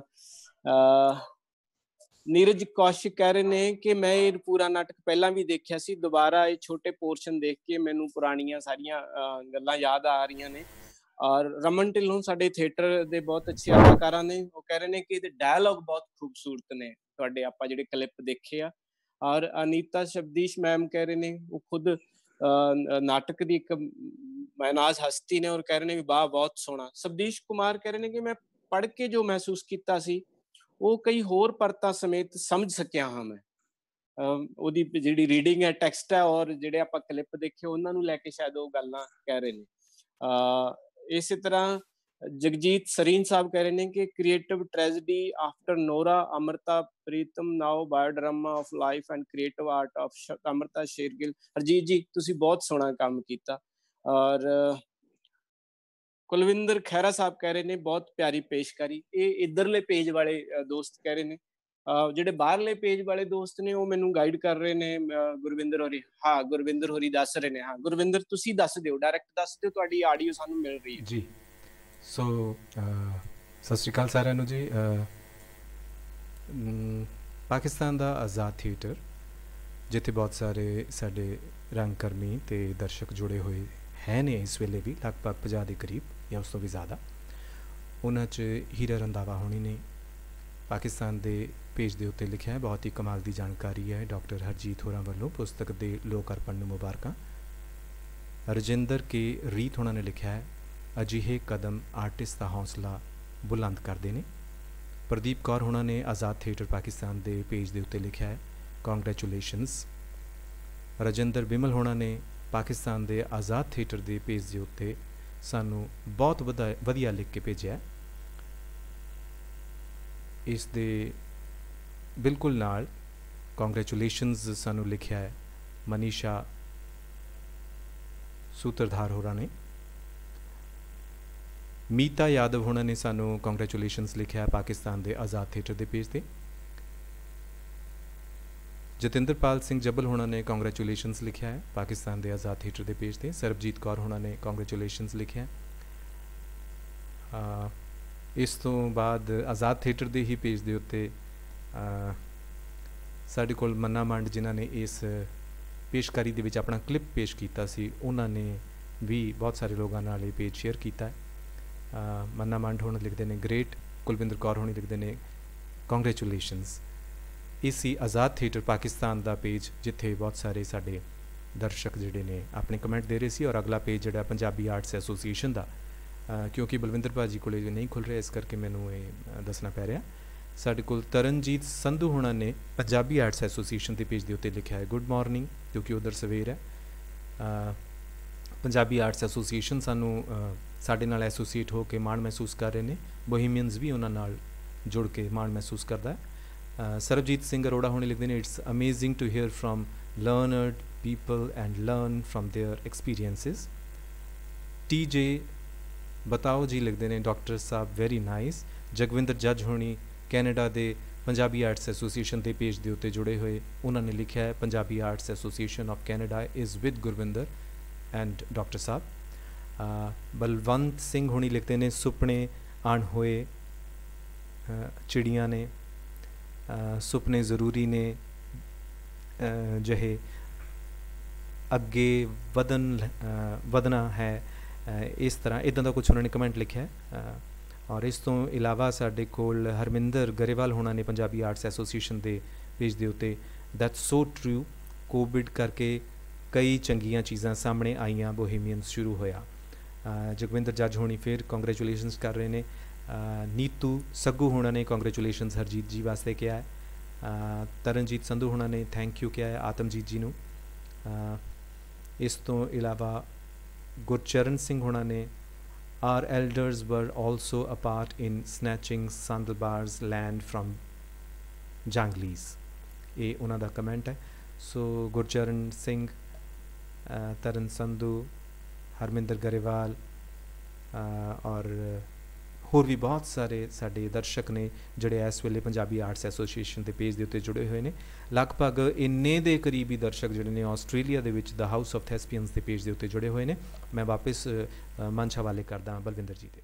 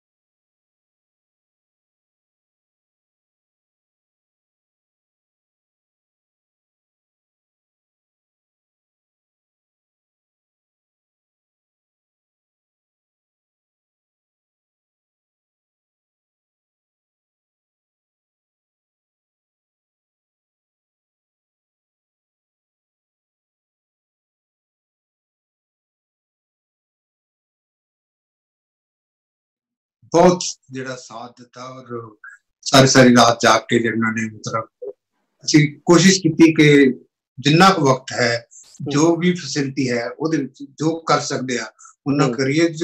ਕਾਫੀ ਕੁਝ ਜਿਹੜਾ ਉਹ ਰਹਿ ਗਿਆ ਪਰ ਉਹ ਸਾਨੂੰ ਇਸ ਗੱਲ ਲਈ ਪ੍ਰੇਰਿਤ ਕਰਦਾ ਕਿ ਅਗਲੀ ਵਾਰੀ ਬਿਹਤਰ ਕਰੀਏ। ठीक है ठीक है ठीक है ठीक है ठीक है सर, थैंक यू जी, थैंक यू सर। हाँ गुरविंदर मैं ਤੁਹਾਨੂੰ ਸੁਣ ਰਿਹਾ हाँ नहीं मेरे ख्याल च ਜਿਹੜੀ ਤੁਸੀਂ ਬੋਲ ਰਹੇ ਸੀਗੇ ਉਸ ਆਵਾਜ਼ ਨਹੀਂ ਗਈ ਗੁਰਵਿੰਦਰ। ਅੱਛਾ ਮੈਂ ਹਰਜੀਤ ਸਰ ਹੋਰਾਂ ਨਾਲ ਇਹ ਗੱਲ ਕਰ ਰਿਹਾ ਸੀ। ਹਰਜੀਤ ਸਰ ਮੇਰਾ ਕੁਐਸਚਨ ਨਹੀਂ ਗਿਆ, ਮੇਰਾ ਕੁਐਸਚਨ ਜਿਹੜਾ ਸੀਗਾ ਮੈਂ ਦੁਬਾਰੇ ਦਰਸ਼ਕਾਂ ਨੂੰ ਰੂਬਰੂ ਸਾਹਮਣੇ ਰੱਖਣਾ ਚਾਹੁੰਦਾ ਕਿ ਮੈਂ ਉਹਨਾਂ ਨੂੰ ਪੁੱਛਿਆ ਸੀਗਾ ਕਿ ਜਿਹੜੇ ਇਹ ਆਪਣੀ ਮੇਰੇ ਵੀ ਦਿਮਾਗ ਚੋਂ ਸਕਿਪ ਹੋ ਗਿਆ। ਹਾਂ ਮੈਂ ਹਰਜੀਤ ਸਰ ਹੋਰਾਂ ਨੂੰ ਪੁੱਛ ਰਿਹਾ ਕਿ ਮੇਰਾ ਜੀ ਨਹੀਂ ਭਰਿਆ, ਮੈਂ ਲਾਲਚੀ ਬੰਦਾ ਹੈਗਾ ਕਿ ਮੈਂ ਉਹਨਾਂ ਤੋਂ ਤਜਰਬਿਆਂ ਦੀ ਜਾਣਕਾਰੀ ਫਿਲਮਾਂ ਨੂੰ ਲੈ ਕੇ ਹੋਰ ਸੁਣਨਾ ਚਾਹੁੰਦਾ ਸੀਗਾ। ਔਰ ਜਿਹੜੇ ਕਲਿੱਪ ਜਿਹੜੇ ਅਸੀਂ ਦਿਖਾਏ ਸੀ ਉਹਦੇ ਵਿੱਚ ਜਿਹੜੇ ਕਲਾਕਾਰ ਸੀ ਮੈਂ ਉਹਨਾਂ ਦੇ ਨਾਮ ਪੁੱਛਣਾ ਚਾਹੁੰਦਾ ਸੀ, ਉਹ ਹਰਜੀਤ ਸਰ ਹੋਰਾਂ ਨੇ ਦੱਸਤੇ। ਹਰਜੀਤ ਸਰ ਅੱਜ ਮੇਰੇ ਲਈ ਸਿੱਖਣ ਨੂੰ ਬਹੁਤ ਕੁਝ ਮਿਲਿਆ, ਮਿਹਰਬਾਨੀ ਤੁਸੀਂ ਆਏ ਤੇ ਮੇਰਾ ਮਨ ਨਹੀਂ ਭਰਿਆ, ਮੈਂ ਕਿਸੇ ਦਿਨ ਫੇਰ ਹਾਂ ਅੱਛਾ ਸਰ ਇੱਕ ਵਾਰੀ ਤੁਸੀਂ ਮੈਨੂੰ ਕਿਉਂਕਿ ਦੁਬਾਰੇ ਪੁੱਛ ਰਹੇ ਨੇ ਜਿਹੜੇ ਦੋਸਤ ਤੁਸੀਂ ਕਲਿੱਪ ਦੇ ਵਿੱਚ ਜਿਹੜੇ ਆਰਟਿਸਟ ਸੀ ਉਹਨਾਂ ਨੂੰ ਦੁਬਾਰੇ ਦੱਸ ਦਿਓ ਮਾੜਾ ਜਿਹਾ ਨਾਮ, ਕਿਉਂਕਿ ਉਹ ਸਾਡੀ ਸਾਊਂਡ ਵਿੱਚ ਸਕਿਪ ਹੋ ਗਈ ਸੀਗੀ, ਬ੍ਰੇਕ ਹੋ ਗਈ ਸੀ। ਸ਼ੁਰੂਆਤ ਜਿਹੜੀ ਹੈ ਉਹ ਹੋਈ ਅਸ਼ਵਨੀ ਭਾਰਦਵਾਜ ਤੋਂ ਜਿਹਨੇ ਇੱਕ ਜਗਿਆਸੂ ਦਾ ਰੋਲ ਕੀਤਾ। ਫਿਰ ਮੰਨਾ ਮੰਡ ਬਹੁਤ ਸਾਡੇ ਖੂਬਸੂਰਤ ਗਾਇਕ ਤੇ ਅਦਾਕਾਰ ਨੇ, ਨਾਟਕ ਨਿਰਦੇਸ਼ਕ ਵੀ ਨੇ ਉਹ, ਤੇ ਕੰਵਰ ਜ਼ੋਰਾਵਰ, ਇਹਨਾਂ ਨੇ ਉਹ ਜਿਹੜਾ ਗੀਤ ਜਿਹੜਾ ਸੀ ਵੱਜੀਆਂ ਵੱਜੀਆਂ ਉਹ ਪੇਸ਼ ਕੀਤਾ। ਤੇ ਫਿਰ ਅਸ਼ਵਨੀ ਭਾਰਦਵਾਜ ਤੇ ਜ਼ੋਰਾਵਰ ਔਰ ਉਸ ਤੋਂ ਬਾਅਦ ਗਗਨਦੀਪ ਕਾਲਰਾ ਜਿਨ੍ਹਾਂ ਨੇ ਉਹ ਜਿਹੜਾ ਅਫਸਰ ਦਾ ਜਿਹੜਾ ਕਾਗਜ਼ਾਤ ਮੰਗਣ ਆਉਂਦਾ ਉਹਦਾ ਬਹੁਤ ਖੂਬਸੂਰਤ ਜਿਹੜਾ ਰੋਲ ਅਦਾ ਕੀਤਾ। ਤੇ ਅਮ੍ਰਿਤਾ ਸ਼ੇਰਗਿੱਲ ਦਾ ਕਿਰਦਾਰ ਜਿਹੜਾ ਉਹ ਨਿਭਾ ਰਹੀ ਸੀ ਰਜਿੰਦਰ ਕੌਰ, ਔਰ ਡੈਥ ਦਾ ਰੋਲ ਨਿਭਾਇਆ ਉਹਦੇ ਵਿੱਚ ਮਨੀਸ਼ਾ ਸੂਤਰਧਾਰ ਨੇ। ਔਰ ਇਹਦੇ ਸਾਰਾ ਜਿਹੜਾ ਕਾਸਟਿਊਮਸ ਜਿਹੜੇ ਆ ਉਹ ਬਣਾਏ ਮੀਤਾ ਯਾਦਵ ਨੇ, ਔਰ ਇਹਦੀ ਸਾਰੀ ਫੋਟੋਗ੍ਰਾਫੀ ਔਰ ਉਸ ਤੋਂ ਇਲਾਵਾ ਬਹੁਤ ਸਾਰਾ ਕੰਮ ਜਿਹੜਾ ਉਹ ਜਤਿੰਦਰ ਚੱਬਲ ਨੇ ਕੀਤਾ। ਔਰ ਜਿਹੜਾ ਸਾਡਾ ਕਰਾਫਟਸਮੈਨ ਸੀ ਔਰ ਜਿਹੜਾ ਐਡੀਟਰ ਜਿਹੜਾ ਉਹ ਜੁਗਰਾਜ ਜੱਗਾ, ਜਿਹਨੇ ਦਰਅਸਲ ਜਿਹੜੀ ਟੀਮ ਹੈ ਉਹ ਉਹਨਾਂ ਨੇ ਇੱਕ ਕੰਮ ਤੋਂ ਬਹੁਤ ਜ਼ਿਆਦਾ ਕੰਮ ਕੀਤੇ। ਮੈਂ ਕਲੈਕਟਿਵ ਕੰਮ ਔਰ ਅੱਛਾ ਕਿਹੜੇ ਕਲਿੱਪ ਦੇ ਸਰ ਤੁਸੀਂ ਕਿਹੜੇ ਕਲਿੱਪ ਦੇ? ਇੱਕ ਕਲਿੱਪ ਮੈਂ ਸੁਣਿਆ ਵੀ 27-28 ਟੇਕ ਹੋਏ ਕਿਸੇ ਦੇ, ਉਹ ਟ੍ਰੇਡ ਸੀਕ੍ਰੇਟ ਹੈ। Thank you so much. ਹੁਣ ਦਰਸ਼ਕਾਂ ਨੂੰ ਪਤਾ ਲੱਗ ਗਿਆ ਵੀ ਇੱਕ ਕਲਿੱਪ ਦੇ ਪਿੱਛੇ ਕਿੰਨੀ ਟੀਮ ਕੰਮ ਕਰਦੀ ਆ ਔਰ ਕਿੰਨਾ ਜਿਹੜੀ ਐਫਰਟ ਲੱਗਦੀ ਹੈਗੀ ਆ, ਔਰ ਇਹ ਬਹੁਤ ਵੱਡਾ ਇੱਕ ਯੋਗਦਾਨ ਹੁੰਦਾ। ਹਾਂ ਸਰ ਕਹਿ ਰਿਹਾ ਹੈ ਸਰ ਜਿਹੜੇ ਸਾਈਡ ਰੀਟੇਕ ਸੀਗੇ ਉਹ ਮਤਲਬ ਇੰਨਾ ਕੀ ਉਲਝ ਗਿਆ ਸੀਗਾ ਕੰਮ? ਇੱਕ ਤੇ ਹੈ ਕਿ ਜਿਹੜੀ ਸਾਡੇ ਕੋਲ ਜਗ੍ਹਾ ਜਿਹੜੀ ਸੀ ਬਹੁਤ ਲਿਮਿਟਡ ਸੀ, ਬਹੁਤ ਥੋੜੀ ਸੀ। ਫਿਰ ਅਸੀਂ ਏਸੀ ਦਾ ਪੱਖਾ ਆਨ ਨਹੀਂ ਸੀ ਕਰ ਸਕਦੇ, ਗਰਮੀ ਜਿਹੜੀ ਆ ਬਹੁਤ ਜ਼ਿਆਦਾ ਸੀ। ਔਰ ਇੰਨੀ ਗਰਮੀ ਦੇ ਵਿੱਚ ਔਰ ਦੂਸਰਾ ਇਹ ਸੀਗਾ ਕਿ ਅਸੀਂ ਇਹ ਨਹੀਂ ਸੀ ਚਾਹੁੰਦੇ ਕਿ ਕੈਮਰਾ ਕੱਟ ਕਰਕੇ ਦੂਜਾ ਸ਼ਾਟ ਜਿਹੜਾ ਲੈ ਲਈਏ, ਤਾਂ ਕਿ ਇੱਕ ਜਿਹੜਾ ਮੰਚ ਦਾ ਅਹਿਸਾਸ ਉਹ ਬਣਿਆ ਰਹੇ ਕਿ ਸ਼ੁਰੂ ਹੋਈ ਤੇ ਕਲਿੱਪ ਖਤਮ ਹੋਇਆ। ਇਸ ਕਰਕੇ ਉਹ ਕੁਝ ਨਾ ਕੁਝ ਕਾਰਨਾਂ ਕਰਕੇ ਜਿਹੜੇ ਆ ਉਹ ਰੀਟੇਕ ਹੁੰਦੇ ਰਹੇ, ਪਰ ਅਸੀਂ ਵੀ ਅੜੇ ਰਹੇ ਕਿ ਸਾਰੇ ਦੇ ਸਾਰੇ ਨੂੰ ਇੱਕੋ ਕਲਿੱਪ ਵਿੱਚ ਹੀ ਜਿਹੜਾ ਉਹ ਪਰੋਣਾ ਹੈ, ਅਦਰਵਾਈਜ਼ ਉਹਦਾ ਜਿਹੜਾ ਉਹ ਇੰਪੈਕਟ ਜਿਹੜਾ ਉਹ ਨਹੀਂ ਆਏਗਾ। ਇਹਦੇ ਚ ਨਾ ਤੇ ਕੋਈ ਪੋਸਟ ਪ੍ਰੋਡਕਸ਼ਨ ਨਾ ਕੋਈ ਇਸ ਤਰ੍ਹਾਂ ਦੇ ਜਿਹੜੇ ਉਹ ਫਿਲਮੀ ਜਿਹੜੀਆਂ ਕੁਝ ਜੁਗਤਾਂ ਜਿਹੜੀਆਂ ਉਹ ਇਸਤੇਮਾਲ ਨਹੀਂ ਕਰਨੀਆਂ। It has to be simple, straight and honest. Thank you sir, ਸ਼ੁਕਰੀਆ ਸਰ। ਸੱਚਾਈ ਗੱਲ ਇਹ ਹੈ, ਇਮਾਨਦਾਰੀ ਦੀ ਗੱਲ ਇਹ ਹੈ ਕਿ ਸਾਡਾ ਅੱਜ ਦਾ ਐਪੀਸੋਡ ਸੱਚਮੁੱਚ ਗੋਲਡਨ ਹੋ ਗਿਆ, ਪਲੈਟੀਨਮ ਹੋ ਗਿਆ, ਡਾਇਮੰਡ ਹੋ ਗਿਆ। ਸਾਰੇ ਜਿਹੜੇ ਹੈਗੀਆਂ ਧਾਤਾਂ ਨੇ ਮਹਿੰਗੀਆਂ ਮਹਿੰਗੀਆਂ ਅੱਜ ਸਾਡੇ ਐਪੀਸੋਡ ਦੇ ਵਿੱਚ ਮਰਜ ਹੋ ਗਈਆਂ। ਤੁਸੀਂ ਆਏ ਔਰ ਇਨਸ਼ਾਅੱਲਾ ਤੁਹਾਡੀ ਕਿਤਾਬ ਮੈਂ ਪੜ੍ਹੀ, ਮੈਂ 2 ਦਿਨ ਹੋ ਗਏ, ਮੈਂ ਰਾਤ ਨੂੰ ਵੀ ਮੈਂ ਸੰਦਲਵਾਰ 'ਚ ਹੀ ਤੁਰਿਆ ਫਿਰਦਾ ਰਿਹਾ। ਜਿਹੜਾ ਇਹ ਅਸਰ ਹੈ ਉਹ ਕਈ ਦਿਨ ਰਹਿੰਦਾ ਕਿਤਾਬ ਦਾ, ਕੱਚੀ ਕਿਤਾਬ ਦਾ ਮੇਰੇ ਉੱਤੇ ਤਾਂ ਰਹਿੰਦਾ, ਔਰ ਲਾਜ਼ਮੀ ਤੌਰ ਤੇ ਜਿਹੜੇ ਦਰਸ਼ਕ ਸਰੋਤੇ ਪਾਠਕ ਪੜ੍ਹਨਗੇ ਉਹਨਾਂ ਉੱਤੇ ਵੀ ਰਹੇਗਾ।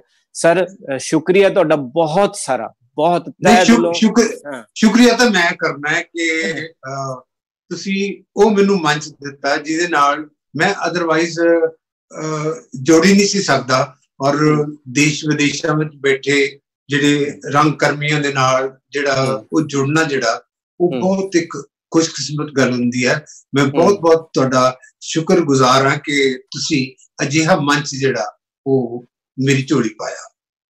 Thank you sir, thank you so much, ਮਿਹਰਬਾਨੀ ਤੁਹਾਡੀ ਬਹੁਤ ਸਾਰੀ।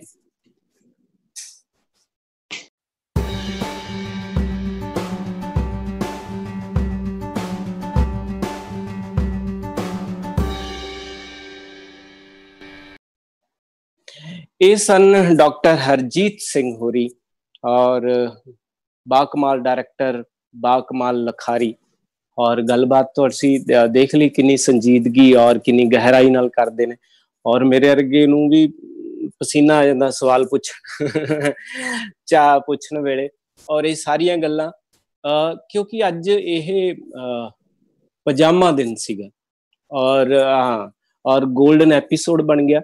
ਔਰ ਮੈਂ ਐਪੀਸੋਡ ਨਹੀਂ ਕਹੂੰਗਾ, ਇਹ ਪੂਰੇ ਦਾ ਪੂਰਾ ਸ਼ੋ, ਪੂਰੇ ਦਾ ਪੂਰਾ ਇਹ ਪ੍ਰੋਗਰਾਮ ਜਿਹੜਾ ਅਸੀਂ ਪਿਛਲੇ 50 ਦਿਨਾਂ ਤੋਂ ਚਲਾਉਂਦੇ ਆ ਰਹੇ ਹਾਂ, ਚੱਲਦਾ ਆ ਰਿਹਾ, ਇਹ ਸਾਰਾ ਸ਼ੋ ਬਹੁਤ ਸਾਰੇ ਰੰਗਕਾਰੀ ਨੇ, ਜਿਹਦੇ ਵਿੱਚ 50 ਸੁਨਹਿਰੀ ਬੋਲ, 50 ਅਦਾਕਾਰ, 50 ਜਿਹੜੀਆਂ ਪੇਸ਼ਕਾਰੀਆਂ ਔਰ ਐਂਕਰ 50 ਨਹੀਂ ਸੀਗੇ, ਪਰ ਫਿਰ ਵੀ ਉਹ ਬਦਲ ਕੇ ਹਰ ਹਫ਼ਤੇ ਉਹਨੂੰ ਬਾਰੀ ਮਿਲਦੀ ਸੀਗੀ ਔਰ ਚਾਹ ਚੜ ਜਾਂਦਾ ਸੀ ਜਦੋਂ ਜਿਸ ਦਿਨ ਮੇਰੀ ਬਾਰੀ ਆਉਂਦੀ ਸੀਗੀ।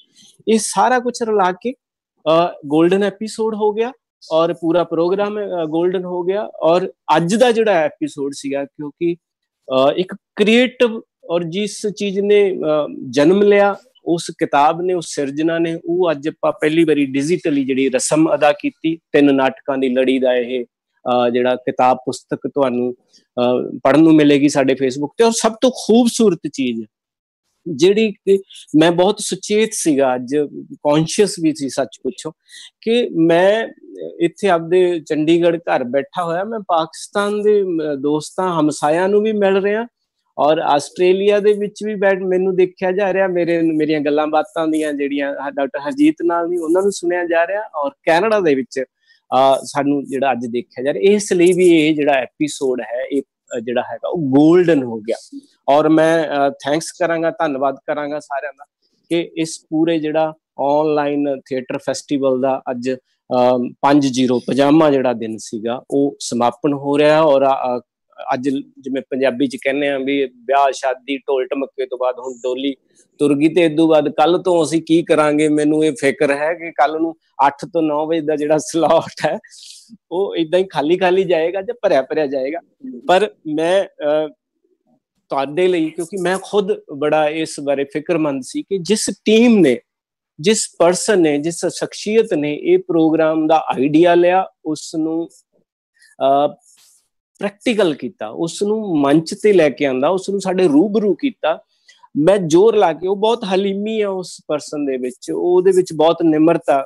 ਡਾਕਟਰ ਮੈਂ ਫਿਰ ਉਹਨਾਂ ਨੂੰ ਡਾਕਟਰ ਕਹਿਣ ਲੱਗਿਆ, ਗੁਰਵਿੰਦਰ ਸਿੰਘ ਹੋਰਾਂ ਨੂੰ ਮੈਂ ਉਹਨਾਂ ਨੂੰ ਬੇਨਤੀ ਕੀਤੀ ਵੀ ਨਹੀਂ ਡਾਕਟਰ ਗੁਰਵਿੰਦਰ, ਹੁਣ ਤੁਸੀਂ ਡਾਕਟਰ ਹੀ ਹੋ, ਵੀ ਤੁਸੀਂ ਆਓ, ਆਪਾਂ ਕੱਲ ਇੱਕ ਜ਼ੂਮ ਮੀਟਿੰਗ ਕਰੀਏ, ਸਾਰੇ ਦੋਸਤ ਇਸੇ ਟਾਈਮ ਇਸੇ ਲਿੰਕ ਦੇ ਉੱਤੇ ਆਪਾਂ ਉਹਨਾਂ ਤੋਂ ਵੀ ਸਵਾਲ ਪੁੱਛੇ ਵੀ ਗੁਰਵਿੰਦਰ ਤੁਸੀਂ ਕੀ ਗਲਤੀਆਂ ਕੀਤੀਆਂ, ਮੈਂ ਤੁਹਾਡੇ ਨਾਲ ਕੀ ਗਲਤੀਆਂ ਕੀਤੀਆਂ, ਬੋਹੇਮੀਅਨ ਟੀਮ ਕੌਣ ਆ, ਇਹਦੇ ਪਿੱਛੇ ਕਿਹੜੇ ਲੋਕ ਨੇ, ਹੈਗੀ ਵੀ ਹੈ ਟੀਮ ਜਾਂ 1-2 ਇਕੱਲਾ ਹੀ ਪਰਸਨ ਆ।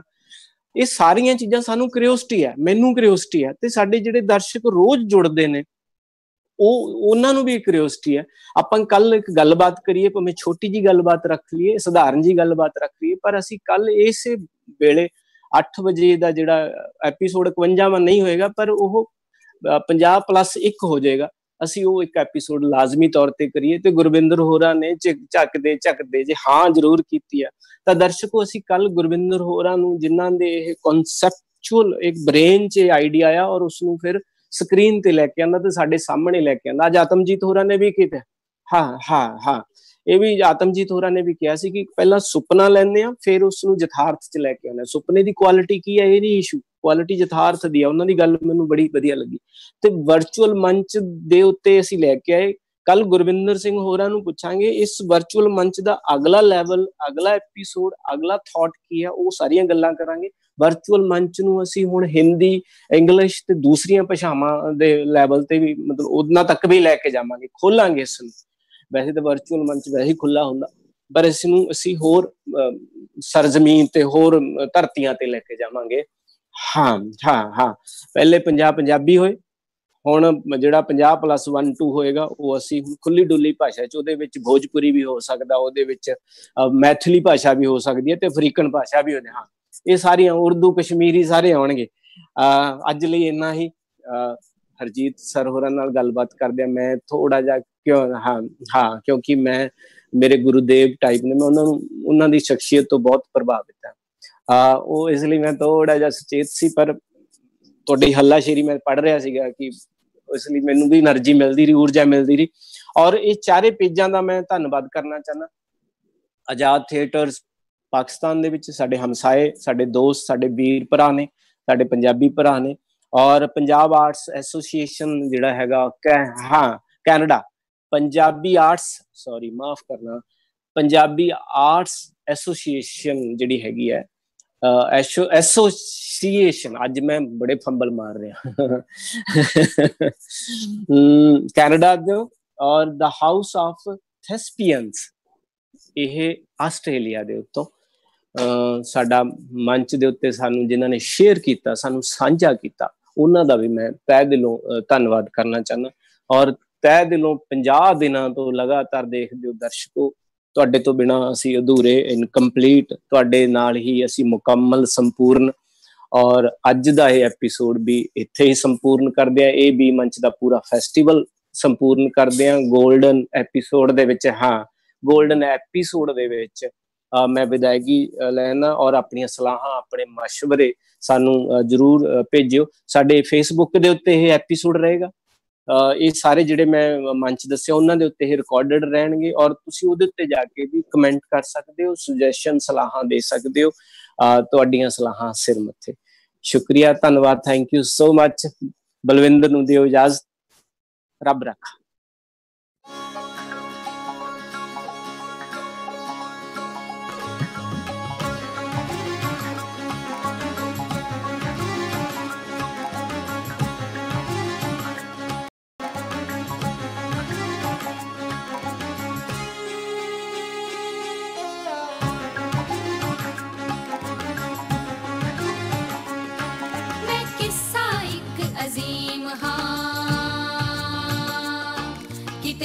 किते तकसीम हाँ,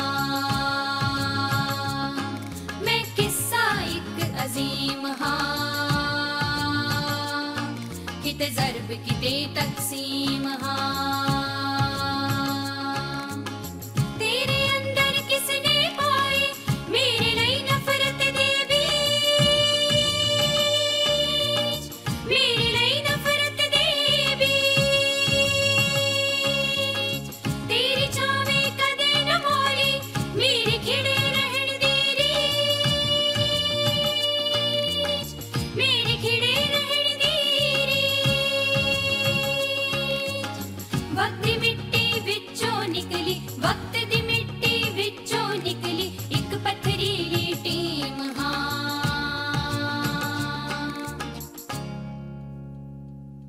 मैं किस्सा एक अजीम हाँ,